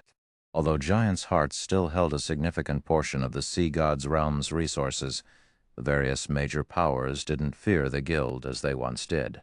Hence, it was impossible to claim all of the Sunset King's loot. Notify our subordinates and tell them to send as many guild members to the city as they can. Inform them that we'll need all of our available war weapons as well, White Autumn commanded, understanding the situation's importance as well. Giant's Heart might have a powerful hold on the Sea God's realm, but that did not mean its strength was equally distributed across the world. Logically, it shouldn't have much more manpower than the local guilds in a backwater area like Lake Mountain City. Moreover, that strange bloody mist had disabled all teleportation abilities. In other words, players would have to run to Lake Mountain City. This gave Giant's Heart even less of an advantage over the local powers. Meanwhile, Silent Rain and Uneducated Bull also began to grow anxious. Due to the Sunset King's power, players couldn't approach it. If they tried, they'd be instantly vaporized. Hence, the city's players would have to rely on tools and war weapons to raid the mythic mutant, which was a major disadvantage to independent players like them. Following which, Lake Mountain City's various major powers mobilized one trump card after another, with some using summoning scrolls and others revealing formidable war weapons, such as gnome cannons. These powers started to push back the undying army while bombarding the Sunset King. For a while, Lake Mountain City had transformed into a chaotic war zone. However, the Sunset King was no easy opponent. Not only was its attack range massive, but its summoned undying spirits also moved like a well-organized army. They specifically targeted the gnome cannons and large ballistas, forcing the various major powers to defend their war weapons desperately. Unfortunately, against the level 100-plus undying spirits, ordinary Tier 2 experts were little more than moving targets. After only 20 minutes, over 100,000 players had died in Lake Mountain City. Several hundred Tier 2 NPC soldiers had also fallen amidst the chaos. In contrast, as the bloody mist continued to expand, more undying spirits joined the battlefield. Even though more players and powers joined the fight with each passing minute, they couldn't stop the spread of the bloody mist. Fortunately, bombarded by the various major powers' war weapons and magic scrolls, the Sunset King rapidly lost HP. At this rate, Vice Guild leader, I'm afraid that the raid will end before our reinforcements arrive. Also, there are too many spirits here now. Approaching the boss's location will be very difficult. Lin Ya worriedly reported as she watched the mythic monster's HP decrease. Even in Lake Mountain City, Giant's Heart had a considerable amount of manpower, but it didn't have as many war weapons and tools as the local powers. If their reinforcements didn't get to the battle soon, Giant's Heart's members wouldn't be able to reach the Sunset King's loot until after the other powers. White Autumn was just as anxious about the situation, but he didn't have a solution. Without being able to teleport, mobilizing their war weapons and tools would take a very long time. Vice Guild leader White, I have a suggestion that may help us secure the Sunset King's kill, Shi Feng suddenly offered. And in exchange, however, I want everything the mutant drops aside from the mutated heart. Are you interested? You have a plan? White Autumn asked. The rest of the team turned to stare at Shi Feng, confused. Lin Ya was particularly confuddled, with no idea how Shi Feng intended to kill the Sunset King and claim its mutated heart. The Sunset King was surrounded by a swarm of undying spirits, and the Grand Lord ranked undying spirits could even fly. Even with a flying ship, getting close to the mythic mutant would be impossible without being attacked. They would need a large number of war weapons to protect the flying ship. A flying ship wasn't particularly useful against monsters to begin with. Its offensive abilities were mainly a deterrence for other players. The vessel would be a sitting duck against a group of monsters. Of course, Shi Feng said, nodding confidently. Deal. If you can get me the mutated heart, I'll give you the rest. White Autumn agreed. He wasn't particularly interested in the Sunset King's other items anyway. If Shi Feng was confident of killing the Sunset King, it was only good news for him. May I know what the plan is, Elder Yi Feng? Do everything you can to protect my flying ship, and I'll need 8 experts to man the ship's cannons. You can leave the rest to me, Shi Feng said. After hearing the plan, Lin Ya couldn't help but roll her eyes. If they had enough war weapons to keep the undying spirits off of the Crimson Dragon flying ship, then they wouldn't have to worry about missing out on the Sunset King's loot in the first place. Oh, I'll also need 6 peak experts to pilot these guardian puppets and protect the flying ship, Shi Feng said, chuckling. He then revealed 6 guardian puppets from his epic spatial bag. Chapter 2344, Mining Ship vs. Sunset King. Chapter 2344, Flying Ship vs. Sunset King. White Autumn and the others were stunned when they saw the 6 guardian puppets. 6 combat puppets? Did he bring Zero Wing's entire armory with him? Lin Ya stared, astonished at Shi Feng after witnessing the 6 guardian puppets, which were as tall as buildings. Combat puppets weren't as rare as they once had been, and many superpowers had a few of their own at this stage of the game.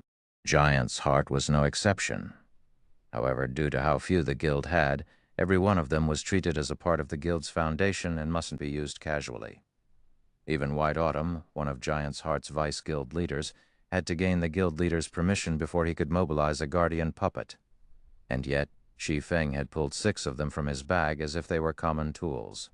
The unexpected development rendered White Autumn speechless. White Autumn had already been shocked that Shi Feng was allowed to carry a flying ship on him. Yet now he found out that the swordsman also had 6 combat puppets. If he hadn't taken the initiative to invite Shi Feng to assist on his quest and bring the man to the sea god's realm, he would have suspected that Shi Feng had actually come to declare war on the other world.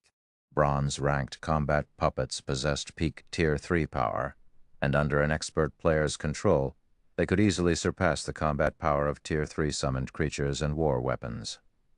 This was why the various superpowers were so careful with their combat puppets. Destroying a guild town would be child's play if one mobilized 6 bronze combat puppets at once. Combined with a flying ship, even destroying a guild city might be possible. We don't have much time left. Let's hurry, Shi Feng said, watching the spreading mist and increasing number of undying spirits. He hadn't planned to reveal the guardian puppets initially. They were a part of Zero Wing's foundation, after all, and they would lose durability in combat. Moreover, the materials needed to repair them weren't easy to produce. However, this was an extraordinary situation, and the Sunset King was a mythic-ranked mutant. This was the first time he had ever even heard of such a monster. The last mutant he had killed in White River City had only been a High Lord, yet its loot had been priceless, especially the Blade Saint legacy. At mythic rank, the Sunset King's loot would be just as astonishing. Its total value might even rival that of the Sea God's blessing. However, the Sunset King wouldn't be easy to kill. Aside from the increasing number of undying spirits, the mutant itself wasn't a being current players could afford to provoke. If the city's level 180, Tier 4 magistrate weren't taking it, the Sunset King would have already transformed the city into ruins. After factoring in the swarm of undying spirits, it would be impossible to get the Crimson Dragon flying ship close to the Sunset King. Hence, Shi Feng had to rely on the Guardian Puppet's strength. Lu, your group will pilot these Guardian Puppets and protect the flying ship with me. Lin Ya, your group will help Elder Ye Feng control the flying ship, White Autumn said. He knew that time was of the essence right now. Everyone else, use everything you've got to help from the side. I will ensure that you're all rewarded appropriately as long as we succeed. Following which, White Autumn and 5 peak experts entered the Guardian Puppet's cockpits. Meanwhile, Lin Ya's group boarded the Crimson Dragon flying ship with Shi Feng. Naturally, Lake Mountain City's players soon noticed the flying ship and combat puppets. The steel giants were difficult to ignore. The constructs dwarfed both the players and the undying spirits. The level 100-plus undying spirits, which current players had no hope against, were like children before the Guardian Puppets. White Autumn and Giant's Heart's peak experts perfectly displayed the colossal construct's strength, sending groups of undying spirits flying with a single slap. Effortlessly, the 6 Guardian Puppets opened a path through the swarm of undying spirits, preventing the summoned monsters from getting between the Crimson Dragon flying ship and the Sunset King. A flying ship? Crap, how is this fair? When the various major powers and adventurer teams saw the Guardian Puppets and Crimson Dragon flying ship, they felt as if they were using guns and swords in this battle, while Zero Wing and Giant's Heart used fighter jets and tanks. The two sides' firepower was on entirely different levels. White Autumn and the other Guardian Puppet pilots couldn't help but agree with that thought. When fighting alone, the Guardian Puppet didn't seem particularly powerful, but when 6 fought together, they made up for each other's weaknesses, doubling their combat power. Now they were even confident of taking down a level 100 mythic monster, much less a few level 100 Grand Lords. Before the watching players could overcome their shock from seeing the Guardian Puppets, the Crimson Dragon flying ship's main cannons began to gather mana. Everyone within 2,000 yards of the flying ship felt the mana density around them sharply decrease. The instant Westland used a Tier 4 skill to push the Sunset King back, the magic elven cannon fired a beam of divine light at the mythic mutant. The Sunset King had extraordinary movement speed and reaction speed. Normally, even ballistas and gnome cannons would struggle to land a hit. However, less than 300 yards separated the Sunset King and the Crimson Dragon flying ship, and even if the mythic mutant tried, it couldn't dodge the attacks in time. Thus, the Sunset King was forced to block the attack with its scythe. Boom. The instant the beam attack smashed into the scythe, space around the impact ruptured. The Sunset King simply didn't have enough strength to resist the magic elven cannons, and as a result, the beam of divine light devoured the mythic mutant power. The Sunset King rapidly lost HP while bathed in the divine light. By the time the attack ended, the Sunset King, whom the magistrate hadn't been able to injure, was visibly hurt. Cracks spread across the mutant's body, and it had lost over 20 million HP. While the Sunset King slowly healed its injuries, it would command far less combat power. A flying ship possesses such destructive power. Lin Ya stared at the injured Sunset King with wide eyes. Not even a Tier 4 Heavenly Knight had been able to damage the Sunset King's body, yet the Crimson Dragon had achieved the feat with a single attack. It was simply unbelievable. What Lin Ya didn't know was that the Crimson Dragon flying ship was powered by a bronze engine. Its overall DPS might not be a match for an actual bronze flying ship, but its main cannon had peak Tier 4 power. Not even Westland could afford to take a direct hit from the magic elven cannon. The boss is coming. Activate the magic shield and mana field. All mana pulse cannons attack with everything you've got. Shi Feng commanded as the Sunset King turned his glare toward the Crimson Dragon flying ship. The mythic mutant made its move as soon as Shi Feng finished giving orders. The Sunset King appeared before the flying ship in the blink of an eye and swung its scythe, sending a crimson arc slicing at the vessel. Fortunately, the flying ship's magic shield and mana field snapped up before the Sunset King had attacked. As a result, the flying ship avoided taking any hull damage. However, the attack had depleted the magic shield's energy reserve by over 6 million points. After blocking the Sunset King's attack, the flying ship's mana pulse cannons activated, one after another firing a black and white beam that struck the mythic mutant. Each one of the beams shaved off a sizable chunk of the Sunset King's HP, and the spectating players were stunned by the horrific, spectacular explosions that ensued. After witnessing the Crimson Dragon flying ship's performance, everyone gained a newfound appreciation for flying ships. None of them had ever thought that a flying ship could go toe-to-toe with a monster as powerful as the Sunset King. With Wesland pinning down the mutant and the Crimson Dragon flying ship's firepower devouring its HP, the Sunset King was rendered powerless. It could only watch as it continued to lose HP. Moreover, due to the 6 Guardian puppets, the tens of thousands of Undying couldn't even reach the flying ship. 60%, 30%, 10%. As the Sunset King's HP continued to plummet, the mythic mutant frenzied. In turn, the Crimson Dragon flying ship steadily lost durability. They were lucky that Wesland had shown up. Without him to tank the mythic mutant, the Crimson Dragon flying ship would have lost durability at a much faster rate.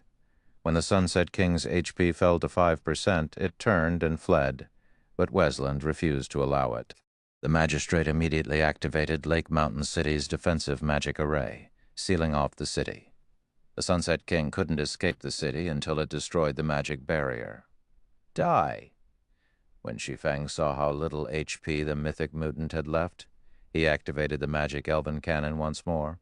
Although the Sunset King tried desperately to defend itself, the beam of divine light cut through its HP until it eventually hit 0. The mutant's body then disappeared, returning to the void. Chapter 2345. Holy Chant. As the Sunset King's body vanished into the void, a bright glow enveloped Shi Feng and his companions.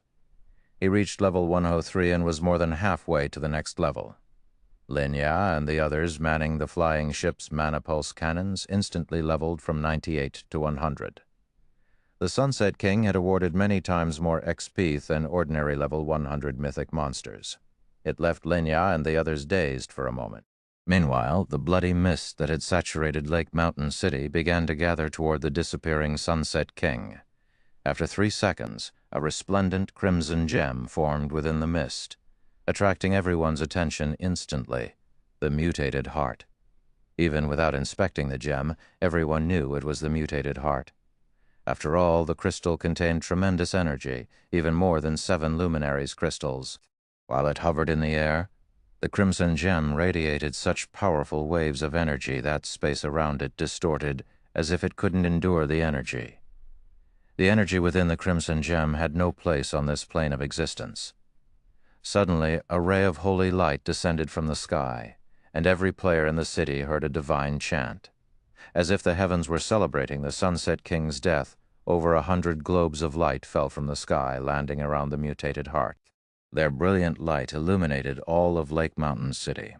Every one of these treasures radiated incredible auras, and so close together their auras amplified each other.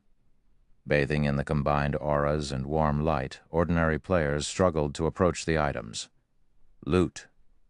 After a few seconds, someone broke the silence. As if the word had been the spark to ignite a powder keg, every player surged toward the glowing orbs like a crowd of lunatics. The city's players seemed to have forgotten about Giant's Heart's members, the Guardian puppets, and the Crimson Dragon flying ship. All of you, charge. Those treasures are ours. Kill whoever tries to get in your way. I'll ensure that whoever claims an item is promoted by 1 rank within the guild. I'll even award bonus GCPs depending on the item's rarity. Lake Mountain City's various major powers promptly ordered their guild members to surround the Sunset King's loot. Although there were quite a few Giant's Heart members nearby, no one paid them any mind. With so much precious treasure before them, all else was secondary. Improving one's strength was the key to success in God's domain, Even if the superpower demanded that they hand over the treasures they had claimed later, how would Giant's Heart's players know what treasures they had taken? The guild would be quite impressive if it even knew how many items had dropped. All these powers would have to do is hand over some of the less valuable items, and Giant's Heart wouldn't be able to do anything about it. While the various major powers made their move, they bombarded the area with attacks to prevent others from getting to the loot first. These people have lost their minds. Lin Ya was furious as she watched the various major powers' members swarm the loot area like locusts. She had never thought they'd be so desperate or shameless. Some major powers even began to attack the area with their war weapons. Even with a flying ship, it would take some time to clear out these pests, and by the time the loot area was clear, the surrounding players would have taken what they wanted. They were talking about several 100,000 players. Even if Giant's Heart had 6 guardian puppets and several thousand members present, it couldn't stop all of these players. I'll loot the items. You just need to keep players out of the area, Shi Feng calmly told Lin Ya. Honestly, though, he was just trying to suppress the elation and shock in his heart, a holy chant. If the super guilds from his previous life had known about this, they would have done everything in their power to secure these items. He wouldn't even be surprised if they flattened Lake Mountain City for the sake of the Sunset King's loot. By now, every player in God's domain was familiar with the appearance of loot, but most didn't know that there were different ranks of this phenomenon. The most common was the glow that enveloped dropped items. After that was a dragon's roar that heralded the item's arrival, and then there was the holy chant. The strongest phenomena he had experienced in the past had been the dragon's roar. He had only ever heard of the holy chant announcing the loot's arrival. Holy chant normally only preceded loot from Tier 5 superior demon kings, Tier 5 saints, and Tier 5 adult dragons. These bosses had already taken half a step into the realm of gods. Every one of these bosses ruled an area in God's domain. Ordinary superpowers had no chance of contending with such powerful existences. Usually, several superpowers would have to work together to take one down. Hence, Shi Feng had been taken aback when he heard the holy chant as the Sunset King's loot had dropped. He had expected a mythic mutant's loot to be extraordinary, but he hadn't thought it would be this incredible. If the various superpowers of his previous life had known about this, they would have nurtured every mutant they could find to mythic rank before slaughtering them. When Lin Ya watched Shi Feng vault from the pilot's seat, she was at a loss. Hundreds of cannons and ballistas continued to bombard the loot area. Not even a guardian puppet would last long against so many war weapons. How exactly did that swordsman intend to get to the items in such a situation? Even if Shi Feng had invulnerability skills, the dropped items were scattered across a vast area. He wouldn't be able to accomplish anything significant with how short invulnerability skills' durations were. On the off chance that he miscalculated his timing or spent too much time gathering the loot, he'd lose his life and the items he'd collected. However, before she could try to dissuade the man, Shi Feng had already jumped from the Crimson Dragon flying ship directly into the loot area. Crazy bastard. The sight stupefied Lin Ya. Everyone else had noticed Shi Feng jump from the flying ship as well. Is that guy stupid? He's trying to collect the loot in such a situation? He should have an invulnerability skill. Damn it. Why don't I have one as well? I could have gone down there and stolen a dozen items myself. The crowd watched Shi Feng in envy and admiration. With a dozen of the 100 or so items on the ground, one could make a killing. So many major powers were trying to get to those items right now, and each would be fortunate enough to obtain 5 or 6 items at most. However, Shi Feng hadn't activated an invulnerability skill when he hit the ground, as everyone had expected. Rather, he replaced the Abyssal Blade with the Twilight Blade and summoned 8 doppelgangers, each with 85% of Shi Feng's basic attributes. What is he trying to do? White Autumn, who commanded Giant's Heart's members some distance away, was confused as he watched the swordsman. Some doppelgangers could use their players' skills and spells, but none of the doppelgangers in God's domain could pick up items. Only the player's main body could do so. So what was the point in summoning a bunch of doppelgangers in this situation? When they saw what happened next, however, everyone's eyes nearly fell from their sockets. As soon as the 8 doppelgangers appeared, they charged toward the hundreds of approaching cannonballs and ballista arrows. The 8 clones easily blocked the incoming projectiles, which were powerful enough to damage Grand Lord-ranked monsters. Meanwhile, Shi Feng strolled through the area as if it were his backyard, casually collecting the scattered loot. 1 item, 3 items, 9 items. Chapter 2346, Oppressing All Sides. Chapter 2346, Oppressing All Sides. As Shi Feng started collecting one dropped item after another, silence fell over the entire city. How is something like this even possible? Crap? Is he even human? Everyone felt their worldview crumble as they watched. At this stage of the game, practically everyone had a healthy fear of war weapons. They could kill players in one hit after all. War weapons could also cause significant damage to high-ranked monsters. Without invulnerability skills, players had no way to stand up against war weapons. Relying on his own strength, Shi Feng successfully blocked every incoming cannonball and ballista arrow. Even his doppelgangers effortlessly deflected the hundreds of war weapon attacks. He was simply inhuman. The various major powers members watched as Shi Feng steadily collected the loot with bloodshot eyes. Every one of the Sunset King's items radiated an incredibly powerful aura. In God's domain, such auras were proof of an item's rarity and value. Even from so far away, they could see the epic glow effect shining among the Sunset King's loot, and a few items radiated a strange light and a faint trace of divine might. Kill him. Those items are mine. Use Tier 4 magic scrolls. I refuse to believe he can stop those. The various major powers' upper echelons nearly spat blood as they watched Shi Feng storing the Sunset King's loot in his bag. Had Shi Feng used an invulnerability skill to stop their attacks, they would have accepted their fate, but he blocked their attacks with his doppelgangers. With doppelganger skills' average duration, Shi Feng would have more than enough time to collect all of the loot before his doppelgangers disappeared. If that happened, none of them would get anything from this inferior, legendary event. A few of the major powers experts immediately retrieved the Tier 4 magic scrolls they had been saving and activated them against the swordsman. Tier 4 spell, Heavenly Thunder. Tier 4 spell, Dark Domain of Arrows. Tier 4 Hurricane Howl. Have these people gone insane? They're actually using Tier 4 magic scrolls against him. Lin Ya felt her scalp tingle as she watched the 3 Tier 4 spells approach Shi Feng. At this stage of the game, Tier 4 magic scrolls were considered a part of a guild's foundation. Everyone was worth as much as an ordinary epic item. Tier 4 spells could do even more damage than gnome cannons and large ballistas, and not just because they commanded greater raw power. Players had full control of these spells.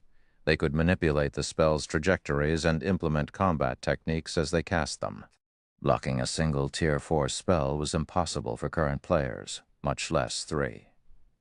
Suddenly, a massive lightning bolt struck down on Shi Feng with enough speed to break the sound barrier. At the same time, 12 dark arrows appeared around the swordsman, each with enough power to rival a mythic monster's attacks. Lastly, a gigantic tornado blotted out the sky as it rolled down toward Shi Feng. These 3 spells sealed off any path of escape for Shi Feng, and watching them move toward the swordsman was like watching Armageddon begin. The watching players felt their hearts skip a beat. The 3 Tier 4 spells' devastating power was stifling. How vicious. That guy's dead for sure now. Not even a mythic monster could take those spells without suffering severe injuries. The general populace hadn't expected Lake Mountain City's various major powers to be so vicious and decisive. Not even superpowers would casually waste Tier 4 magic scrolls on a single player. Death awaits any who oppose us. Let's see how you intend to block these attacks. The various major powers eagerly watched the Tier 4 spells assault Shi Feng, waiting for the moment the swordsman died and dropped all of the items he had claimed thus far. However, as everyone expected the Tier 4 spells to devour Shi Feng, the swordsman's aura exploded, and a strange black energy enveloped his body. Power of darkness. Scram. Shi Feng bellowed as he brandished Killing Ray. Secret technique, lightning flash. Sword lights immediately appeared around him, cutting down the incoming streams of mana. The lightning bolt and dark arrows scattered, and he sliced the descending tornado cleanly in two, dissipating the violent wind. Silence. As if time had frozen, silence filled Lake Mountain City. The city's independent players, the various major powers members, even Giant's Hearts members stared, dumbfounded. Those 3 Tier 4 spells would have even injured a mythic monster, yet Shi Feng had countered all 3 with a single swing of his sword. How is this possible? The upper echelons from the 3 major powers that had used the Tier 4 magic scrolls were frozen in shock. They had originally saved the Tier 4 magic scrolls as trump cards to use against mythic monsters, yet Shi Feng had stopped all 3 effortlessly. He hadn't even lost a single HP, much less been injured. So strong. Is this the true power of a Tier 3 class? Linya felt overwhelmed as she watched Shi Feng. She had seen the strength of a Tier 3 class when Shi Feng had fought the 2 rock giants outside the temple. But she hadn't realized that a Tier 3 class was powerful enough to nullify Tier 4 spells. With such strength, none of God's domain's superpowers could touch Shi Feng. He was on an entirely different level compared to Tier 2 players. Before a Tier 3 player, a Tier 2 player was no more than an infant learning how to walk. Thank goodness. I'm so glad I didn't pick a fight with him.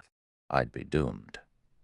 Silent Rain inwardly celebrated after seeing Shi Feng emerged from the Tier 4 spell bombardment unscathed. Silent Rain had considered plotting a way to steal the Crimson Dragon flying ship, but after this performance he knew that not even a superpower's main army could take that swordsman down. Warblood and Starlin are truly unlucky to have provoked such an individual. White Autumn couldn't help but pity the 2 organizations. Warblood and Starlink would have already found Zero Wing to be an incredibly challenging opponent with its guardian puppets and Crimson Dragon flying ship, but with a player like Ye Feng to protect the guild as well, Zero Wing was essentially a natural disaster for the 2 organizations. After countering the 3 Tier 4 spells, Shi Feng glanced at the approaching players. These players, who still intended to fight for the Sunset King's loot, halted their steps immediately. Even the various major powers leading the charge stopped, quietly watching Shi Feng. None of them dared to take even half a step closer, afraid of attracting the swordsman's attention. They'd be gambling their lives if they tried to snatch the items from such a monstrous being. Even if they got their hands on one of the dropped items, they wouldn't be able to escape with it. They'd just become a target for Shi Feng to practice his swordsmanship. Seeing these players abandon their contest for the Sunset King's loot, Shi Feng turned around and resumed his work. Everyone merely watched as he quietly gathered the remaining items. Who is that guy? Isn't he a little too strong? He actually deterred an entire city of players by himself. I know, right? Not even the Sea God's Realm's #1 player, Scarlet Hand, would be a match for him. The players in the vicinity began to admire Shi Feng. They were also incredibly curious about his identity. As for the Sunset King's loot, none of them dared object to the situation anymore. Once Shi Feng had collected the dropped items, he quickly approached White Autumn, handing over the mutated heart. If possible, he wanted to leave Lake Mountain City as soon as he could. He planned to return to White River City immediately. Only there would he be safe enough to appraise the Sunset King's loot. In return for the mutated heart, White Autumn gave Shi Feng a whopping 10 ocean barrier stones. Shi Feng then retrieved a return scroll and activated it, transforming into a streak of light and leaving the Sea God's realm. Chapter 2347, Extraordinary Loot. Chapter 2347, Extraordinary Loot. White River City's business district was full of advanced carriages and a variety of mounts. Meanwhile, a candlelight trading firm loomed over the street like a giant. A long line of players stood before the shop's entrance. Aside from those looking to purchase Candlelight's products, many were lifestyle players seeking to improve themselves. They were there to take the Candlelight's recruitment test, hoping they'd be accepted into this sacred land for lifestyle players to become a respectable master lifestyle player eventually. A sea of players filled the shop itself, crowding around every counter in the firm and fighting desperately to purchase items. First-time visitors to the candlelight trading firm were stunned by the scene. "Isn't this just a shop?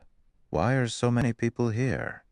A level 96 female druid with a strong life aura muttered, surprised by the players around her. "What is this shop selling?" "That's not what we're here to find out. Our main goal is to investigate the various kingdoms' alchemical standards. The sooner we finish our investigation, the sooner we can employ our moon god's realm's advantages," a male guardian knight who radiated a similar aura said. "I guess you're right. The main continent's alchemy standards are far inferior to our world's. Once we verify the potions these people are selling, we can establish ourselves across the continent through our alchemy techniques." The female druid agreed, nodding. She then ignored the commotion on the first floor and headed up the stairs to the second. While the female druid and male guardian knight moved to the second floor, Shi Feng, who had overheard their conversation, couldn't help but pause. The moon god's realm. He watched the two players carefully after hearing mention of the moon god's realm. Other worlds in God's domain varied in size.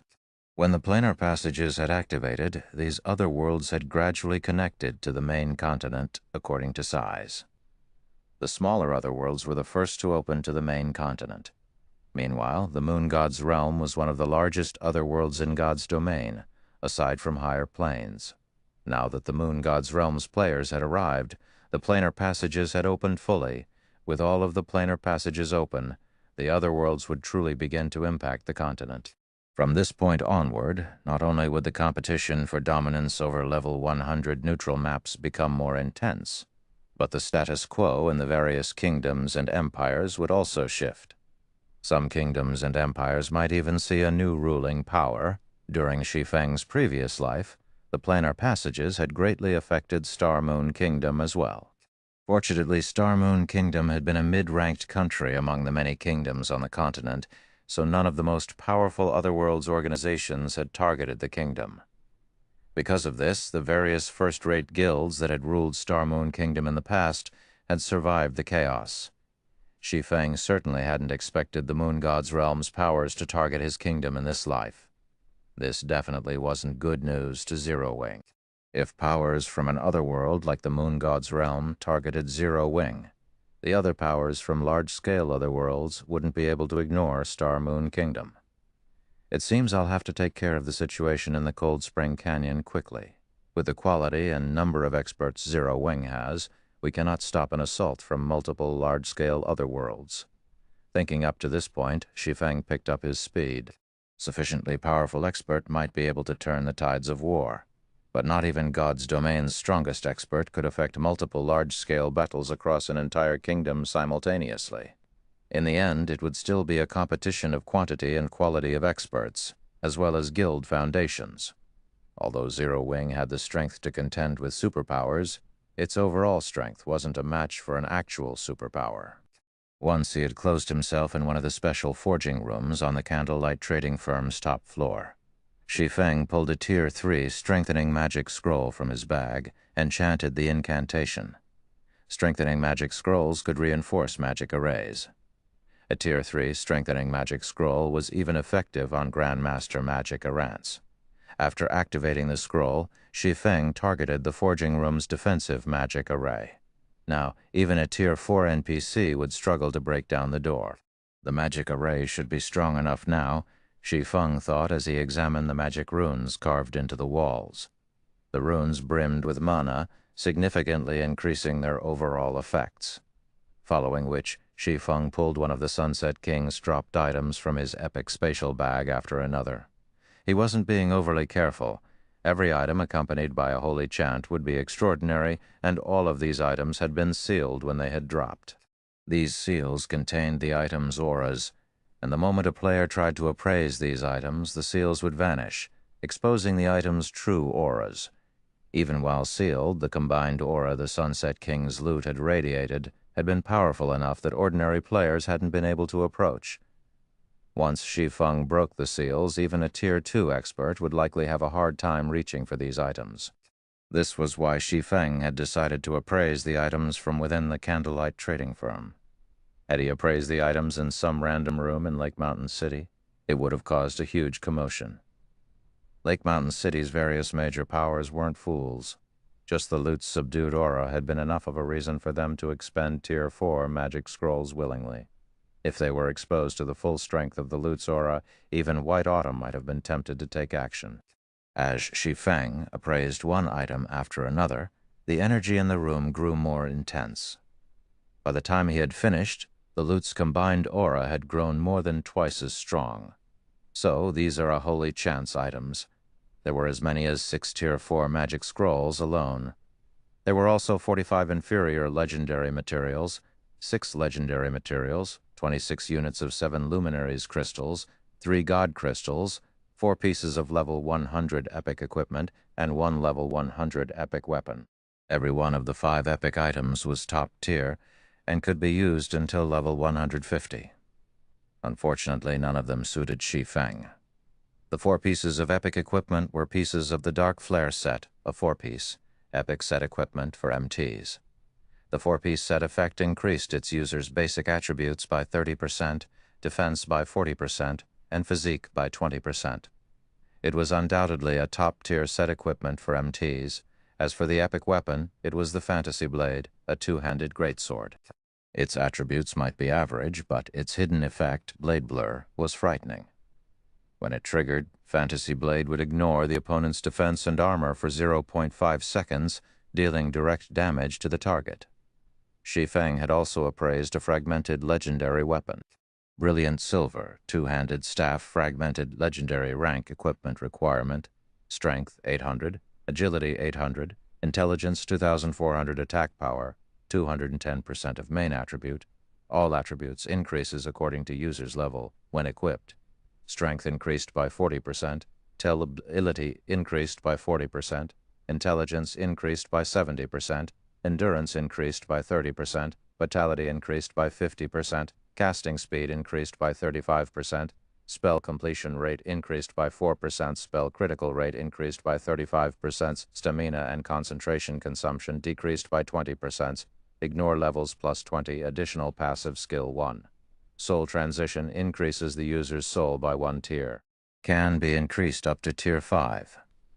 Additional passive skill 2. Mana blessing. User spells have a certain chance to be upgraded by 1 tier. Can be increased up to Tier 5. Additional passive skill 3. Mana body. Increases mana body's effect by 1 rank. Additional active skill 1. Void field. All magic damage received decreased by 80%. All spells effects increased by 100%. Physique increased by 60%. Duration, 1 minute cooldown, 2 hours. Additional active skill 2, Void Blade. Summons 18 blades using the power of Void. Each blade possesses strength equal to 120% of the user's main attribute and deals divine damage. Duration, 30 seconds cooldown, 5 minutes. Brilliant Silver had once belonged to the Void Creator. However, its core had been severely damaged when the staff had been used to repair the world's heart. In addition, to gain full control of the staff, one must be acknowledged by the Void Creator. Repairing it requires 10 God Crystals. God Crystals required to repair Brilliant Silver 0/10. Brilliant Silver was suitable for any magical class expert and would qualitatively transform a player's combat power. Its ability to improve its user's mana body was particularly useful to Tier 3 players. However, none of these items could compare to the most valuable item the Sunset King had dropped in Shi Feng's eyes. Not even the other items' total value could compare to this single item. The 4-star shop promotion order. Chapter 2 and 348, 4-star shop. Mainstream players haven't even reached level 100, yet Zero Wing is about to own a 4-star shop. If the various superpowers in the past knew about this, they'd die from envy. Shi Feng couldn't help his growing excitement as he gazed at the shining black token in his hand. A 4-star shop promotion order was roughly worth as much as a fragmented legendary item, but it was far more difficult to obtain. Even of the many superpowers in God's domain, only a minority could obtain a 4-star shop promotion order. No power would trade a 4-star shop promotion order, even if offered a legendary item. Similar to the qualitative transformation players undergone when they rose from Tier 2 to Tier 3, Shops would transform when they were upgraded from 3-star to 4-star status. Shops in God's domain were considered basic rank from 1 to 3-star status, but once they reached 4-star status, they'd become an advanced shop. Not only would all of the shop's existing functions improve, but it would also gain new major functions. The first was the research workshop. The research workshop would be tremendously helpful to lifestyle players as they worked to rise through the ranks. Not even the Philosopher's Hand or Moon God's Secret Journal could compete. The research workshop could examine data on existing items and identify their deficiencies. Players could then modify and improve these items, thereby creating a new item. It was easy to imagine how helpful this would be to lifestyle players. The research workshops were a large part of the reason the various superpowers had been able to nurture master, even grandmaster, lifestyle players during Shi Feng's previous life. Without these workshops, the various superpowers would have at most been able to nurture master lifestyle players, even if they relied on all sorts of rare materials. None of them would have had enough super rare materials to nurture a grandmaster. Now that Zero Wing had access to a research workshop, the guild could have a large batch of master lifestyle players in no time with how many talented lifestyle players it already had. God's Domain's designs for high-ranked weapons and equipment were incredibly rare already, but after level 100, rare would be an understatement. Trying to obtain a high-quality design would be like trying to win the lottery. Hence, the various major powers would have to rely on lifestyle players for such items. Of course, creating a high-ranked level 100-plus weapon or equipment piece was easier said than done. Because of this, the cost for high-ranked level 100-plus weapons and equipment would skyrocket as mainstream players reached level 100. Not even ordinary expert players would be able to afford such items. In fact, some ordinary experts would be stuck using level 100 equipment even after they reached level 110. Meanwhile, this scarcity would only begin to subside as 4-star shops began to emerge. The various major powers experts would still need some time to reach level 100, not to mention the time they'd need to obtain high-quality level appropriate weapons and equipment. Zero Wing's experts were no exception.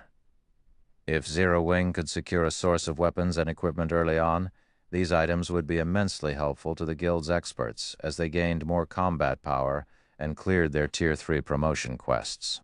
Second ability the shop would gain with its 4-star status would help a power dominate the market, the shared warehouse. At 4-star status, a shop would gain a shared warehouse and the ability to create similar warehouses in 5 3-star shops. These shared warehouses would be connected. The function might not seem glamorous, but countless powers dreamed of having such an ability. With a shared warehouse, a power could transfer items across long distances at no cost, including non-bag space items. Transporting non-bag space items had always been a huge problem in God's domain, and the shared warehouse was one of the few methods that could solve this problem. Because of this, the various powers of Shi Feng's previous life had fought to promote their shops to 4-star status, with some even trading legendary items for the promotion order. There was a catch, of course. Once items had been placed in the shared warehouse, they'd be frozen for 24 hours, locked in the warehouse. Moreover, there was an extremely limited amount of space for non-bag space items. At the 4-star status, the shared warehouse could only hold up to 200 non-bag space items at a time. Even so, the function would save a lot of money and transportation time. Most importantly, this method of relocating items was safe. Had Shadow possessed a 4-star shop during Shi Feng's previous life, the guild wouldn't have taken so many risks to move highly valuable non-bag space items, getting robbed by powerful NPCs. Unfortunately, 4-star shop promotion orders were painfully rare in God's domain. Only a small number of superpowers could enjoy the luxury of owning a 4-star shop. Due to these two functions, not even powers with 100 3-star shops could compete with those that had a 4-star and a few 3-star shops for dominance over the market. Thinking up to this point, Shi Feng collected the Sunset King's loot in his bag and stored the 7 Luminaries crystals and God crystals in his private warehouse. He then made his way to the City Hall to upgrade the Candlelight trading firm to a 4-star shop. He also notified Melancholic Smile and had her mass recruit players for Candlelight's internal membership, pausing normal recruitment for now. Previously, Candlelight hadn't met the conditions for expansion. The trading firm only had a limited number of special workshops and meditation rooms, after all. Moreover, competition between the various trading firms hadn't been particularly intense, as designs for high-quality weapons and equipment below level 100 were relatively easy to obtain. However, that was about to change. Any design or recipe a player found in a level 100-plus neutral map would be incredibly valuable. Now that Candlelight was about to have a 4-star shop, Shi Feng couldn't allow the trading firm to operate as liberally as it had been. Moreover, otherworld players were flooding to the main continent, and they would have a massive impact on the status quo, especially those from otherworlds like the Moon God's realm who focused on lifestyle development. Otherworlds like these would have a huge impact on the main continent's economy. To compete against these otherworlds, Candlelight would need to nurture its lifestyle players to a higher standard. However, Candlelight had many secrets it had to protect. Thus, it would need more internal members, not normal members. Guild Leader, our recruitment requirements are already quite demanding. If we start recruiting with these standards, I'm afraid that other powers will use the opportunity to poach some of our members. Melancholic Smile cautioned after listening to Shi Feng's new requirements. Few of God's domain's lifestyle players enjoyed being bound by strict contracts. Hence, the various major powers typically offered relaxed conditions. If Candlelight increased its requirements, they'd be lucky not to lose normal members, much less recruit new internal members. Furthermore, Starlink was still trying to steal Candlelight's members. If they increased the trading firm's strict conditions, Candlelight would suffer for it. Relax. That is only true if they can steal our members, Shi Feng said, chuckling. He then held up the 4-star shop promotion order to the display and continued. What do you think this is? Is that a 4-star shop promotion order? Melancholic Smile's eyes went wide with shock when she saw the black token. Guild Leader, is that real? Many superpowers had upgraded their own shops to 3-star status by now, and as a result, Candlelight's advantages became less prominent by the day. As a result, Candlelight's advantages were continuously shrinking by the day. Now, the trading firm could only rely on its secret techniques to attract new members. If Candlelight had a 4-star shop, however, it would reclaim its lead over its competition. Of course it's real, Shi Feng said, chuckling. I'll leave the recruitment to you. We need to get this done as quickly as possible. All right, I'll make the announcement immediately. Melancholic Smile nodded.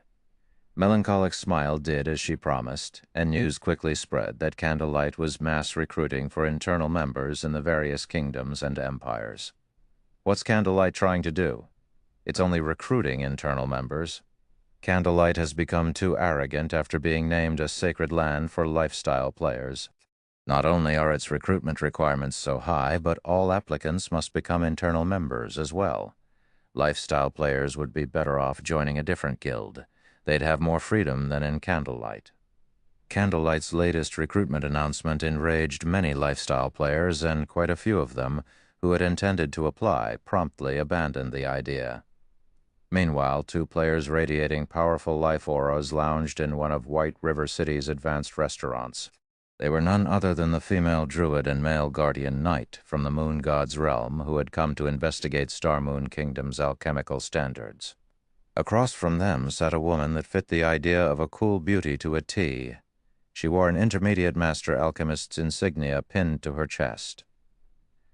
I didn't expect to find you here, Silent, but you won't have a future if you choose to continue developing in this kingdom. Zero Wing can't help you. Why don't you just join Dark Pursuit? With your standards, you're guaranteed to earn a high position in the guild, and you'll have access to plenty of resources, including resources Candlelight can't ever hope to offer, the female druid suggested, trying to persuade Silent wonder.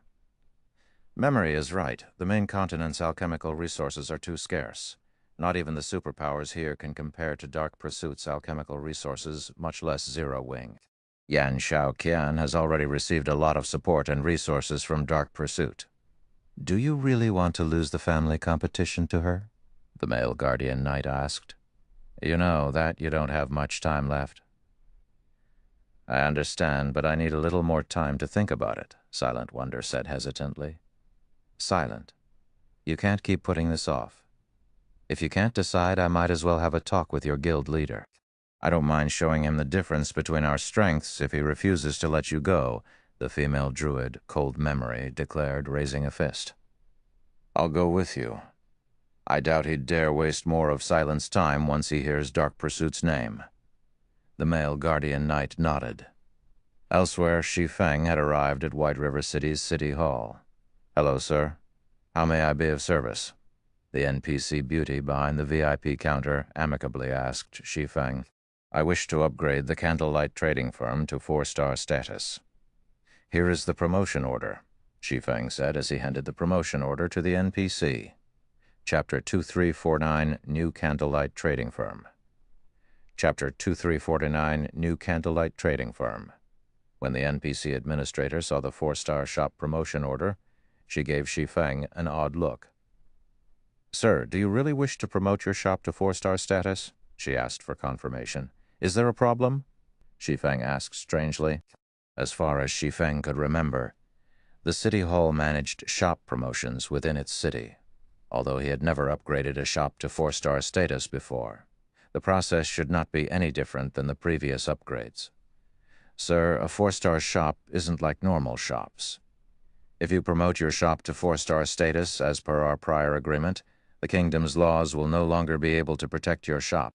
Rather, you will take full control and responsibility for the land and any danger you encounter. The NPC administrator slowly explained. I will have complete ownership of the land. Realization dawned on Shi Feng. He had never thought that 4-star shops would have such a secret. It was no wonder why 4-star shops he had visited in the past had seemed somewhat odd. When Shi Feng had visited 4-star shops in his past, he had noticed that many peak experts had been stationed in the shops long-term. They had become a normal sight. He had assumed the ruling powers had simply meant to deter other experts that ignored NPC soldiers. However, it seemed there had been a much greater reason. With the country's protection, players could do whatever they wanted in these shops, and NPC soldiers wouldn't even bat an eye. If they stole from the shop, they wouldn't have to worry about the NPC soldiers capturing and jailing them for a month, and the various large guilds' shops usually sold incredibly precious treasures. If players could steal these items without repercussions, they'd certainly try. If a power weren't strong enough to protect their products and 4-star shop, the shop they had gone to such great lengths to nurture would be crippled. Sir, do you still wish to promote your shop? The NPC administrator asked again. Yes, Shi Feng decided.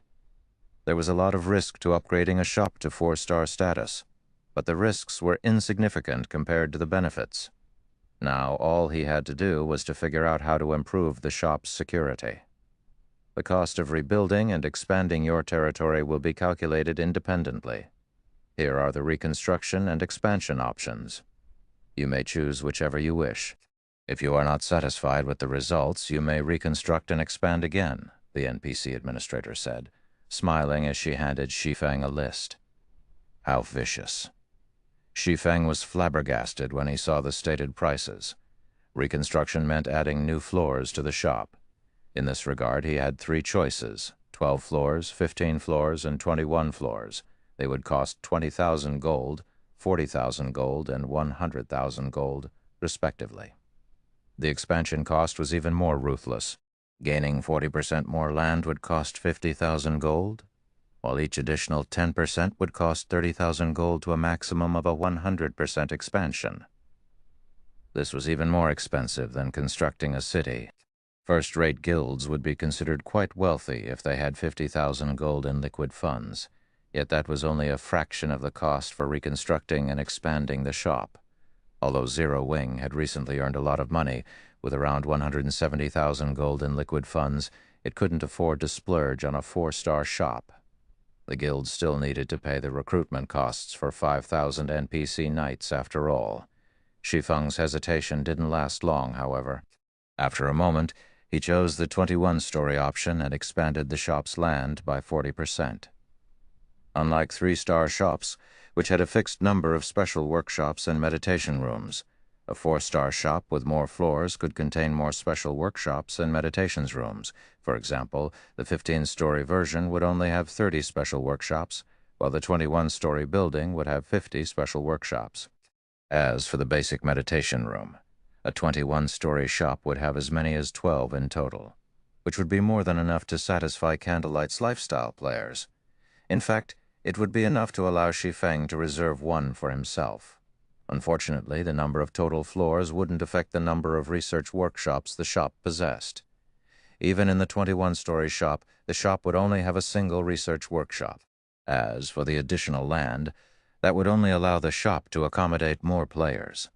Hence, Shi Feng prioritized the number of floors for his shop over the shop's size. "All right, your bill comes to 155,000 gold, the NPC administrator said, flashing Shi Feng a bright smile. "Once you've completed the payment, our men will head over and start the reconstruction. The process should take half an hour. During this time, nobody will be allowed into the shop." "That won't be a problem," Shi Feng replied. His heart ached a little as he handed over the payment.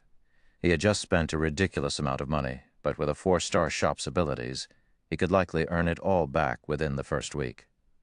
Even during his previous life, research workshops had been one of the best tools to nurture lifestyle players. Since he still had some time before mainstream players reached level 100, the research workshop would be priceless. Meanwhile, after Shi Feng completed the payment, the NPC administrator handed him the deed to the Candlelight trading firm. Once the shop's reconstruction was complete, White River City's Candlelight trading firm would become Shi Feng's personal possession. He would then be responsible for the shop's security. With this task complete, Shi Feng left the city hall and returned to the Candlelight trading firm. He intended to spend some time planning the shop's security measures. However, halfway through his journey, Melancholic Smile called. "Guild leader, 2 people are here to meet you. They've identified themselves as Dark Pursuit's representatives and say that they'd like to negotiate a partnership." Melancholic Smile excitedly reported. Any player that had spent time in the virtual gaming world knew about the guild known as Dark Pursuit. The Super Guild was famous for its focus on support classes. Although Dark Pursuit did not operate on the main continent, no power dared to underestimate it. If Candlelight could secure an alliance with the Super Guild, it could gain some serious advantages. Partnership? The news confused Shi Feng. He had never expected Dark Pursuit to seek cooperation with Zero Wing. "I understand. Have them head to the Candlelight trading firm. I'll be there in a moment." Following which, Shi Feng picked up his pace and hurried toward the Candlelight trading firm. Meanwhile, chaos filled the street outside of the Candlelight trading firm. As soon as Shi Feng had paid for the promotion, every player that had been in the shop had been teleported to the street outside. The abrupt interruption had left the shoppers and Candlelight members stunned. "What's going on? Why was I forced out of the shop? Crap. I wasn't done shopping. What is Candlelight trying to do? Does it want our business or not?" The customers that had been teleported out of the shop flew into a rage. "He requested us to meet him here, yet closed the shop. Is Zero Wing's guild leader toying with us?" Cold Memory, who had just arrived, snarled. Her investigation into Zero Wing's Candlelight trading firm had been quite thorough. The lifestyle players that worked for the trading firm had excellent standards. Candlelight even had 3 basic meditation rooms, which were incredibly helpful to lifestyle players. However, it was still significantly weaker than Dark Pursuit. Dark Pursuit had basic meditation rooms, but it also had intermediate meditation rooms. Naturally, the intermediate meditation rooms were more effective than the basic version and could greatly improve a lifestyle player's production success rates. Since the guild's elders supported Yan Xiaoqian, Silent Wonder's opponent in the upcoming competition, they allowed her to use the intermediate meditation room for up to 3 hours per day. Because of this, her development speed was astonishing. I am familiar with guild leader Black Flame's general disposition. He wouldn't play such an underhanded trick. I suspect he's ordered impromptu renovations for the shop. "Let's just wait for a bit," Silent Wonder said. "Renovations? Is it necessary to cause such a scene just for a simple renovation?" Cold Memory muttered disdainfully. The various powers did renovate their shops from time to time to attract more customers. but no matter how many renovations they did, they'd at most change the interior design. Not long after Cold Memory's comment, the magic barrier enveloping the candlelight trading firm dissipated. As it did, it revealed a 100-meter-tall building. The nearby player-owned shops, which were only 4 or 5 stories tall, and the NPC shops, which were about a dozen stories tall, looked like children next to the upgraded candlelight trading firm. Chapter 2-350, Crazy Masters. Chapter 2-350, Crazy Masters. The candlelight trading firm's new appearance stupefied every player on the street. It's massive. What did Zero Wing do? They were overcome with shock as they gazed up at the humongous candlelight trading firm. The surrounding player-owned shops might look extravagant, but they were nothing compared to Candlelight's 100-meter-tall shop. The merchant players were particularly stunned, staring with wide eyes and dropped jaws at the new candlelight trading firm shop. Ordinary players didn't usually understand God's Domain's rules regarding its shops, but merchant players like them were very familiar with these rules and regulations. Shop construction in NPC cities was heavily regulated. Players couldn't simply build as many floors as they wanted. For example, a 3-star shop could only have up to 9 floors, and yet the candlelight trading firm in White River City now had 21 floors. Not only could a shop display more merchandise with more floors, but it could also house more lifestyle players. An ordinary shop's environment couldn't compare to that of the various subclasses associations. But once it reached 3-star status, a shop would offer better advanced workshops than the subclass associations.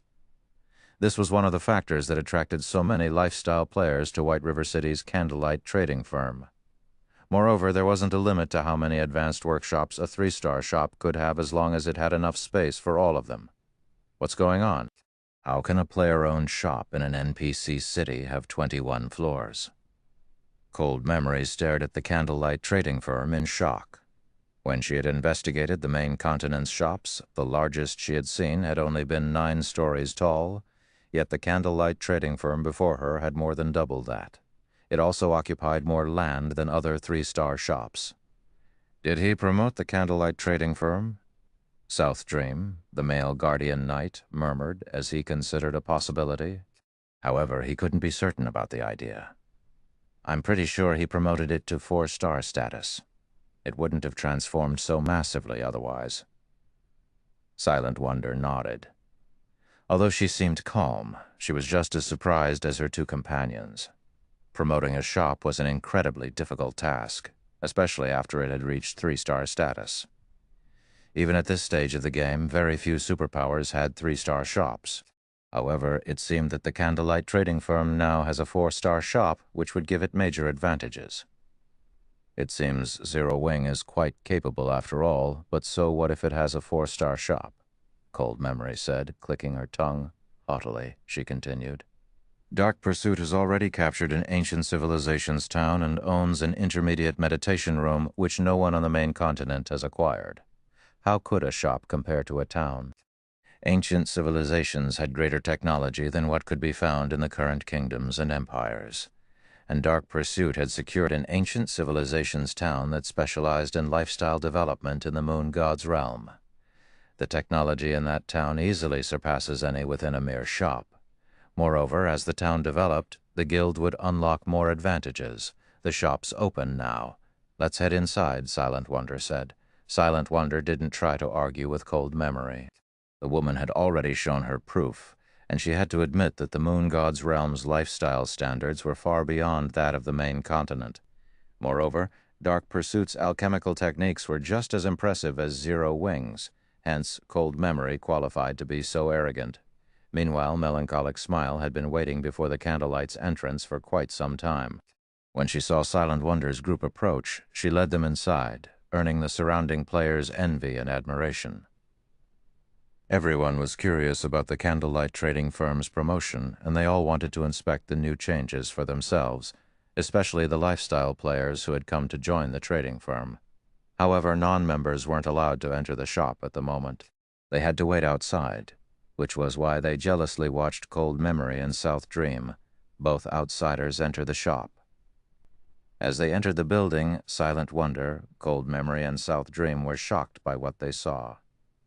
When they entered the shop, they felt as if they had just stepped into an entirely different world. Not only was the shop's interior far more magnificent and brilliant than it had been earlier, but its mana density was twice as high as well. They felt incredibly calm and clear-headed as they stood in the doorway. As Cold Memory and South Dream followed Melancholic Smile to the candlelight trading firm's top floor, what they saw on the various floors rendered them speechless. There were now more than 40 special workshops and as many as 12 basic meditation rooms. It was enough to rival the number in the ancient civilization's town, fortunately for them. Candlelight didn't seem to have an intermediate meditation room, which meant Cold Memory and South Dream still had a chance of dragging Silent Wonder into dark pursuit. Melancholic Smile quickly led Silent Wonder and her companions to the top floor. As the group was about to enter the top floor reception room, Cold Memory and South Dream noticed a commotion at the end of the corridor. A group of players crowded before a door made of magic crystals, looking in with ecstatic expressions. To Cold Memory and South Dream, those players looked like a pack of wolves that hadn't eaten for several days. What astonished the two outsiders, however, was the fact that every one of those players wore the insignia of a lifestyle master. "Sister Melancholic, can I use the research workshop for a moment? I promise I'll be quick." Melancholic were all core members and just a step away from reaching intermediate master rank. "I'll even hand over all of my GCPs to use the research workshop for 3 days." "Crap, you want 3 days? I'd be satisfied to use it for 1 day. Every one of these master lifestyle players gave Melancholic Smile desperate, passionate looks, afraid that she'd reject their requests. They offered everything they had to convince her. Have these people gone insane? When Cold Memory saw the master lifestyle players' behavior, her worldview shifted. Even in the various superpowers, master lifestyle players enjoyed VIP treatment, yet these candlelight masters were begging Melancholic Smile just to enter a room, the research workshop. Her guild's master lifestyle players would call her crazy if she told them about this. Even the intermediate meditation room was only slightly helpful to master lifestyle players. It wasn't such a treasure that players would beg and bribe to use it. "Calm down. We have yet to decide the rules for the research workshop, and we're not letting anyone use it until we do. Once the guild leader has set up the rules, any internal member that has successfully become a master will get an opportunity to use it," Melancholic Smile said, attempting to placate the crowd. The master lifestyle players seemed satisfied with Melancholic Smile's response, and they said nothing more. She had already confirmed that the trading firm's internal master lifestyle players would get an opportunity to use the room, and for now that was good enough. All they had to do was wait. Even so, they still stared at the door longingly as they left. "Shopkeeper Melancholic, may I know what that research workshop is?" South Dream asked curiously. In Dark Pursuit, a basic lifestyle master enjoyed the same status as peak experts like himself. Intermediate masters had an even higher rank in the guild than he did. However, quite a few of those master lifestyle players had been intermediate masters, yet they begged Melancholic Smile to let them into the research workshop. Why wouldn't it make him curious? The research workshop? That's a new room our shop has gained with its promotion to 4-star status. Since no one is using it right now, why don't we head in and take a look? Melancholic Smile suggested. Rather than keeping the room a secret, she invited Cold Memory and South Dream inside. Chapter 2351, Frightening Research Workshop. Chapter 2351, Frightening Research Workshop. After they made their way over to the research workshop, Melancholic Smile slowly pushed open the heavy crystalline doors. As the doors parted, incomparably dense mana flooded out. Even Silent Wonder, who was used to working in high mana density environments, felt refreshed as the workshop's mana hit her.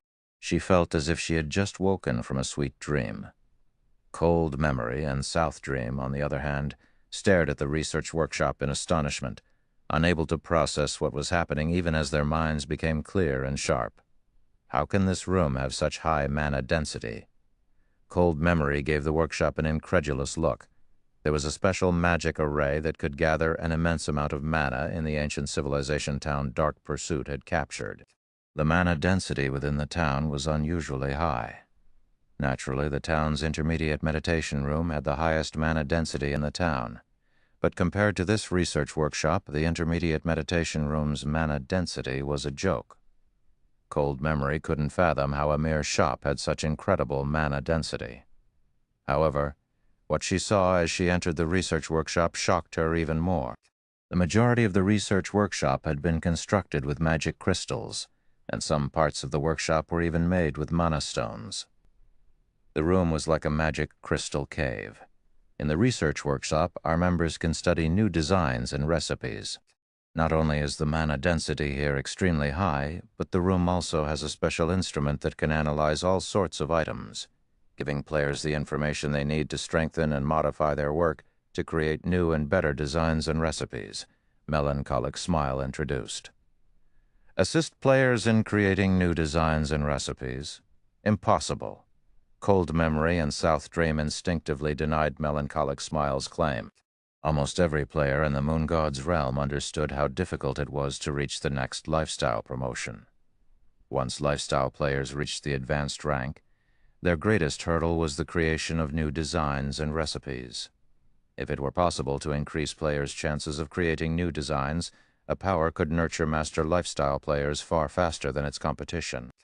For advanced lifestyle players, accumulating enough proficiency points for their promotion to master rank was easy, but the same couldn't be said for creating new designs and recipes.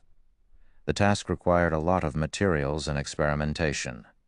The amount of gold and resources an advanced lifestyle player would need was astronomical. Because of the cost, the various major powers were very careful when selecting advanced lifestyle players to nurture. Dark Pursuit's intermediate meditation room only helped clear players' minds so they could focus when producing items. It couldn't help them create new items. I see that the two of you are advanced alchemists. Why don't you give it a try? You can see for yourselves whether or not I'm telling the truth, Melancholic Smile said. She wasn't surprised that her two guests refused to believe her. When she had first learned about the research workshop's function, even she found it hard to believe. To lifestyle players, gaining access to the research workshop's ability was akin to combat players getting their hands on a tool with godly abilities. It was expected that Cold Mem and South Dream would be skeptical about the research workshop. We'll have to trouble you then, shopkeeper Melancholic. With Melancholic Smile's blessing, Cold Memory saw no reason to hold back. Her declaration was simply impossible. Zero Wing was merely lying to people in an attempt to look good before Dark Pursuit, following which Melancholic Smile spent 1,000 magic crystals to activate the research workshop's instrument. As soon as she did, the mana density in the room rose. What a powerful mana. It's no wonder why she made such a foolish claim. Even if she were lying about the workshop's ability, such an environment would be immensely helpful when creating new items.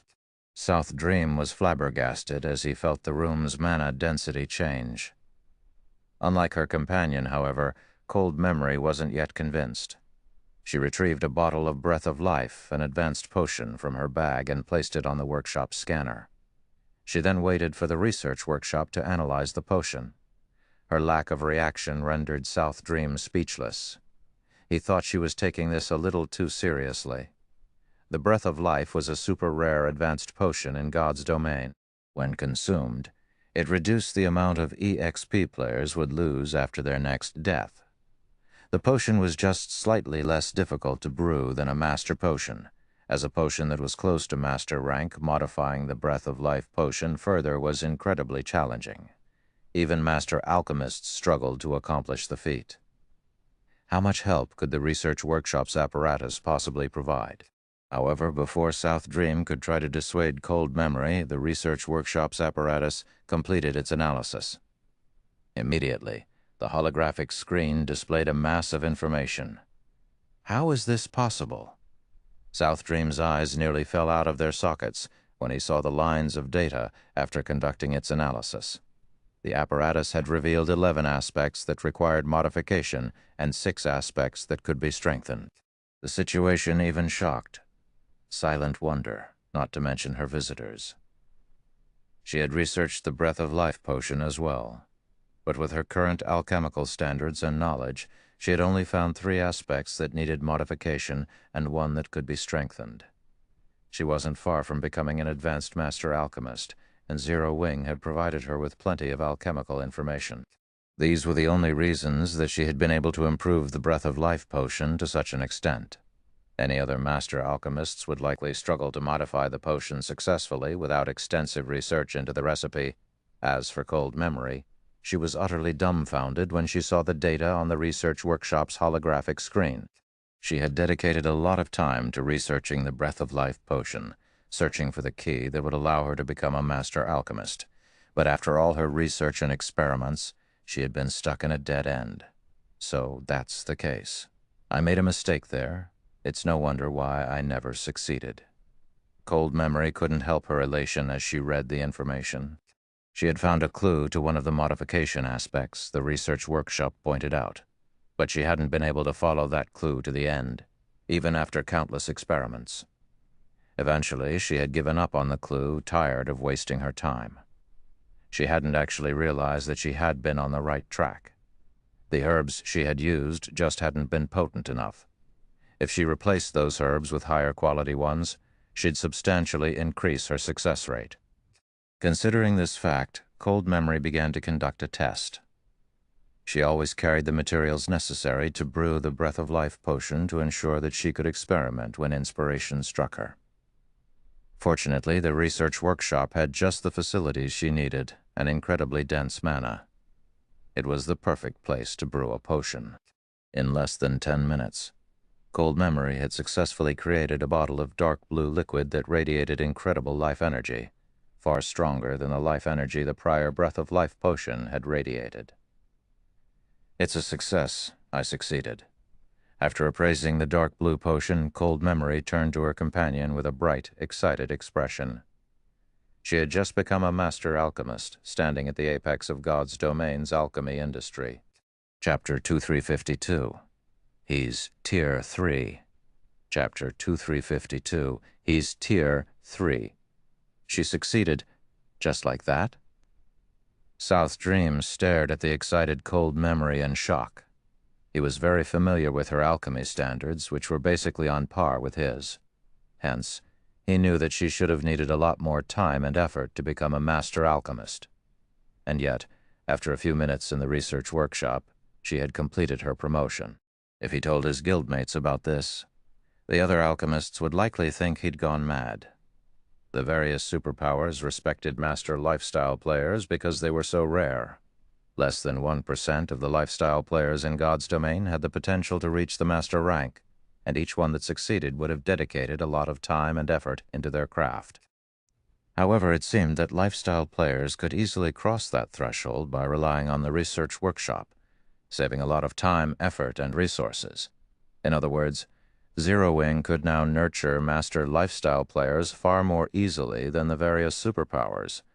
So long as Zero Wing willed it, it could likely produce a large group of master lifestyle players as it needed. What do you two think of the research workshop's effects? Melancholic Smile asked, chuckling lightly when she saw the Cold Memory's ecstatic expression and South Dream's surprised reaction. In truth, even Melancholic Smile was surprised at how quickly Cold Memory had been promoted to Master Alchemist, after just a few minutes of using the research workshop. Shi Feng had told her that nurturing Master Lifestyle players would still be a major hurdle, even with the research workshop's help. The workshop merely provided guidelines. Whether or not players could follow those guidelines depended on their abilities. To put it simply, the research workshop was simply a support tool. When they heard Melancholic Smile's question, Cold Memory and South Dream realized they had lost their composure. With a fake, dry cough, Cold Memory awkwardly said, "Not bad. This research workshop is certainly helpful in creating new items, as you said." She tried to play it off, but the research workshop had completely exceeded her expectations. She had a far better understanding of the workshop's power than her companion. Initially, she had assumed she'd be limited to the Master Alchemist standard, but after using the research workshop, she could see herself becoming a Grand Master Alchemist in the future. A Grand Master Alchemist. Even Dark Pursuit's top alchemists struggled to reach such a prestigious rank. Currently, they estimated that their chances of reaching the Grandmaster rank were less than 10%. But if she could use the research workshop long-term, she was confident that she had as high as a 30% chance of becoming a Grandmaster alchemist. South Dream could only nod in response to Melancholic Smile's question. He simply didn't know what to say. They had come to inform Zero Wing of the difference between their guilds when it came to developing lifestyle players. However, not only had they discovered that Zero Wing had just as many basic meditations rooms as Dark Pursuit, but the guild also had a godly tool like the research workshop. What could he possibly say? What confused South Dream the most was that, despite not being a superpower, Zero Wing had already gotten its hands on such powerful training resources for lifestyle players. I'm glad it's to your satisfaction. Our guild leader is waiting in the reception room. We should meet him, Melancholic Smile said, a slow smile forming as she watched her visitor's silent reactions. While Melancholic Smile led them to the reception room, Cold Memory and South Dream had a private conversation through their team chat. Memory's Zero Wing is better equipped to nurture lifestyle players than we expected. Not even out Intermediate Meditation Room is a match for that research workshop, South Dream said, smiling bitterly. I'm afraid that we don't have the resources to offer in exchange for wonder. They had planned to offer Zero Wing training resources in exchange for nullifying Silent Wonder's contract with the guild. After all, Dark Pursuit's training resources were far superior to what the main continent's various powers possessed. If Zero Wing agreed, it'd give up Silent Wonder, but it would acquire the ability to nurture several more lifestyle players. It was definitely a tempting offer. But it seemed the situation wasn't what they had thought. With the research workshop, Zero Wing was even better equipped to nurture master lifestyle players than Dark Pursuit. In fact, if Dark Pursuit's upper echelons and guild elders found out about this, they'd likely offer Zero Wing a huge sum of gold and resources to purchase time in the research workshop for their own lifestyle players. If they tried to offer Zero Wing training resources now, they'd make fools of themselves. It's too early to give up, Cold Memory said, gritting her teeth. I admit that Zero Wing's ability to nurture lifestyle players is impressive, but don't forget that strength is the most important factor in God's domain. Even if Zero Wing can nurture an army of master lifestyle players, it doesn't necessarily have the strength to protect them. Not only does our guild have excellent training resources, but we're also far stronger than Zero Wing. We can simply offer Zero Wing protection in exchange for wonder. That should be tempting enough. Based on our reports, many other world powers have begun to move against Star Moon Kingdom in secret. Surviving in such a situation will be a major challenge for Zero Wing. But if the guild had Dark Pursuit's protection, it might be a different story. Most importantly, Wonder's competition with Yan Shaoqian isn't limited to alchemy. With Zero Wing's foundations, how could it possibly provide the same resources Yan Shaoqian currently receives? Zero Wing's lifestyle facilities had certainly taken her by surprise, but strength was more important than anything in God's domain. With Zero Wing's current strength, staying in the guild would do more harm than good to Silent Wonder in the long run. She might even unintentionally drag her family down with her if she stayed in this guild. I guess you're right. We can't let Wonder waste any more time in Zero Wing, South Dream said. After giving the matter some thought, he agreed with Cold Memory's view of the situation. If the competition between Silent Wonder and Yan Shaoqian only involved alchemy standards, allowing her to remain in Zero Wing wouldn't be an issue. However, that wasn't the case. This was also a competition of strength. Since Yan Shaoqian had joined Dark Pursuit, Silent Wonder would be at a disadvantage if she didn't do the same. In fact, she might even be disqualified before she had the chance to compete against Yan Shaoqian. While Cold Memory and South Dream silently conversed, the group arrived before the top-floor reception room. Guild leader, Dark Pursuit's representatives are here, Melancholic Smile declared as she gently pushed open the doors. Come in, Shi Feng said, nodding. Hearing Shi Feng's reply, Melancholic Smile led Cold Memory's group into the reception room. The instant the two Dark Pursuit representatives entered the room, they felt an incomparably powerful aura wash over them. For a moment they nearly stumbled. What a strong life aura. Is he really a player? The two looked at Shi Feng in disbelief as the man sat at the reception room's desk. As players from the moon god's realm, they were far more sensitive to life hours than ordinary players, and the aura they felt from Shi Feng was like nothing they had ever felt before from a player. The gap between their life ratings and Shi Feng's was obvious. If not for the green marker hovering above Shi Feng's head, they would have suspected that the man before them was actually a monster in human skin. Not even players with a god's blessing radiate such an intense life aura. Has he already reached Tier 3? South Dream wondered in their team chat. Tier 3? How is this possible? Cold Memory could not help but stare at the swordsman, utterly astonished. Chapter 2353 bit off more than they could chew. Chapter 2353 bit off more than they could chew. What is this guild?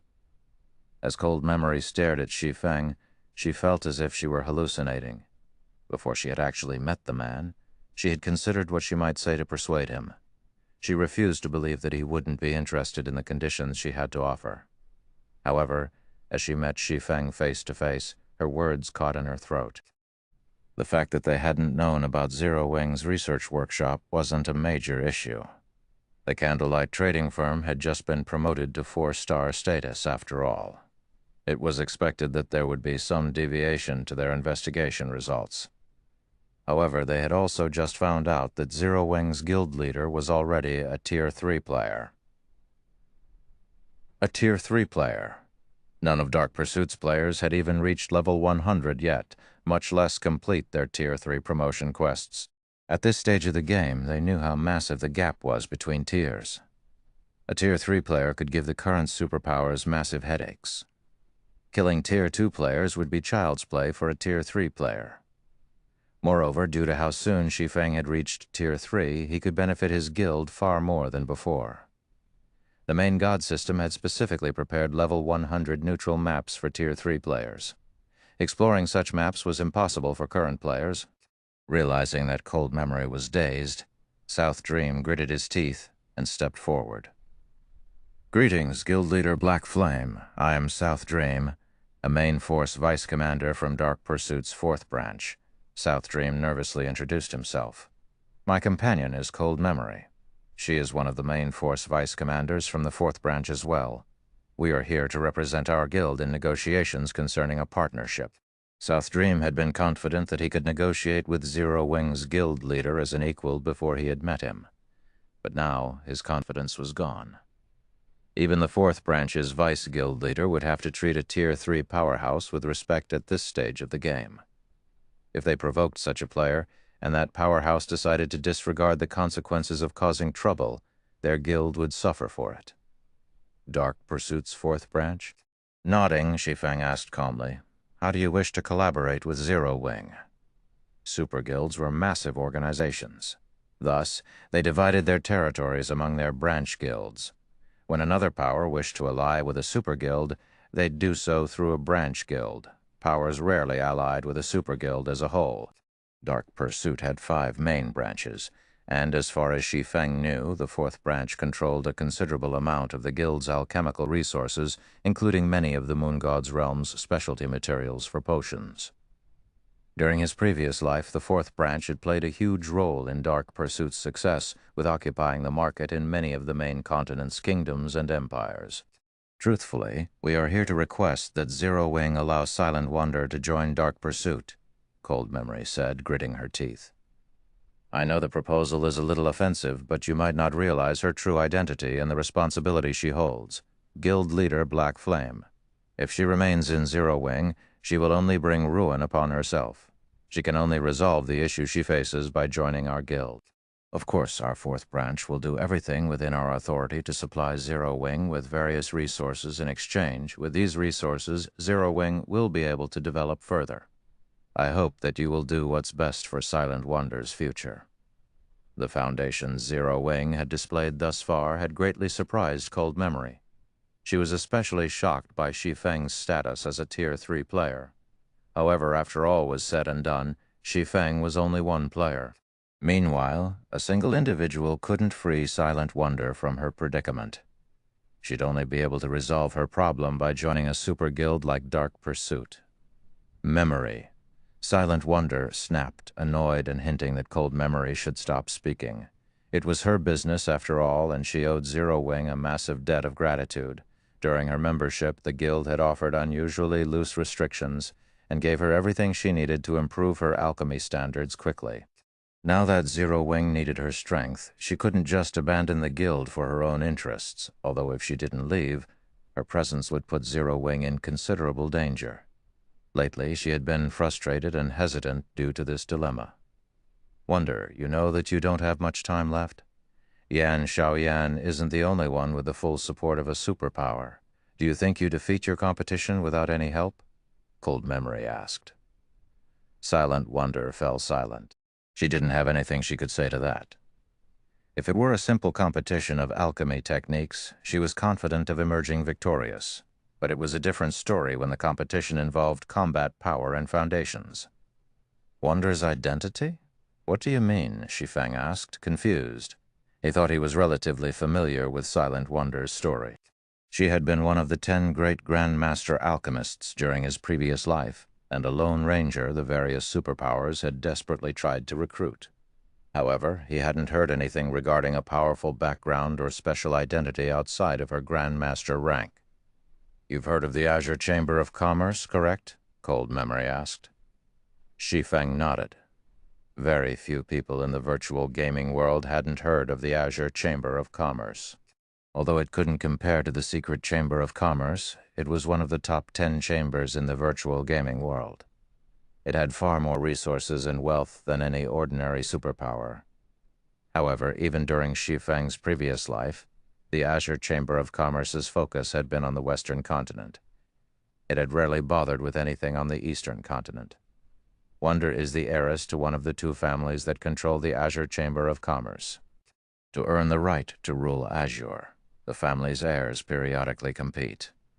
Only none of the heirs are allowed to use Azure's strength. There are only a few days left before the next competition, and Yan Xiaoqian, one of Wonder's competitors, has joined Dark Pursuit and receives the guild's full support, Cold Memory truthfully explained. Smiling, she continued. Now, Guild Leader Black Flame, do you still think it's best that Wonder remains in Zero Wing? The Azure Chamber of Commerce's overall strength rivaled super guilds. Hence, the 2 main shareholders of Azure fought desperately to secure the right to rule the organization. If Silent Wonder lost, Yan Xiaoqing and the others, her competitors, would definitely try to squash Zero Wing to prevent Silent Wonder from becoming a problem in the future. Similarly, Silent Wonder's family would hold Zero Wing responsible. The guild would be the cause of their loss in such a vital competition, after all. Silent Wonder's family wouldn't stop until they vented their anger out on Zero Wing. As for winning the competition with Zero Wing's support, that was impossible. Yan Xiaoqing had the full support of a super guild. The best solution was for Silent Wonder to join Dark Pursuit as well. This way, she could compete with Yan Xiaoqing on equal terms, and Dark Pursuit wouldn't try to interfere with Silent Wonder's development. If other powers attempted to interfere, Dark Pursuit would ensure that they bit off more than they could chew. Chapter 2354, Mental Strengthening. Chapter 2354, Mental Strengthening. What Memory says is true, Guild Leader Black Flame, South Dream added, afraid that Shi Feng would misunderstand their intentions. God's domain is becoming more popular across the globe. More corporations have been investing in the game as well, and as a result, Azure's 2 main shareholders have become desperate to win the organization's right to rule. Azure might focus its development on the Western continent, but it still had a lot of influence among the Eastern continent's empires. If either of the shareholders decide to target Zero Wing, your guild's development will suffer. Zero Wing might be very powerful, but it wasn't a superpower like the Azure Chamber of Commerce. This was especially true now that the Western and Eastern continents had more contact. Many superpowers were trying to join Azure. If Azure asked those superpowers to move against Zero Wing as a condition for joining, many of them would be more than willing to fulfill that request. At that time, Zero Wing's position would become very precarious. If Zero Wing did not wish to suffer, it had to allow Silent Wonder to leave. Not only would she have more access to resources, but Yan Xiaoqian wouldn't be able to monopolize Dark Pursuit's strength either. As for Zero Wing, it would avoid Azure's wrath and receive help from Dark Pursuit. Silent Wonder gave Shi Feng an apologetic look. She knew how crazy her family was about this competition. If the two families hadn't kept such a close eye on each other, they would have likely resorted to underhanded means to win the upcoming competition. She also knew that if her family lost, they'd go ballistic. They would absolutely vent their anger out on Zero Wing. Meanwhile, Zero Wing wasn't in the best of positions at the moment. If more superpowers tried to interfere, the guild's days would be numbered. Thank you for informing me of the situation. If there is nothing else you'd wish to discuss, I'll consider our meeting over now. I still have other matters I need to attend to. Shi Feng calmly replied. What are you trying to say, guild leader Black Flame? Cold Memory stared at the swordsman, confused. For a moment, she even wondered if Shi Feng knew anything about the Azure Chamber of Commerce or Dark Pursuit. If he made the wrong decision now, Zero Wing would encounter enough trouble to ensure the guild's destruction. I'm already aware of Wonder's situation.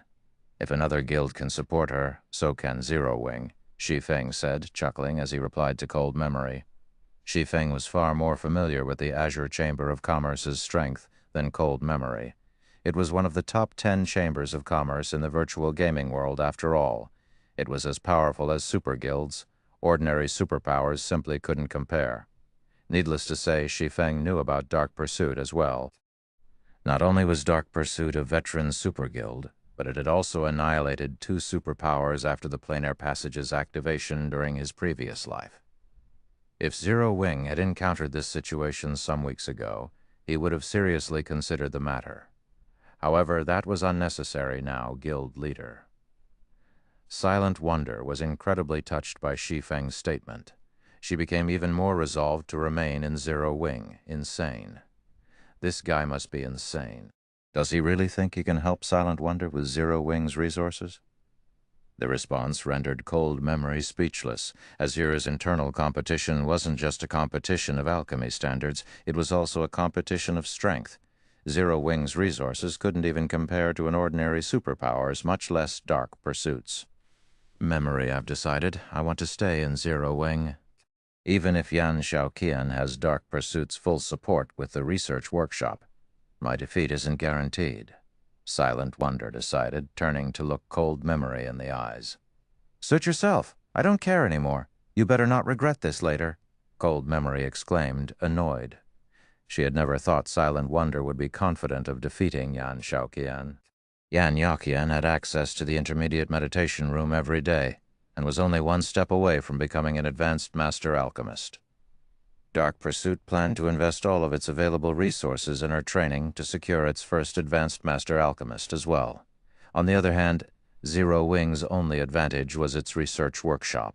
The workshop might help Silent Wonder become an advanced master alchemist, but she wasn't likely to complete her promotion before the internal competition.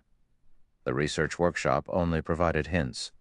Players still had to research their designs or recipes and materials and experiment. It wasn't possible to reach advanced master rank quickly, and this wasn't just a competition involving alchemy standards. Had Silent Wonder joined Dark Pursuit, she would have more or less had a chance at victory. But since she had decided to remain in Zero Wing, she had practically no hope. Cold Memory and South Dream then left the reception room. For Zero Wing's arrogance and Silent Wonder's blind faith, she could already predict the outcome that awaited them. Memory, are you really done caring about this? South Dream asked. I don't have anything else that could persuade Wonder. Our only other choice is to recruit Moon Silk for Dark Pursuit. I didn't want to approach her, but her strength is unquestionable. If Moon Silk wins, Silent Wonder can maintain her position in the family for the most part, Cold Memory said as she shook her head in frustration. The competition between the 2 main families involved more than 2 people. 6 people would take part in total, 3 from each family. As long as one of the participants earned first place, the other 2 family members' performance wouldn't matter. The winner's family will still secure the right to rule the organization. Moon Silk was the most talented among the 3 participants from Silent Wonder's family. However, she was also the most quirky of the 3. Cold Memory had hoped to avoid approaching the woman. However, as things were now, they didn't have a choice if they wanted to help Silent Wonder's family win the competition. Moon Silk! Even South Dream shuddered at the mention of her name. However, after giving the matter some thought, he agreed with his companion. At least, this option would increase their chances of victory.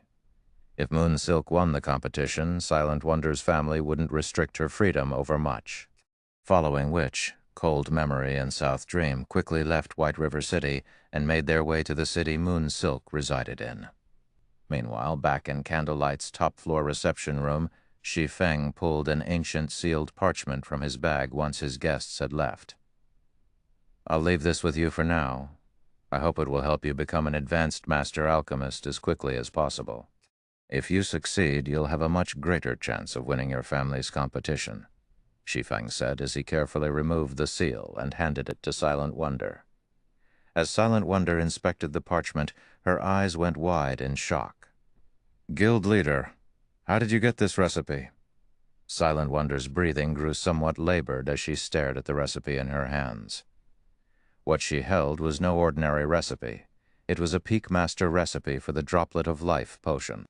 Countless alchemists dreamed of getting their hands on this parchment to study and learn from it. The reason for this was because of the Water of Life. With the Water of Life, one could resurrect the dead. The potion contained an unimaginable amount of life force and served as one of the base materials to resurrect NPCs. Unfortunately, the Water of Life was too precious and more valuable than what money could buy. The Droplet of Life potion was a weakened version of the Water of Life. Although it couldn't resurrect NPCs, it could help NPCs recover from severe and permanent injuries. It was easy to imagine how valuable this recipe was. Most importantly, no one had even found an Advanced Master recipe, yet much less a Peak Master recipe. Alchemists that wanted to rise through the ranks needed to create new recipes, but to create a recipe suitable for their rank, they needed a lot of reference material. Without that, they wouldn't know where to start, which was why master recipes were so valuable in God's domain. However, at Silent Wonder's standard, basic master recipes were no longer useful. She'd need advanced master recipes.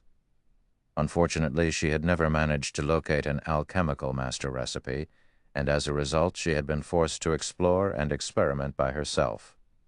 The Droplet of Life recipe would definitely help her reach the advanced master alchemist rank. Rather than answer Silent Wonder's question, Shi Feng asked, "Now that you have this recipe, how confident are you in completing your promotion?" The Droplet of Life recipe was incomparably precious, and one of the most important recipes the Sunset King had dropped. It was only inferior to Grandmaster recipes. Shi Feng had planned to offer it as a benefit for the guild's core members, allowing Candlelight's master alchemists time to study it. However, to help Silent Wonder reach Advanced Master rank as soon as possible, he decided to postpone those plans. "I'm afraid that I'm only 30% confident of reaching my promotion before the competition," Silent Wonder said helplessly after a moment of self-reflection. Becoming an Advanced Master alchemist wasn't easy, and even with the research workshop's assistance, she'd still need time to conduct her own research. 30%? After pondering for some time, Shi Feng said, "It's a little off, but it should be enough." After saying so, Shi Feng called up the Candlelight Trading Fin's system interface and chose to upgrade the shop in Blue Bay City to 3-star status. At the same time, he established a shared warehouse and sent the members there to transfer the Primal Void Stones. The various major powers would likely assume the best use of the Primal Void Stones was selling them to the Dark Forces for gold and resources, but they weren't aware of the stone's other function, mental strengthening.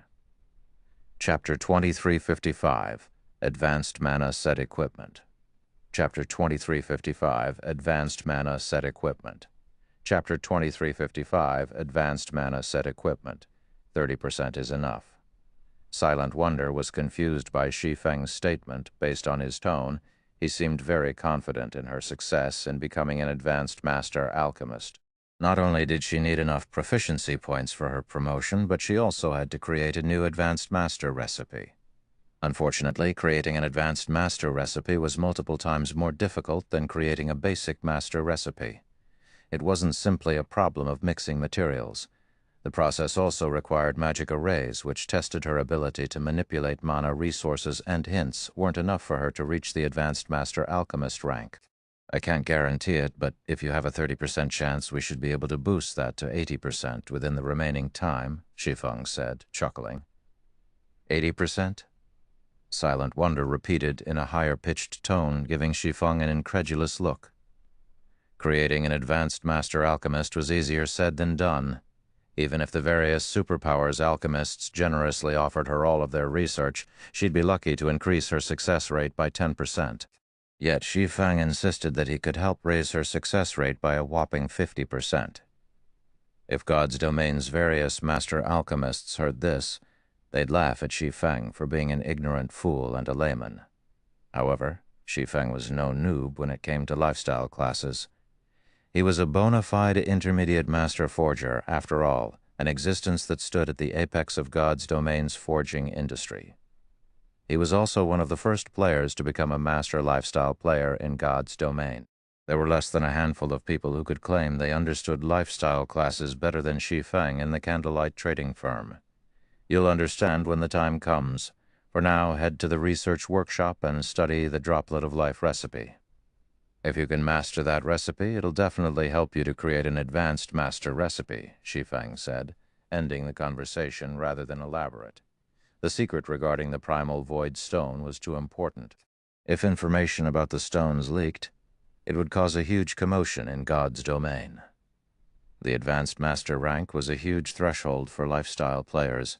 Over 90% of the master lifestyle players in Shi Feng's previous life had been stuck at intermediate master rank due to the difficulty of the promotion. Those masters hadn't lacked techniques, but simply hadn't had the mental strength to succeed. Rising through the tiers was the easiest way for players to improve their mental fortitude. The higher a player's tier was, the stronger their mental strength would be, which was also why most of the top-tier lifestyle players of Shi Feng's previous life had been high-tiered players as well. Silent Wonder was only a level 97 Tier 2 player. She'd still need quite some time to reach level 100, not to mention complete her Tier 3 promotion quest. Meanwhile, God's Domain had very few items that could improve a player's mental strength, and the primal void stones were one of them. However, mainstream players in the past had only learned this secret after reaching level 160. When they had discovered it, the various superpowers had fought desperately to secure primal void stones. From then on, primal void stones hadn't been treated as a simple mana-gathering tool. They had become a strategic item to improve combat and lifestyle players' standards. Although the primal void stones only improved a player's mental fortitude by 20% to 30%, it was a valuable boost. Players only received a slightly higher percentage when they reached a higher tier after all. If Silent Wonder didn't have any issues with her alchemy techniques, she should have no problems reaching advanced master rank as long as she had adequate mental strength. After sending Silent Wonder to the research workshop to study the Droplet of Life recipe, and while he waited for the primal void stones to become available in the shared warehouse, Shi Feng began to select a few of Candlelight's other shops to promote to 3-star status. With White River City's Candlelight trading firm now a 4-star shop, he could upgrade 5 2-star shops to 3-star status, and after promoting Blue Bay City's shop, he had 4 slots remaining. After much consideration, he chose the shops in Dark Knight City, Black Dragon City, Apocalypse City, and Twin Towers City. With 3-star shops in these cities, recruiting lifestyle players and collecting materials would be a lot more convenient. With 5 more 3-star shops, it wouldn't be long before Zero Wing's lifestyle operations would rival that of the various superpowers. Once it did, the Candlelight Chamber of Commerce would be strong enough to rival the superpowers' chambers. Zero Wing would no longer need to rely on Stone Forest City's temporary residences as bait to lure guilds into joining the Candlelight Chamber of Commerce.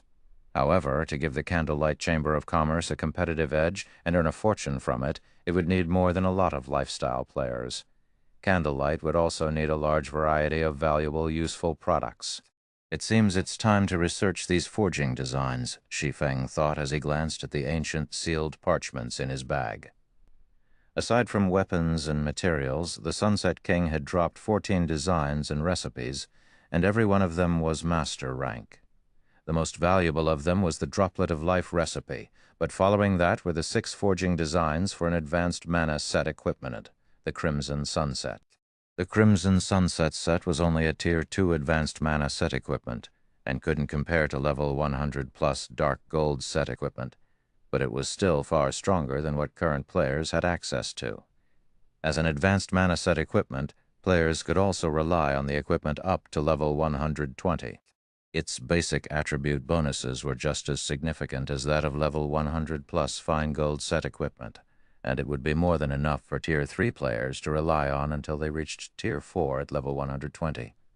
Shi Feng then left the reception room and found an empty basic meditation room to start the Crimson Sunset's production. Initially, he had wanted to give the designs to Melancholic Smile and the others, but since they were still busy with the Crimson Dragon flying ship's parts, they didn't have the spare time to forge the advanced mana set equipment.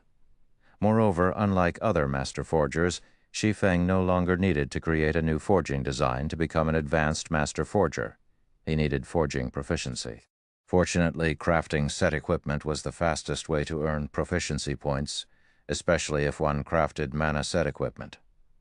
Sure enough, a mana set equipment's production process is really complex. It's no wonder why only a few superpowers had managed to produce their own mana set equipment in the past. After reading through the Crimson Sunset design, Shi Feng took in a deep breath.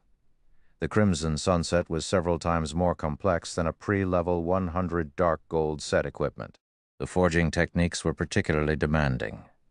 Shi Feng could only think of 3 master forgers in Candlelight that could handle the techniques.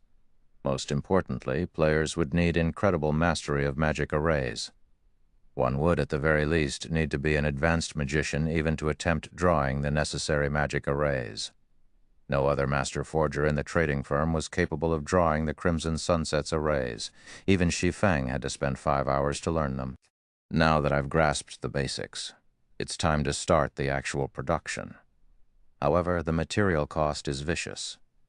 Any other guild would likely despair at the very idea of paying these costs. Shi Feng revealed a bitter smile as he examined the required materials for the mana set equipment. The Crimson Sunset's main materials were mana stones and magic crystals. A single production attempt would cost 40 mana stones. If Shi Feng hadn't been able to rely on the Philosopher's Stone, he'd only be limited to a few attempts. Even so, producing the Crimson Sunset would still cost him a lot of magic crystals. He was relieved that the guild had found a manatite vein. Otherwise, this design would simply be too expensive to use. Once Shi Feng verified that he had everything he needed, he began to forge the mana set equipment. He would have to forge the Crimson Sunset's 6 parts simultaneously. It was so demanding on a player's mental strength that even if a weaker player learned the process, they wouldn't be able to use it. Fortunately, Shi Feng's mental fortitude was already relatively high, and after his promotion to Tier 3, it had become even stronger. During his first attempt, his magic array's quality hadn't been high enough, and the process had failed before he had finished half of it. On his second attempt, due to physical imperfections, the system deemed his product a total failure. The results of his third attempt were nothing but scrap metal as well. In the end, Shi Feng had failed 6 times in a row, losing enough materials to make his heart ache. "Please let me succeed this time," Shi Feng prayed as he gritted his teeth. Nervously, Shi Feng appraised the Crimson Sunset before him. If this attempt failed as well, he'd have to give up on the set. As Shi Feng clicked the appraise button, the 6 pieces of crimson equipment on the stone table lit with a dazzling, colorful glow.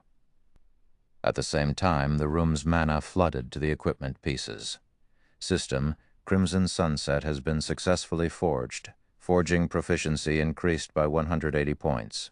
Obtained 1,200,000 EXP. System: Black Steel Insignia's effect triggered. Crimson Sunset's attributes increased. Chapter 2356, Primal Void Stone Room.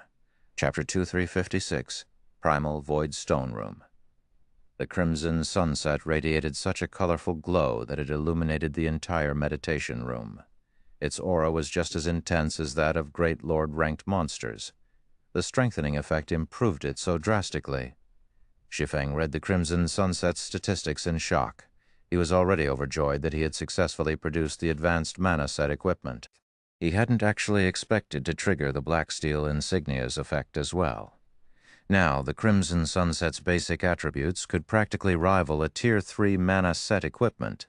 Mana equipment wasn't like ordinary equipment. It traded durability, which would continue to deplete with each use in exchange for greater performance.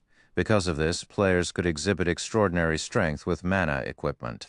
If a level 100 Tier 2 expert wore Tier 2 advanced mana set equipment, they could solo a level 100 High Lord. Normally, a Tier 2 expert couldn't even solo a level 100 Lord and would need a full party to take one down. This was why Shi Feng was so determined to produce the Crimson Sunset. Zero Wing already had an adequate number of peak combatants, but when it came to lower-grade experts, the guild was no match for the various superpowers. If he could arm Zero Wing's core experts with the Crimson Sunset, their combat power would undergo a qualitative transformation, and they'd only be weaker than true Tier 3 experts. Now that he had the experience of producing the Crimson Sunset, Shi Feng began to mass-produce the mana set equipment. His production success rate was still quite low, but one Crimson Sunset would instantly arm Zero Wing with a Tier 2 expert that had the combat power to rival peak experts. Not even the various superpowers were capable of accomplishing this feat. Furthermore, the Crimson Sunset would be immensely helpful to players when they challenged their Tier 3 promotion quests. Following which, Shi Feng forged 22 Crimson Sunsets, only stopping when he received a message from Melancholic Smile. She had contacted him to inform him that the second batch of Primal Void Stones had been retrieved from the shared warehouse. Blue Bay City's members had also added the third batch to the shared warehouse. They're finally here. After reading Melancholic Smile's message, Shi Feng decided to take a break from the Crimson Sunset's production for now. It took 24 hours to transfer items through the shared warehouse. Although the shared warehouse could only hold 200 Primal Void Stones at a time, it was the most convenient method for transferring non-bag space items that Zero Wing had right now. If he had to rely on the Crimson Dragon flying ship, it would take more than 24 hours to receive a shipment from Blue Bay City. With 2 transfer cycles, White River City's Candlelight trading firm had 400 Primal Void Stones in stock. Although 400 Primal Void Stones were far from enough to construct a building, they'd be more than enough to build a small room. A small room might not be useful for combat players, but it would be for lifestyle players. They didn't need a lot of workspace, after all. Shi Feng then contacted Melancholic Smile and had her deliver the Primal Void Stones to one of the small reception rooms on the top floor, and he began to modify the room. Shops in NPC cities had fixed layouts for their workshops, and players weren't allowed to modify them, but the reception rooms and offices were a different story. Since these rooms didn't have a specific function, players could modify them as they wished. To protect the Primal Void Stone's secret, Shi Feng saw to the modifications himself. Fortunately, one didn't need to be an architect to complete the task. Finally, after more than a dozen hours of work, Shi Feng had replaced the walls, ceiling, and floor with Primal Void Stones, spending 376 stones in total. If Sindhart saw the room, he'd have a heart attack. If they had sold those stones, they would have earned nearly 20,000 gold. Even the various superpowers would find a 20,000 gold modification to a small reception room to be a stroke of madness. And yet, Shi Feng wasn't satisfied. He also set up a mana-gathering magic array within the room, increasing the room's mana density even further, combined with the Primal Void Stone's mana-gathering properties. The mana in the small reception room was only slightly less dense than in the research workshop. These Primal Void Stones are amazing. This is only a small room, yet it can improve a player's mental strength by 20%. If I construct an entire building, I can likely increase that boost to 30%. Shi Feng thought as he sensed the improvement to his mental fortitude. If he could train in such an environment, he might even be able to execute a perfect lightning flash, even if he were still at Tier 2. The Primal Void Stones were far more effective than he had expected. Tools that could improve a player's mental strength by 10% in God's domain already sold for astronomical amounts of money. One might not even be able to exchange a fragmented legendary item for such a tool. However, a primal void stone room could improve a player's mental strength by 20%. Shi Feng finally realized why the various superpowers in the past had reserved their primal void stone houses for their own use, refusing to rent them to outsiders. Once he was satisfied, Shi Feng contacted Silent Wonder and requested her presence. Silent Wonder had a huge headache from trying to create her new potion, having reached a bottleneck. She wanted nothing more than to spend the 48-hour day in the research workshop, but upon receiving Shi Feng's order, she had no choice but to set aside her research and begrudgingly visit the small reception room in question. Guild Leader. This room. After a moment in the small reception room, she was stunned by the sensation of it. Silent Wonder hadn't felt anything in particular when she had first entered the room. She had merely felt a refreshing coolness spread throughout her body, but after 5 seconds she noticed that her mind was far clearer than before. In addition, her physical control and mana had increased substantially. "It's not bad, right?" Shi Feng asked, chuckling at Silent Wonder's shocked expression. "The research workshop can only provide a rough guideline. You'll have to figure out the details on your own. Meanwhile, this room will help improve your control. You can spend time here to learn the techniques and concepts you've struggled with. With this environment, your chances of creating a new recipe should rise to 70% or 80%, right? The room is simply magical. Forget 80%. I'm sure I can create a new recipe if I work in here for the next 4 or 5 days," Silent Wonder excitedly and confidently exclaimed. While in this room, she could finally understand some of the aspects of the droplet of life recipe that had confused her. Moreover, the advanced magic arrays she had struggled with no longer seemed difficult. She was 90% sure that she could draw the necessary arrays to produce the droplet of life now. "Good, then. I'll have Melancholic send some alchemy tools up in a moment. If you come across anything you can't figure out in the research workshop, you can come here to figure it out," Shi Feng said, not surprised in the least by Silent Wonder's declaration. A room of primal void stones would even be useful to Grandmaster Lifestyle players, not to mention Master Lifestyle players. With Silent Wonder's talents, it'd be a joke if she couldn't become an advanced Master Alchemist with the help of this room. Which, once she had everything she needed, Shi Feng stopped bothering Silent Wonder and returned to his own basic meditation room to continue his work with the Crimson Sunset Mana Set equipment. With access to the Primal Void Stone rooms, Silent Wonder completed her promotion to Advanced Master rank in 4 days, becoming the first Advanced Master Lifestyle player in the Candlelight Trading Firm. Meanwhile, Shi Feng worked arduously for 5 straight days, leveling up from 103 to 104. His leveling speed was absurdly fast for someone of his level. He had also produced 86 Crimson Sunsets, although he had blown through all of Zero Wing's stockpiled magic crystals. While he'd been busy, Fire Dance, Gentle Snow, Violet Cloud, and Aqua Rose had returned from the Tower of 4 Gods, all 4 now at level 100. Shi Feng instructed the 4 women to learn a bronze combat technique using the Ocean Barrier Stones before he sent them off to challenge their Tier 3 promotion quests. "Guild Leader, Azure's people have arrived. They say they're here to take me to the competition venue." Silent Wonder suddenly contacted Shi Feng to inform him. "They're here?" Shi Feng set his tools down. Nodding, he continued, "I'll go with you." Chapter 2357. Equipment upgraded. "You're coming too, Guild Leader?" Silent Wonder asked, a hint of excitement in her voice. Shi Feng was Zero Wing's Guild Leader. He had many things he needed to do every day. She had thought the guild would at most send a guild elder or vice-guild leader as a show of support for the Azure Chamber of Commerce's competition. She had never thought Shi Feng would want to make the trip himself. Azure has the ability to travel between God's domain's main continents. This is a good opportunity to investigate the situation on the Western continent," Shi Feng said, nodding.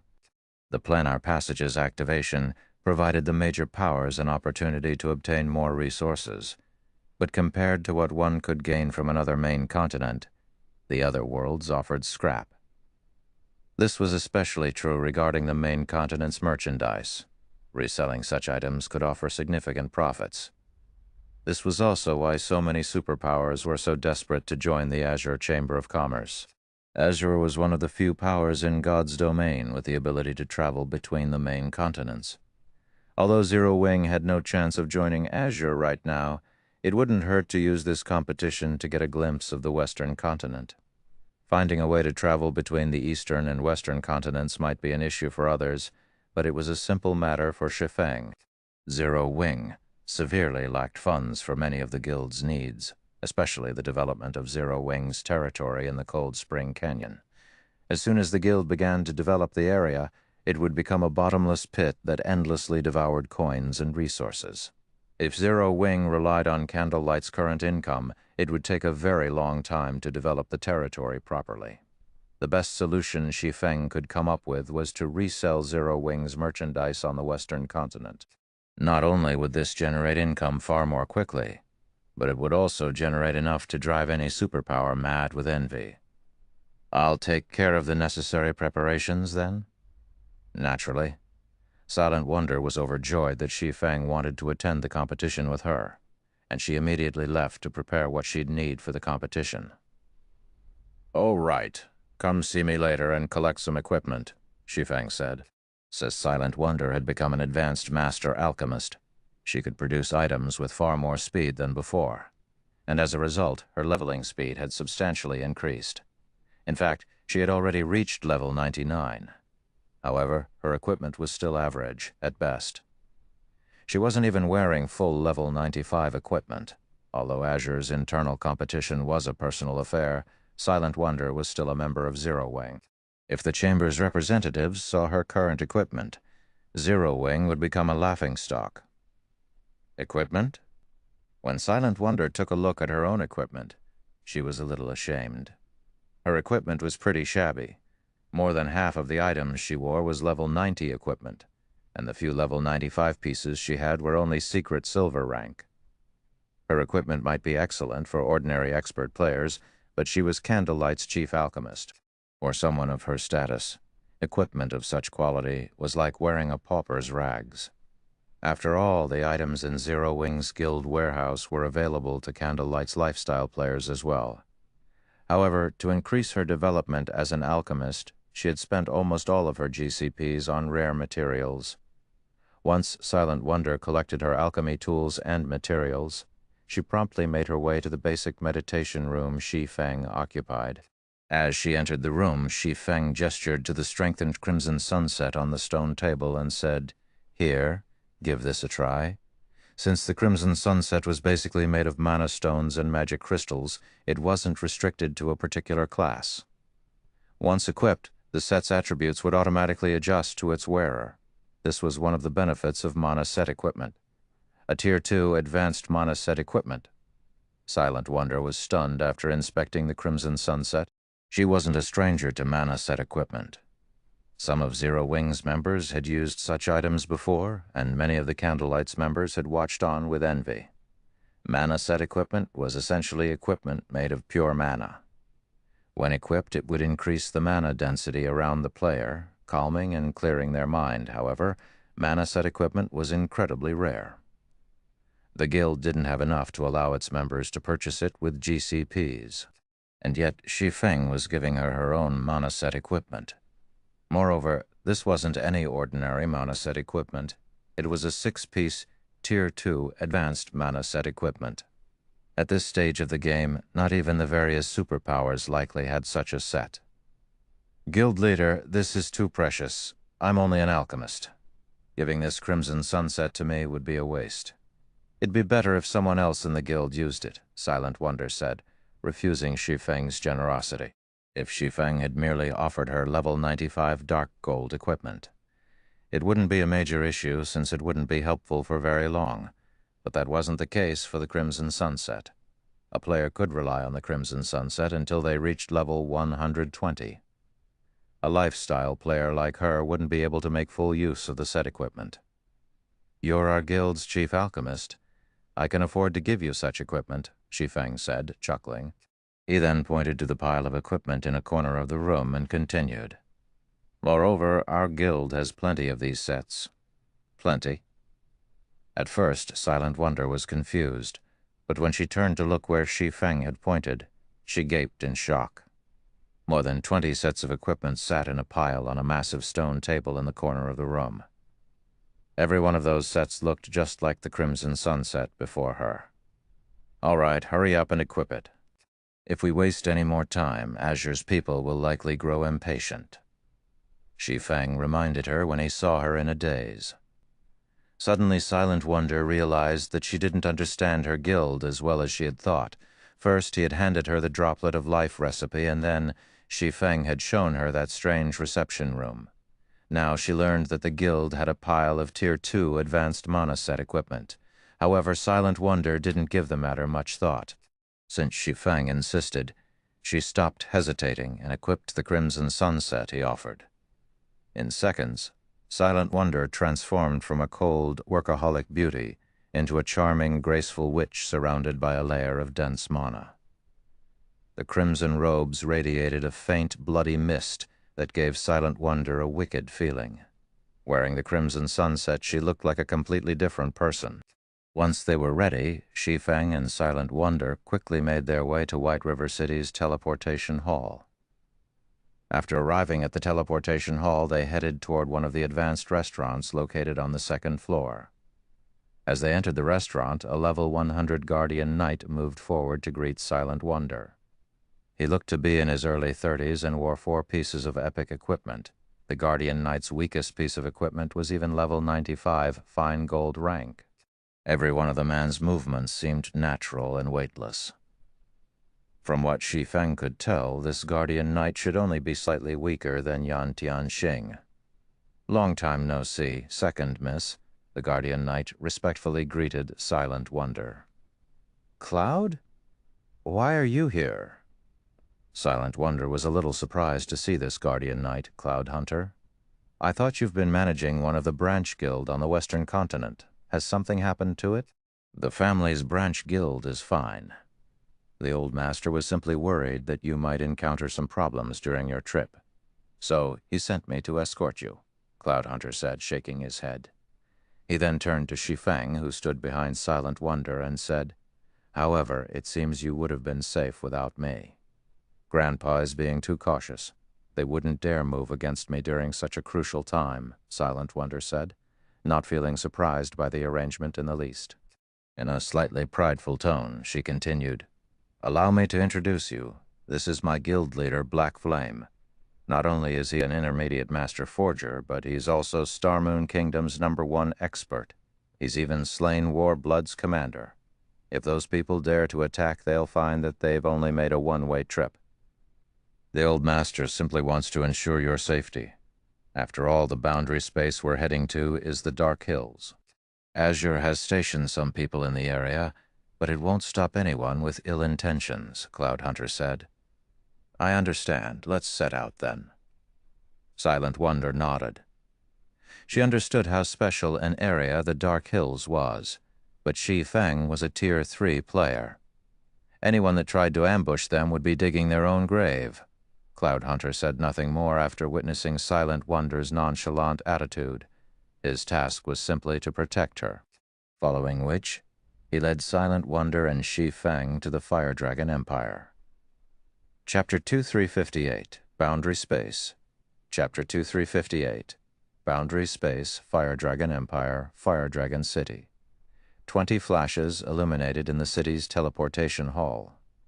As these flashes faded, players in standardized equipment emerged from the array. The moment these players appeared, they attracted envious, awed looks from many of the building's other occupants. Even the lowest-level player in the group was level 99 and wore standardized level 95 dark gold set equipment. Standardized dark gold set equipment couldn't compare to ordinary set equipment of the same level and rank, but its basic attributes were on par with level 95 dark gold equipment. At this stage of the game, most ordinary experts were stuck at level 95 and would be lucky if they had a full set of level 95 secret silver equipment. Not even large guilds' core experts dared to dream of wearing level 95 dark gold equipment. The man leading the group was a level 100 player, and not only did he wear 5 pieces of epic equipment, but he also carried a crimson axe that radiated a chilling aura with an indiscernible rank. The weakest of this man's equipment was level 95 dark gold rank. Even among such high-leveled and excellently geared players, he was conspicuous. While the crowd wondered who these players were, two level 99 players with dense life auras approached the group. These two were none other than Cold Memory and South Dream, whom Shi Feng had met earlier. "Owl, you actually made a trip here? If your grandfather finds out, he'll definitely scold you," South Dream said, pinching the bridge of his nose as he gazed at the level 100 berserker youth named Burning Owl. Burning Owl was one of South Dream's childhood friends. He was also one of the Azure Chamber of Commerce's Vice Guild leaders. Apart from the fact that he had his family's support, Burning Owl had earned the position through his superior abilities and talents. "Of course. This is an important day that decides our family's position. How could I miss it?" Burning Owl said, chuckling. "How did it go with my second sister?" "We tried, but Wonder intends to stay with Zero Wing. We have no choice but to ask Silk Moon to join Dark Pursuit," Cold Memory said, frustrated. "However, Zero Wing's guild leader has promised to arm Wonder with the guild's full support. Zero Wing, support my second sister?" Burning Owl could not help but frown. Zero Wing really knows how to take advantage of people. Are they planning on relying on my second sister's identity to claim benefits from Azure? Second sister is too gullible? The Azure Chamber of Commerce's influence stretched across both of God's domain's main continents. Even the various superpowers desperately fought to join the chamber. As for his second sister, she was a free spirit that never cared about the family's matters. Unlike her, Burning Owl constantly managed many of Azure's affairs, which meant he had to deal with the powers that continued to seek a place with Azure. "I am impressed by Zero Wing's ability to nurture lifestyle players. I'm confident that Wonder will perform well in the competition," South Dream added. "Hopefully that's the case, but if Zero Wing's guild leader tries to take advantage of my second sister, I'll show him the power of my Heaven Piercer team," Burning Owl said, nodding as a cold glint flashed in his eyes. Neither Cold Memory nor South Dream offered a response. The Heaven Piercer team Burning Owl controlled was certainly powerful. It might not have a lot of members, less than 50 in total, but every member was an expert among experts in the Azure Chamber of Commerce. Even the weakest member could rival peak experts. If these players split up and targeted a guild, even as a Tier 3 Sword King, Shi Feng would find them difficult to deal with. Meanwhile, Shi Feng and his two companions reached a large forest's edge on their mounts a short distance away from the Fire Dragon Empire. Gigantic magic array enveloped the forest, and a massive spatial tear was faintly visible in the sky. It was as if this entire forest were located within the spatial tear. The only way to enter or leave this forest was through the massive steel checkpoint. This was the Dark Hills, a famous boundary space among the neighboring empires and kingdoms. It was also a well-known trade hub between the nearby countries. Although the Dark Hills was a trade hub, it was not open to individual players or ordinary powers. Only the various major powers from the neighboring kingdoms and empires had access. When they needed to find precious materials, they usually came here. All trades in the Dark Hills were done through a bartering system. There were also large-scale player auctions from time to time, in which incomparably precious items would be sold. Most importantly, the Azure Chamber of Commerce controlled the Dark Hills. Occasionally, Azure would sell items that could only be found on the Western continent, which were very attractive to the various major powers. Azure's presence was the reason that the Dark Hills had become such a famous trade hub. A large number of players stood in line for the checkpoint, with many of them driving carriages filled with non-bag space items. They were all looking to trade their items in the Dark Hills. Due to Azure's forces at the checkpoint, none of these players dared to make a fuss as they waited. The Chamber of Commerce had stationed all sorts of war weapons and magic arrays at the checkpoint as well, to secure its rule over the area, and a small army of experts had garrisoned in the Dark Hills. Not even an army of tens of thousands of experts could shake Azure's rule in the Dark Hills, much less a small team. After arriving, Shi Feng's group quietly stood in line, waiting to enter the Dark Hills. It was a dozen minutes or so before they reached the steel gate, reinforced by a magic array. Second Miss, Guild Leader Black Flame, please wait here for a moment. I'll handle the entry procedures, Cloudhunter said before approaching the Azure members stationed at the gate. You and Second Miss can go in. The robust man at the gate said after examining Cloudhunter's proof of identity. He then pointed to Shi Feng and said, "He must wait out here for now." "Why?" "My guild leader is coming with us," Silent Wonder explained. "This is a very important day, to maintain the peace. Outsiders aren't allowed on the premises, however. Since he is your companion, Second Miss, I'll make this easier, but he'll still have to undergo an inspection before he can enter," the robust man decided, chuckling. "Why aren't your men inspecting them, then?" Silent Wonder demanded as she gestured to a group of players that walked through the gate without an inspection. None of those players were members of the Azure Chamber of Commerce. They are from the Fire Dragon Empire's various superpowers and Azure's esteemed guests. "They are different," the robust man replied. "You better not go overboard, Brute. Zero Wings Guild Leader is our Second Miss's esteemed guest," Cloudhunter coldly informed the robust man, Prideful Brute. Although Prideful Brute was one of Azure's peak experts, he wasn't a member of Silent Wonder's family.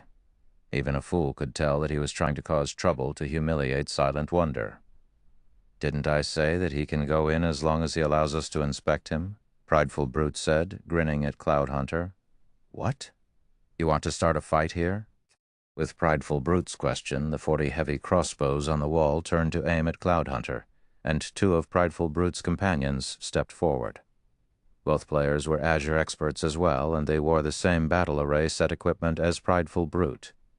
When they activated their battle array, they'd be just as powerful as Cloudhunter overall. That was the reason that Prideful Brute dared to act so arrogantly before Cloudhunter. Prideful Brute's attitude even infuriated Silent Wonder. She wanted nothing more than to teach the man a lesson. Shi Feng was Zero Wings Guild leader. If he had to be inspected before he'd be allowed into the Dark Hills, it would be embarrassing for her guild. "Don't do it, Second Miss. If you take action, you'll play right into his hands," Cloudhunter quickly advised his charge when he sensed Silent Wonder's rage. "He has full control over this area. He has the authorization to suppress you if you attack, even if you're one of the Chamber's Vice Guild leaders." The Dark Hills wasn't an ordinary location. It was an important source of income for the Azure Chamber of Commerce. Hence, the Chamber's security of this area was of the utmost importance. As the checkpoint's manager, Prideful Brute had the authorization to attack anyone who wasn't Azure's guild leader or a Grand Elder if they caused trouble. Silent Wonder caused a scene and died as a result. Her maternal grandfather wouldn't be able to object. "It seems you're not that dumb, after all.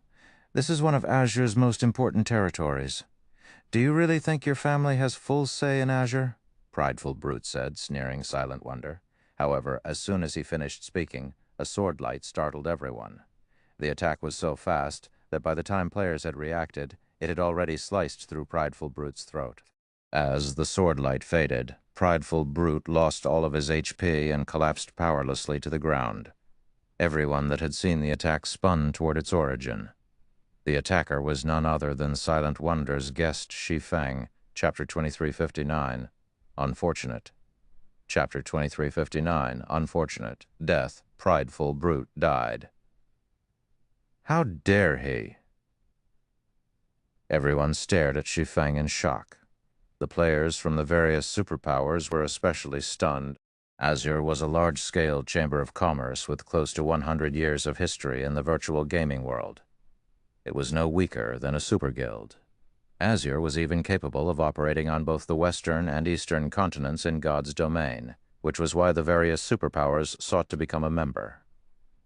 The Dark Hills was one of Azure's important territories, and as such, the chamber had stationed 4,000 experts at the checkpoint.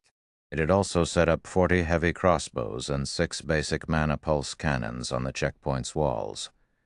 All sorts of magic arrays protected the checkpoint as well. Even domain realm experts would have to behave themselves here. After watching Prideful Brute die, Cloudhunter was utterly stupefied. He simply couldn't understand why Shi Feng had been so impulsive. The several cloaked players that Prideful Brute had respectfully welcomed into the Dark Hills earlier jerked to a halt, watching Shi Feng curiously. That guy must be crazy. Big sis Jade. He actually dared to attack someone here. I doubt even the Long family's second miss can save him now, a blue-clad assassin youth said. Although the Long family was one of the Azure Chamber of Commerce's main shareholders, Silent Wonder didn't have a particular position or authority in the chamber. She could only rely on the Long family's old man for help. Prideful Brute, on the other hand, was one of Azure's upper echelons. Silent Wonder was lucky that he had shown her any respect. Now that the situation had devolved, Prideful Brute's faction wouldn't let this matter rest unless the Long family's old man made a personal appearance. Furthermore, magic arrays had been set up all over the Dark Hills checkpoint. Not only was all teleportation prohibited, but if Azure activated a magic barrier, Shi Feng wouldn't have any hope of escaping physically. He wouldn't get away with a single death either. He's courageous, but it's a pity that his actions will only result in his death. He simply doesn't understand how strong superpowers are, the female berserker named Jade Bamboo said, a hint of admiration flashing in her eyes as she gazed at Shi Feng. However, she quickly turned away from him to look at the refined middle-aged man above the checkpoint's gate. This middle-aged man was Hermit, one of the Azure Chamber of Commerce's old monsters and the Dark Hills protector. He ranked among the top of the Fire Dragon Empire's players. A domain realm expert wouldn't even have a chance to escape with their life from someone like Hermit, much less defeat the man. She suspected only the two Vice Alliance Masters or the Alliance Master from her Adventurer Alliance would have any hope of surviving a fight against Hermit. While Jade Bamboo watched, Hermit jumped down from the wall, landing before Shi Feng's group. As he did, he earned horrified looks from the various superpowers experts. They looked as if they had seen a ghost. Even Cloud Hunter watched the older man seriously. "Elder Hermit, please don't misunderstand. This isn't what it looks like," Cloud Hunter hurriedly explained. If he had only had to face the checkpoint's war weapons and various experts, he would have been confident of helping Shi Feng escape. But now that Hermit was involved, the situation had changed. Hermit wasn't allied with either of the two families, but he was Azure's secret enforcer. He had assassinated countless peak and apex experts that had wished to harm the Azure Chamber of Commerce.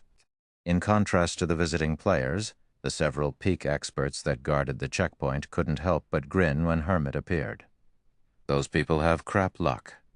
I hadn't thought that Elder Hermit would get involved. Not even Old Man Long can help that guy now, not to mention Silent Wonder. Elder Hermit is famous for being a stickler for the Chamber's rules. Initially, they hadn't been particularly confident of going up against Shi Feng. After all, Shi Feng had Cloud Hunter with him, who was one of Azure's apex experts and one of the outstanding talents among the organization's younger generation. They could not afford to kill Cloud Hunter without a good enough reason. If Cloud Hunter intended to help Shi Feng escape, the swordsman was likely to get away.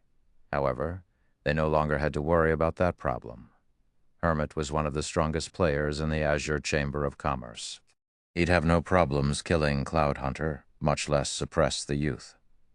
If Hermit wanted someone dead, very few would survive against him. As Hermit slowly approached Shi Feng's group, another group of cloaked players who watched from afar began to panic. "How? Why is Hermit here?" Burning Owl paled when he saw the middle-aged man. "Doesn't he normally patrol inside the Dark Hills?" Burning Owl had been surprised to see Shi Feng abruptly attack and slay Prideful Brute, but he was actually quite pleased to watch the man die. As a result, his opinion of Shi Feng significantly improved. As such, he had intended to lend a helping hand. But now that Hermit had arrived, this problem had become far worse. Even Burning Owl was afraid of the older man, and Hermit was one of the guild's grand elders. Hermit wouldn't back down out of respect, even if he were one of Azure's vice guild leaders. While Burning Owl considered ignoring the repercussions to save Shi Feng, Hermit appeared before the swordsman in question and extended a hand. "Greetings, guild leader Black Flame. I am Hermit, the Dark Hills Protector," Hermit said, smiling at Shi Feng. "I've been hearing of you for some time now, but I hadn't expected to meet you here today. Guild leader Black Flame." Both Azure's members and the various superpowers experts gaped in shock when they heard Hermit's greeting. What's going on? Jade Bamboo stared with wide eyes. Everyone in the Fire Dragon Empire had heard of Hermit, especially the various superpowers experts. They all treated Hermit like the Grim Reaper. The man was known for his indifferent expression, and even when he had stood before her Adventure Alliance's Alliance Master, he had treated her coldly. Now, however, Hermit welcomed Shi Feng with a smile. It was unbelievable. Even Cloud Hunter and Burning Owl, who were both quite familiar with the middle-aged man, were utterly flabbergasted, their eyes nearly falling from their sockets. Was this really the Hermit they knew? Even stranger, Shi Feng had just killed Prideful Brute in public. Prideful Brute had picked the fight, but he was still one of Azure's peak experts, and Shi Feng had slain him as so many people watched. This would definitely damage Azure's reputation. Normally, Hermit wouldn't tolerate such an insult. Both Cloud Hunter and Burning Owl figured Shi Feng would be lucky if Hermit decided to spare him. However, not only wasn't Hermit attacking the swordsman, but he had greeted Shi Feng with a smile. "You offer too much praise, Elder Hermit. I've heard a lot about you as well. I am here to accompany Silent Wonder and visit the Azure Chamber of Commerce," Shi Feng politely responded. In reality, Hermit's behavior surprised even him. "I see. The competition will begin soon. I'll have someone guide you and your group to the venue," Guild Leader Black Flame, Hermit said.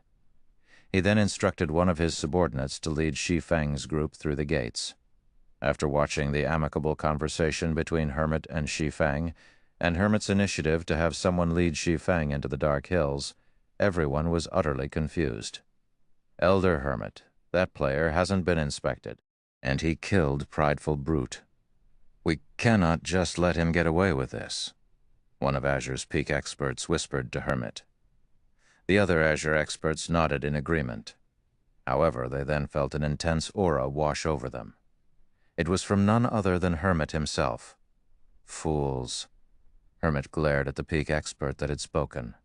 "You think you can afford to provoke a Tier 3 player? It seems you lot have been slacking while I wasn't around.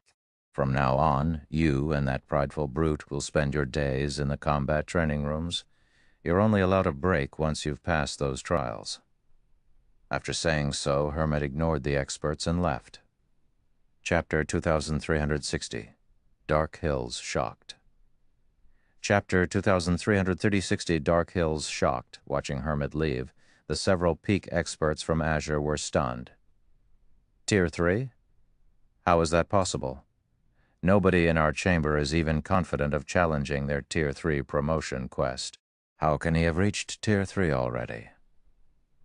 Tier 3 classes were no longer foreign to the various superpowers in God's domain, who knew very clearly how powerful a Tier 3 class was.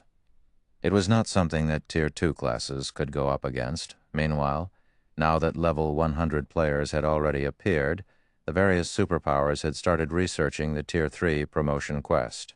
However, their findings indicated that the Tier 3 promotion quest was absurdly difficult. Ordinary experts could not hope to complete the quest as soon as they reached level 100. As for Peak and Apex experts, they faced an even greater challenge. After all, not only had they obtained excellent legacies, but they also had to challenge the highest difficulty promotion quest available in consideration of their future development. If they settled for a mediocre result, they would only be harming themselves in the long run. However, even the ordinary Tier 3 promotion quest already exceeded the expectations of the various superpowers because players had to travel to level 100 neutral maps to conduct their Tier 3 promotion quest. Level 100 neutral maps were not places that just any player could visit. Even a team of level 100, Tier 2 experts would face great danger when exploring a level 100 neutral map. Anyone capable of completing their Tier 3 promotion quest at this stage of the game undoubtedly had extraordinary strength. Needless to say, after completing their Tier 3 promotion quest, they would only have further improved their extraordinary strength. Brute died for nothing this time. That's right. He really dug his grave this time, let alone Brute. Even if Black Flame killed one of the chamber's elders, the chamber would most likely still ignore the matter. If what Hermit said was indeed true, then Prideful Brute's attempt to use Shi Feng to make trouble for Silent Wonder was simply suicidal. After all, the Azure Chamber of Commerce didn't have a single Tier 3 player right now. If a Tier 3 player wanted to do something against Azure's members out in the fields, particularly in Level 100 Neutral Chamber, would be absolutely powerless to do anything about it. To avoid such an outcome, the Chamber naturally wouldn't retaliate against Shi Feng just because he responded aggressively to Prideful Brute's provocation. As for the spectating crowd, when they saw Hermit berating Azure's peak experts, their jaws dropped even more than before. They simply could not wrap their minds around what had just happened. Who is that Black Flame? Black Flame had killed Azure's Prideful Brute, yet not only did Hermit not react in rage, but he even berated his own people. Jade Bamboo's eyes roiled with confusion as she gazed at Azure's peak experts, although Hermit had spoken to those peak experts through a team chat, which prevented her from hearing what he said. She could still see his behavior and sense the aura he exuded, particularly his sudden burst of killing intent. That dense killing intent was something that made even an Apex expert like herself shudder in fear. Moreover, she could tell that Hermit's killing intent wasn't directed at the departing Shi Feng, but at the several peak experts before him. From this, one could tell that the behavior of Prideful Brute and the other experts of Azure had enraged Hermit. At the same time, it was also obvious that Hermit was afraid of Shi Feng. Hermit was one of the top 10 experts of the Fire Dragon Empire, yet he actually appeared fearful of another player right now. This was simply unbelievable. It's over? Just like that? At this moment, Burning Owl, who stood a short distance away from the checkpoint, could not help his stupefaction when he saw Hermit walking away. He could not understand what had just happened. However, Cold Memory and South Dream, beside him, were not the least bit surprised by Hermit's response to Shi Feng's aggression. The fact that Shi Feng was now a Tier 3 player was still a secret. After the two of them found out about this, they had immediately reported the matter to their Vice Guild leader. Meanwhile, their Vice Guild leader had promptly issued a gag order on this secret. Although the two of them hadn't told anybody else with Azure's discerning intelligence department, Hermit must have obtained word of it. Otherwise, he definitely wouldn't have let this matter rest so easily. After Shi Feng and his companions entered the Dark Hills, they immediately felt a pleasant sensation enveloping their spirits. The Dark Hills was located within a sealed space. Not only was the mana density here considerably higher than that of the outside world, but there were also multiple teleportation gates to the cities of neutral races, which allowed human players to travel freely to those cities. Likewise, neutral players could teleport to the Dark Hills from their respective cities. The Dark Hills Demonstone town became an excellent trade hub. The one downside was the ridiculously high cost of the teleportation gates. Each use cost 300 magic crystals, a price utterly beyond ordinary experts. Only major powers could tolerate it. Meanwhile, as Demonstone Town was only so large, in order to avoid overcrowding, Azure, the power that had captured it, had limited entry to members of the various major powers. However, even with this rule in place, Demonstone Town was still extremely crowded. One could see not only the experts of the Fire Dragon Empire's major powers, but also many players belonging to various neutral races present. Many of these players were hawking their wares along the streets of the city. Some of the items were enough to tempt even Shi Feng. The Demonstone Auction House, which was located at the town's center, was the liveliest place in the entire town. It's no wonder so many powers were trying to enter this place back then. Shi Feng sighed ruefully as he looked at the crowded auction house. Zero Wing City's auction house might be grand and majestic, but when comparing the quality of items available, Zero Wing City's auction house was leagues behind the Demonstone auction house. Every item sold in the Demonstone auction house was precious. One could buy even epic weapons and equipment here. Of course, as the Demonstone auction house only allowed bartering, it didn't matter even if players brought a ton of coins here. The only options players had were to trade using the requested items or to pay magic crystals. However, magic crystals were a strategic resource to the various major powers.